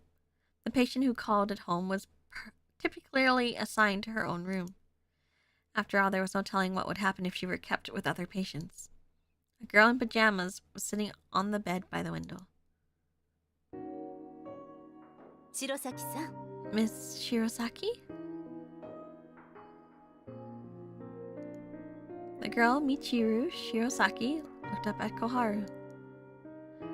Her head was wrapped in bandages that covered her left eye. 調子はどうかしら? How are you feeling? Koharu sat in a chair facing Michiru. The girl didn't answer. No, it was more like she didn't even realize someone had addressed her. Oops, mundane conversations were impossible for her. Stumped, Koharu scanned the room. There it is. A stuffed animal was tucked under the covers, its head resting atop the pillow. Shirosaki-san, いつものウサギさんはどうしたの? Miss Shirosaki, what happened to that rabbit of yours? Koharu switched tactics as soon as she saw it. Michiru spun her head, taking stock of her surroundings, then reached out and grabbed the stuffed rabbit as soon as she laid eyes on it. どうしたの? What's wrong? Michiru spoke to the stuffed rabbit. Said stuffed rabbit was her means of communication. Rarely, if ever, did she talk to others directly. Michiru had been handed over to the hospital after a history of abuse. Thus, speaking slowly through her rabbit was likely a self-defense mechanism of hers. 体調はどう? How are you feeling? 具合 Good, が I 悪い hope? とかはないかしら? Michiru stared at the stuffed rabbit. Just then, Koharu noticed the bandage around Michiru's arm were unraveling. あら、 Oh dear, they're getting loose. Koharu took Michiru's hand. Michiru slapped her hand away instinctively, and instinctively put distance between the two of them. 大丈夫よ。ぬいぐるみ、お友達を取ったりしないから。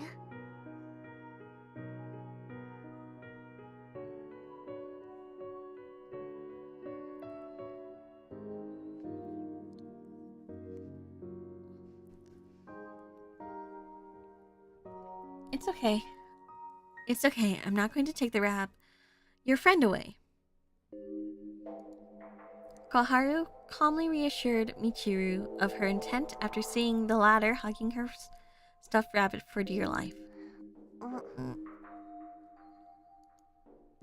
Michiru held an arm out, firm gripped on the stuffed rabbit all the while. Thank you.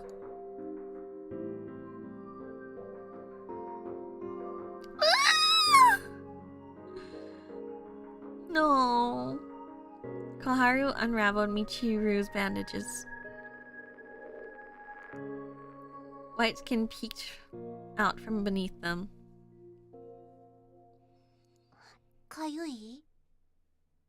They itch.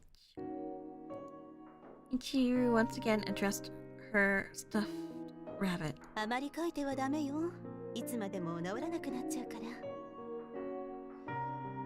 They'll never heal if you scratch them so much, so you need to stop that, alright?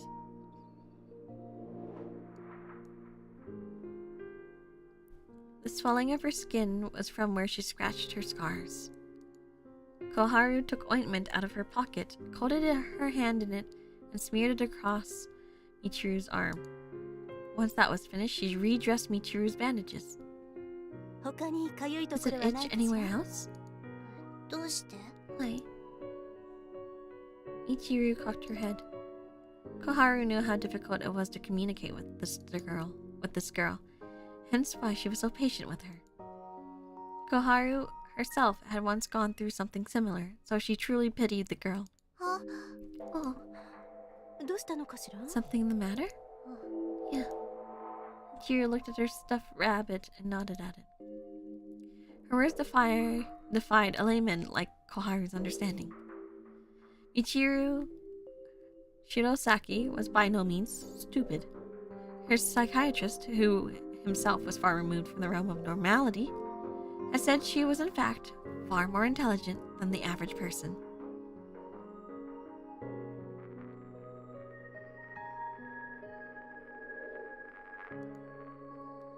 But would us understanding Michiru truly do her any good, or... Sorry about the visuals, guys. This is a very dark and serious game. Though Koharu herself has once been a psych ward patient, she didn't know the answer to that particular question.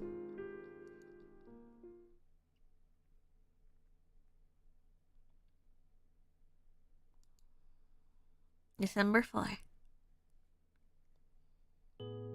A group of apartment complexes built after the war were located south of Musashisaki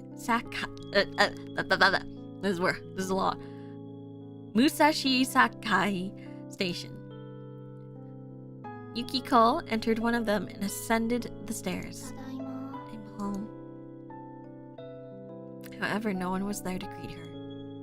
Yukiko had already known that'd be the case, of course. Her mother, Fuyumi, worked at a nursery all the way into the evening.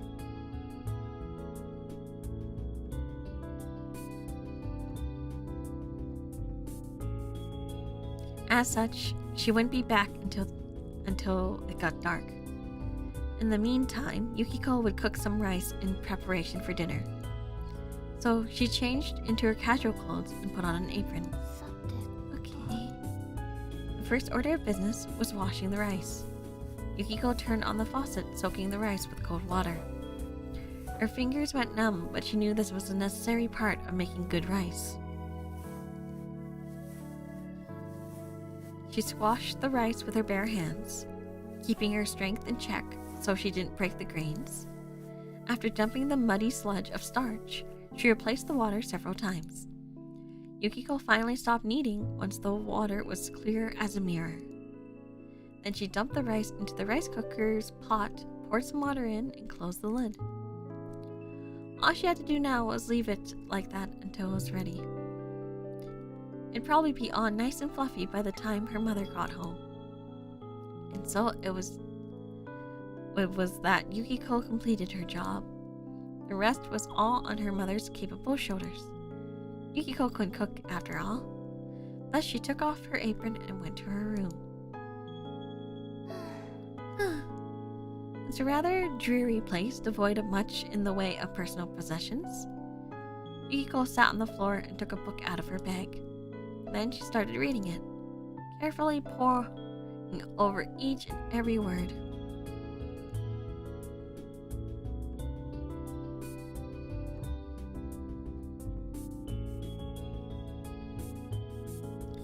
Since she's often been told she was forgetful, she did her best to memorize it all. That was why it took her so damn long. It took her a long time to finish a book. Oops, they didn't use that strong of a language here. However, she was happy to get sucked into the worlds of her favorite stories for hours on end. Fuyumi returned after sunset. お米は準備したから。 The rice is all done. ありがとう。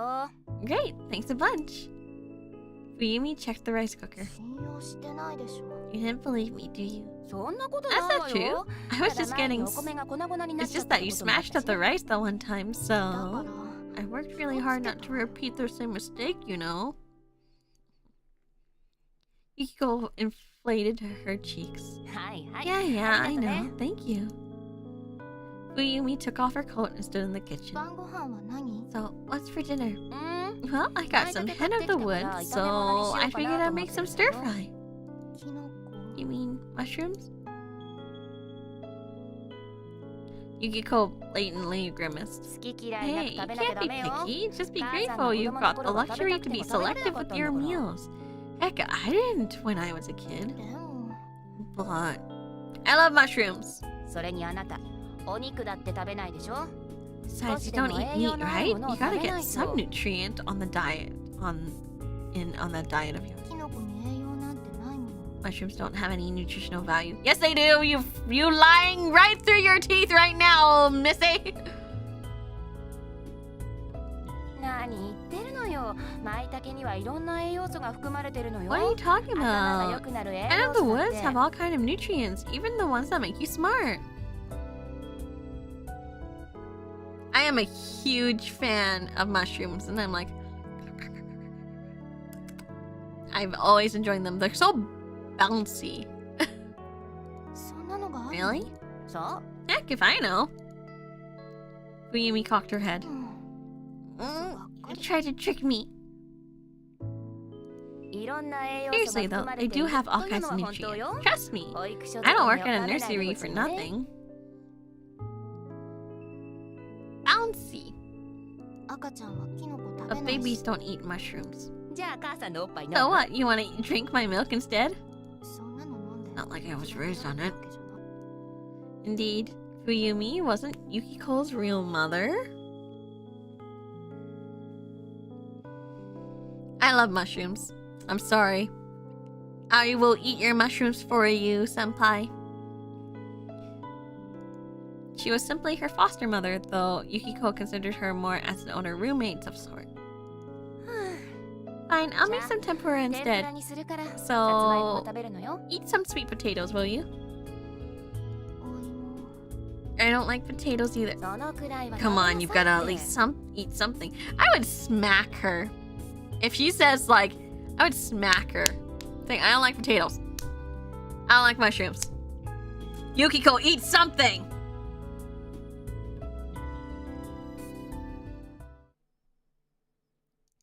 Yukiko, please. I hate picky eaters. I really hate picky eaters.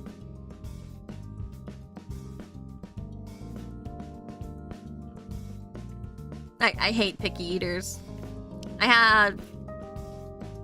have a friend who is such a picky eater. I was so frustrated. I was just like, what the hell? Literally went to this wonderful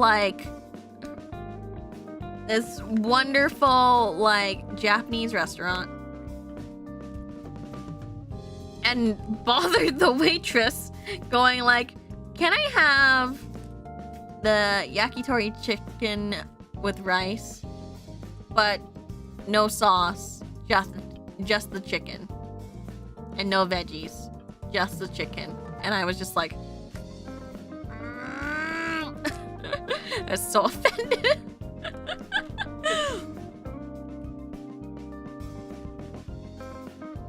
I was so offended.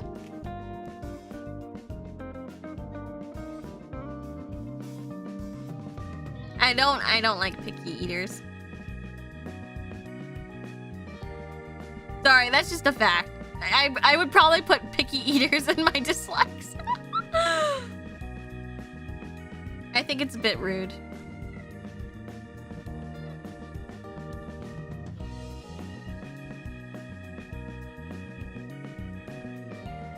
Like, and like anytime we do like, you know, ask like, oh, are you hungry? Yeah.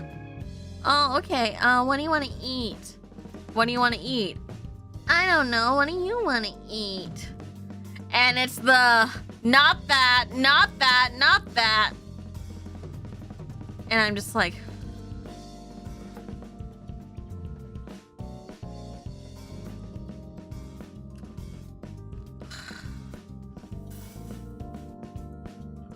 ugh.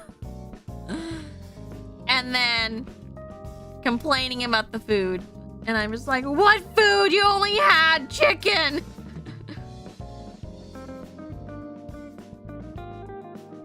Or it's like, oh, try this. This is delicious. No, I don't like corn. Well, I'm sorry. I don't know what you like other than chicken. Like, I'm sorry. I don't know what you like other than chicken and rice. And the complaining on top of it. Yeah, like, oh, this place is too fancy. They don't have anything that I like. Blah, blah, blah. I remember one time they were like, there was a party, and then, you know, they were just complaining. They were just complaining the whole time. And like, people brought in food. They're like, here, have it. And they're like, I don't want to. I was so offended. Or, it looks gross. I don't want to. I was so offended. I was like... At this point, I'm just like, I don't think we're friends. I think we're more like acquaintances.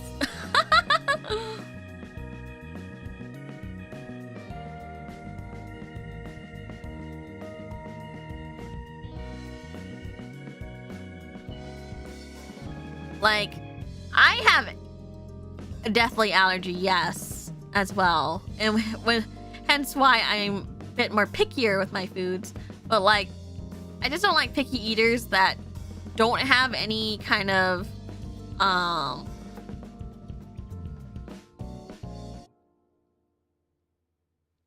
music ended.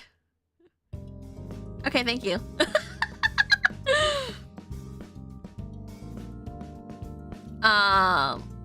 But like, just being rude in general just like makes me mad. You know? A seasonally early sheet of snow blanketed the grounds of Ueno Station. Like, I can't stand it if someone's like, I don't eat carrots. And I'm just like, are you allergic? No, I just don't like them. It just makes me now like mad, right?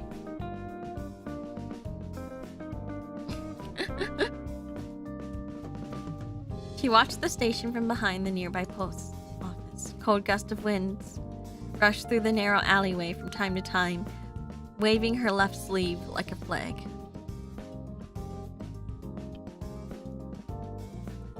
Good thing I cut my hair, though, thought the woman. One Tochi Aoki. Long hair would have just blinded her in this winter. That said, she'd been lying if she wasn't a little disappointed she couldn't wear her favorite hairpin anymore. So, that's him, huh? Oji compared the man who exited the station to the sketch she had on hand. Though it wasn't perfect, it did capture his features well enough. Plus his unique clothes were a dead giveaway. A pure white priest's robe stuck out like a sore thumb in the sea of black and blue overcoats that decorated the station square. His face was serene despite how ill-dressed he was for the weather. Several men surrounded him as he marched forth. It looked like I'm going to get a chance to talk to him. Toji didn't want to stir the pot if she could help it. The man climbed into a brand new black car that was sitting just outside the station. Toji jolted down the license plate number into the margins of the sketch. The car's gotta be with the congregation. There we go, sorry. I can read.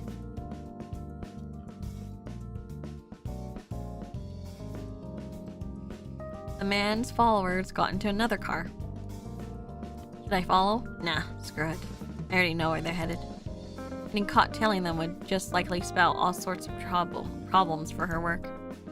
I just consider myself lucky I got a good look at his face and call it for today. Toji emerged from behind the building. A frigid breeze rammed into her now unshielded frame. Then I should get myself something from one of those food stalls to warm myself up, minus the takoyaki, one of course. I don't remember this character very well. December 5. I feel like she's familiar, but I don't recognize her. She wasn't in the first game. Who the heck is she like then? Like, she seems so familiar, but like, you know, maybe she just looks like that one girl from Spy Family. If you play Cartagra, she was in that. Oh, I've never played Cartagra. Never mind. I was like, this sounds like a character that I would know, but I don't know. Masaki sat on a bench in the plaza situated by Shinjuku Station's east exit. Not missing much, TBH. Is Cartagra good? He blankly stared up at Nico's roof.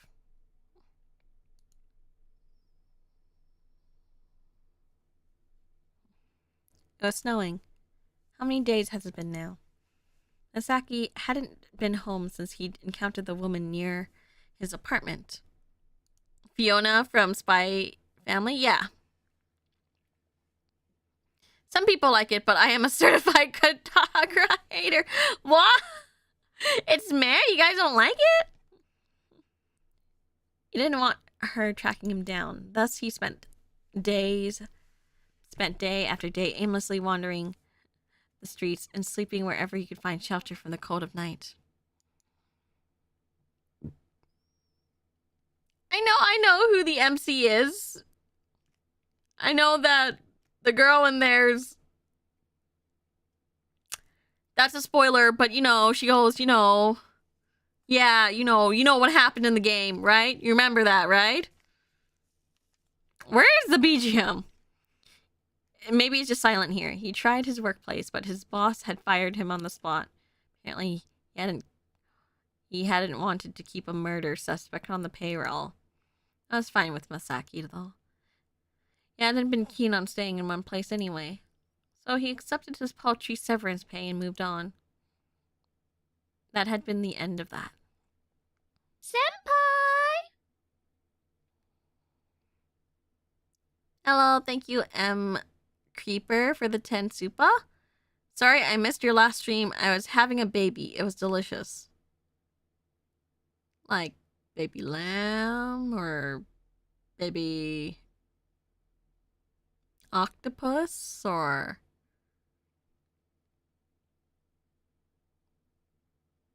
something? Baby carrots? Baby corn?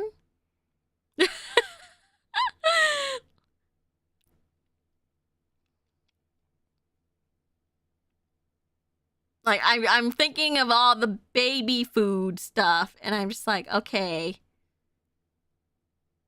Yes. We're fine. While he was at it, he also canceled his lease agreement, Masaki had informed the landlord that he could do whatever he wished with everything left in the apartment. For Masaki wanted to avoid such trouble as possible. After all, he had been a fugitive for the past decade. Maybe starting a new life again won't be so bad. And yet, despite the initial optimism, Masaki heaved a forlorn sigh. The last few days alone had been positively draining. Though he knew he should have been going to Tokyo Station or Ueno Station if he wanted to skip town, he couldn't muster the energy to drag himself over there. I always could take the Cho line from Shinjuku Station towards Kofu. However, he was reluctant to do so. After all, that would only bring him closer to the place he had been trying to avoid. Masaki looked up to the roof of Nikko again. For a moment, the notion he could get far away from everything as possible if he went up there crossed his mind. No, hold on. That's probably not high enough to do the job. However, he wasn't eager to jump off a building anyway. Not when there would be so many prying eyes. No, he wanted to die inconspicuously. Jumping in front of a train wouldn't be better. It has to be more discreet. Masaki now regretted canceling his lease. He could have simply hung himself in his apartment if he hadn't. It wasn't like anyone would ever visit him after all. After buying something at Nikko, Masaki took a train and got off at Kichijoji. He trudged away from the south entrance until he arrived at Inokashira Park. The park was silent as a tomb. Meanwhile, the reflections of the streetlight swayed in the pond. What a beautiful sight. He wanted to commit it to art. A picture of nature in the city completely different from the rural landscape he used to draw. Even the barren cherry trees brimmed with an aura of urban refinement. Masaki lumbered over to the base of one of the trees, the carpet of snow crunching beneath his feet with each step. He touched the bark as soon as he arrived at his destination. Masaki almost felt like he could hear the immobile plant's heartbeat. The cherry blossoms were building up strength so they could bloom beautifully come spring. Perhaps becoming nutrients to support that cause wouldn't be such a bad fate. Who was it that said corpses are buried under cherry trees again? Mochijiro Kaji? Sorry, I couldn't read that. I can't read cursive. Kaji. Yeah. Or italics. Masaki produced a small fruit knife from the paper bag he carried. He thoroughly scrutinized his options until he found one that looked like it cut deep. No.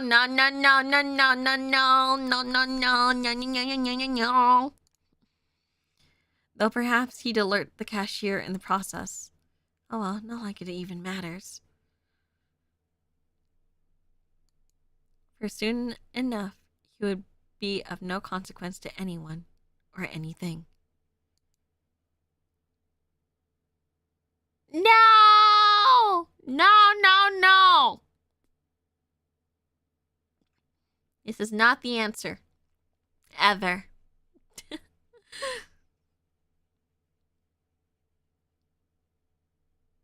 Hello? I once committed a grave sin. Perhaps this is my punishment for it. Yes, it surely is. However, the sin can never be forgiven. Today I shall commit another sin. For it is something I must do.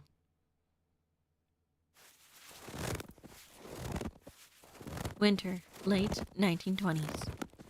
She visited a small Weisa shrine in the mountain. A byway off the path leading to the main shrine had brought her to this place. Normally, it was forbidden to tread upon this holy ground. And yet she had violated that taboo all the same. However, she hadn't done so willingly, for she had been summoned there. Though by whom remained a total mystery.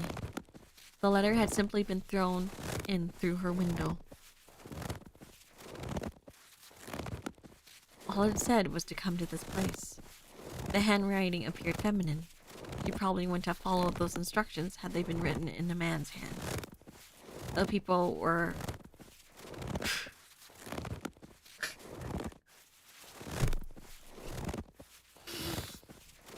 Though people were having all over the place out here in the sticks, that didn't mean she simply jumped at the opportunity to engage in tryst with any old stranger. No, she'd gone because she was curious who the sender was. The letter's stationery had seemed rather elegant. The stick sounds a little wild. There were only a select few in the settlement who could have used something so opulent. It had to be someone from Hinagamis, the clan who ruled over Hitogata, the Shigusas, the clan who ran the shrine, or the Kuroyas, the settlement's doctors. Considering the wayside shrine in Kakura Hina had been designated as the rendezvous point, the Shigusas were the most likely candidates. Come to think of it, they do have a daughter who's recently come of age. The ringing of a bell echoed across the mountain. Surprised, she looked around. No one's here. And yet a bell had rung all the same. Wait. It was at that moment she spotted a cave cordoned off by sacred rope. I thought I saw someone in there. She strained her eye and studied the entrance. A short while afterward, she noticed something slinking in the dark. A person? It couldn't possibly have been a bear. Still, was that thing truly human? Before long, that figure, the oracle, clad in a demon's mask, emerged as if bleeding out of the darkness.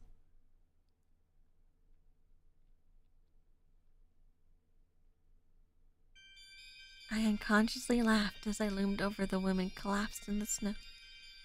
Finally. My revenge was finally nigh. No, not revenge. This was a ritual. A sublime, divine ritual. I kicked the woman with my sandaled foot until she was face up. She still showed no sign of coming to. She wasn't dead, simply put to sleep with incense. Still, there wasn't much time until she woke up. In all honesty, I wanted to kill her while she was unconscious, make her regret what she'd done and beg for her life in tears. But then, it wouldn't be the curse if I did. The oracle existed as the avatar of the curse. I drew the knife I hid in my kimono sash. The blade gleamed under the moonlight. Oh, that's right. I was no longer the oracle. The oracle's dirk was no longer mine to use. Therefore, this was not the curse. Indeed, it was a result of my own personal hunger for revenge. I couldn't forgive her for stealing from me, for what she'd stolen was mine and mine alone.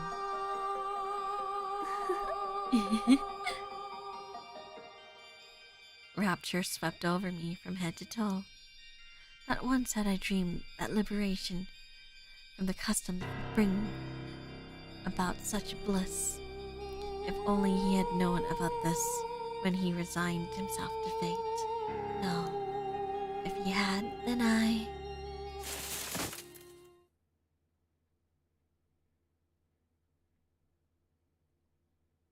The girl simply stood by and watched. She took in everything her beloved oracle did. The oracle left, disturbed by the noises the girl had made. I have to apologize for peeking later. But that's all right. I know the oracle will forgive me. The girl convinced herself of that as she emerged from behind a tree.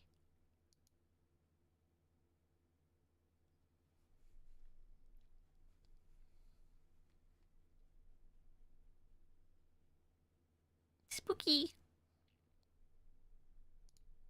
Years later.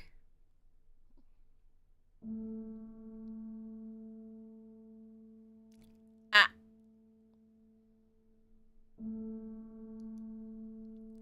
Satsuki rested atop of. What was that? Wait. She couldn't sleep. Okay, shit. This is too fast. ね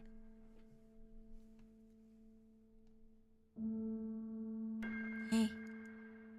Oi. Why is it so fast? She addressed a doll she had in her arms. え、何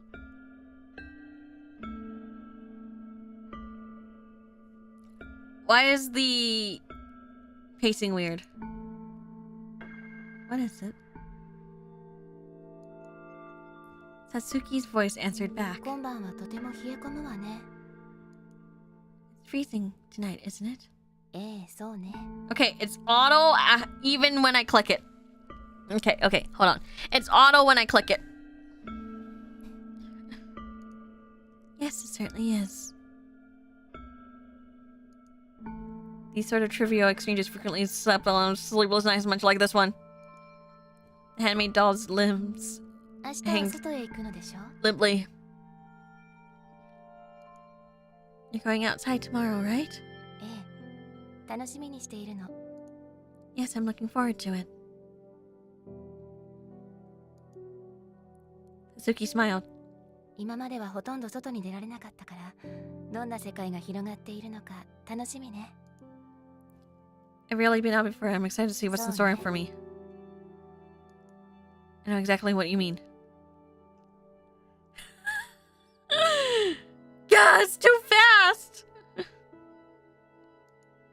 Satsuki raised the doll's arm. ああ、新しい草履を用意してもらわなくてはならないわね。 Oh, I have to get new sandals. 新しいものが必要？ Why do you need them? 冬用の滑りにくい草履があるそうよ。 Well, I have heard they're custom for winter to keep you from slipping. Okay, I saw that. Is that right? She lifted the doll's head and made a nod. 神社の石段は急らしいから、それはとても助かるわね。 The shrine staircase supposedly step in one wrong move and it's over. Good point. Suzuki set the doll by her pillow. Why is it like fading in and out so fast? どうしたの？ What's wrong? 眠くなってきたみたい。 Looks like I'm getting sleepy. But she didn't have a clock to check the exact time. It was probably extremely late. Time for bed. Saki laid the cover over the doll as well. おやすみなさい。 Good night.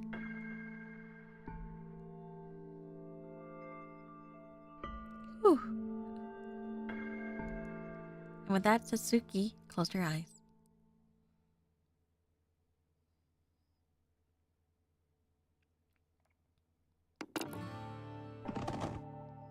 He laid down his pen and stretched out his limbs. His bones were aching all over due to the long hours spent in that chair. But now he'd finally reached a good stopping point.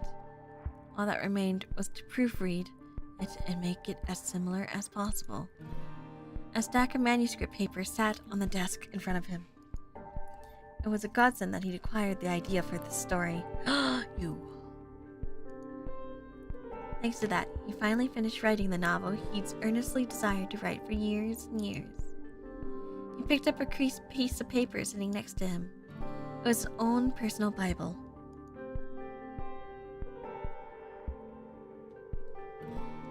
The compass that guided him in spinning that tale. Well, that and the girl in the bed. Her flowing black hair hung like a carpet. Several IV tubes were attached to her neck.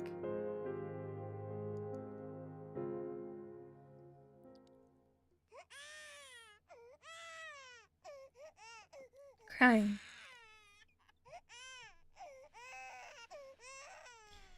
The newly born life I brought into this world was crying.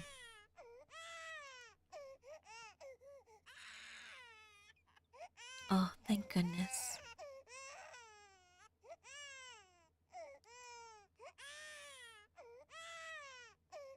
What a relief. I'm so glad you're healthy.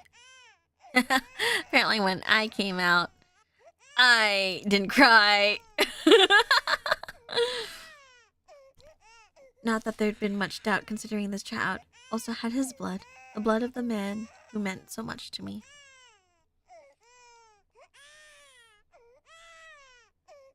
Thank you. Thank you for being born.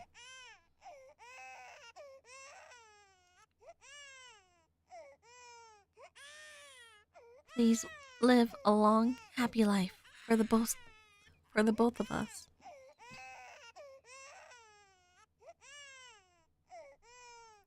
I didn't have much time left. I couldn't even hold my newborn child.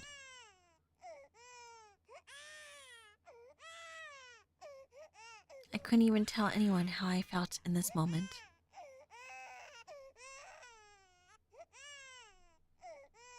And so I submitted myself to the sleep dragging me into its clutches. All the while praying my next awakening would be in his arms.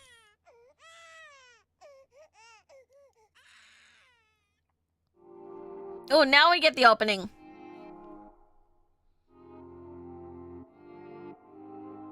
I think. Yay! We got the opening now. Wait, you guys can't see it.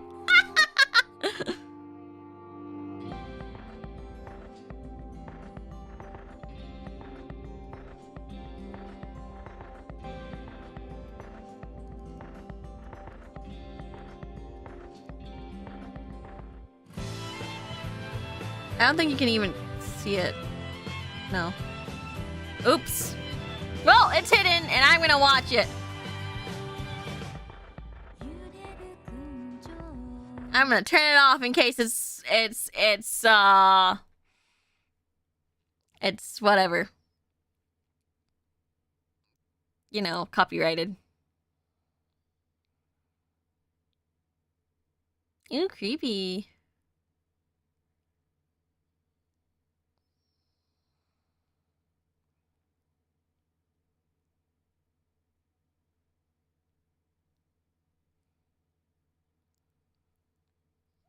Can we get a play-by-play of the OP?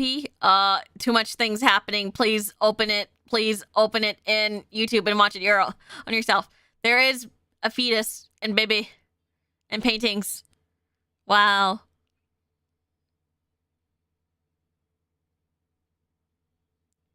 And blood.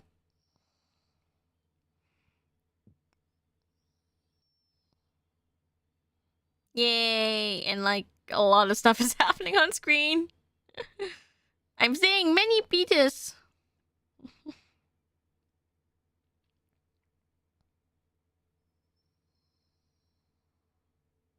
Mayhaps it's symbolic.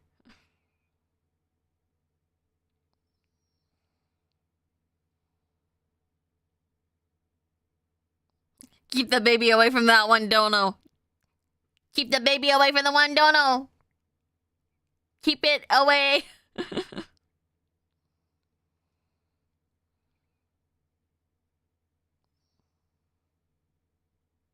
Yay. I am now extremely tired.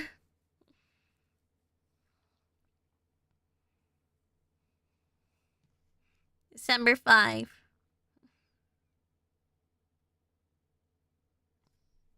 I think this is it. I'm gonna save it right here. I'm gonna save it right there. I'm so tired. It took so long to get to the opening. Minus also the fact that I am also very much a yapper.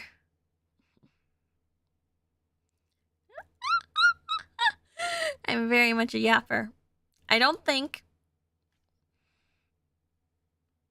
I will continue this game unless everyone really wants to, because I don't know how people feel about visual novel content.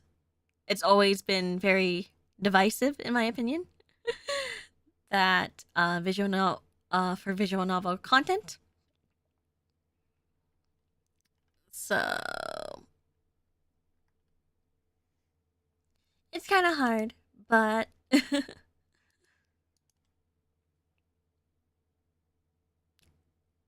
it makes it harder to stream with the censor. Yes, very much so.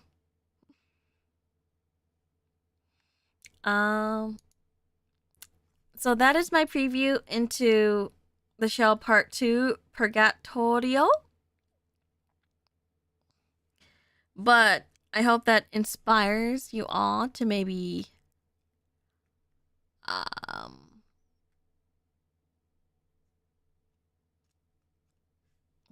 just also purchase the game on your own and play it, you know, and try it out yourself.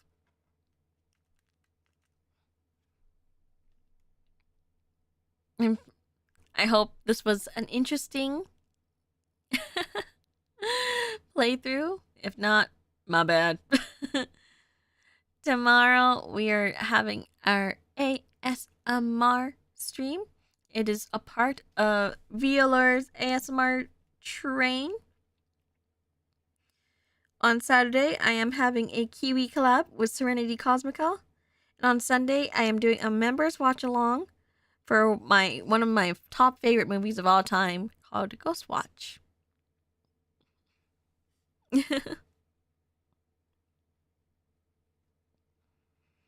So, I hope you all join me for all of those events happening this week. It's quite full, and not gonna lie, I'm a little tired.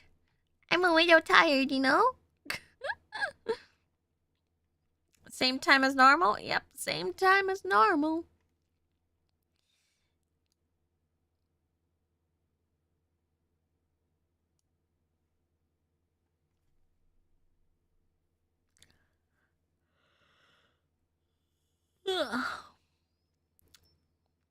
So, I'll see you guys again next time. By that, I mean tomorrow. So, I hope you enjoy tomorrow's stream. After tomorrow's stream, no, I think I'll feel better once Sunday comes. So, I'll see you guys again next time. Okay, bye-bye, bye-bye, bye-bye, bye-bye, bye-bye. Bye-bye. Scream for mercy.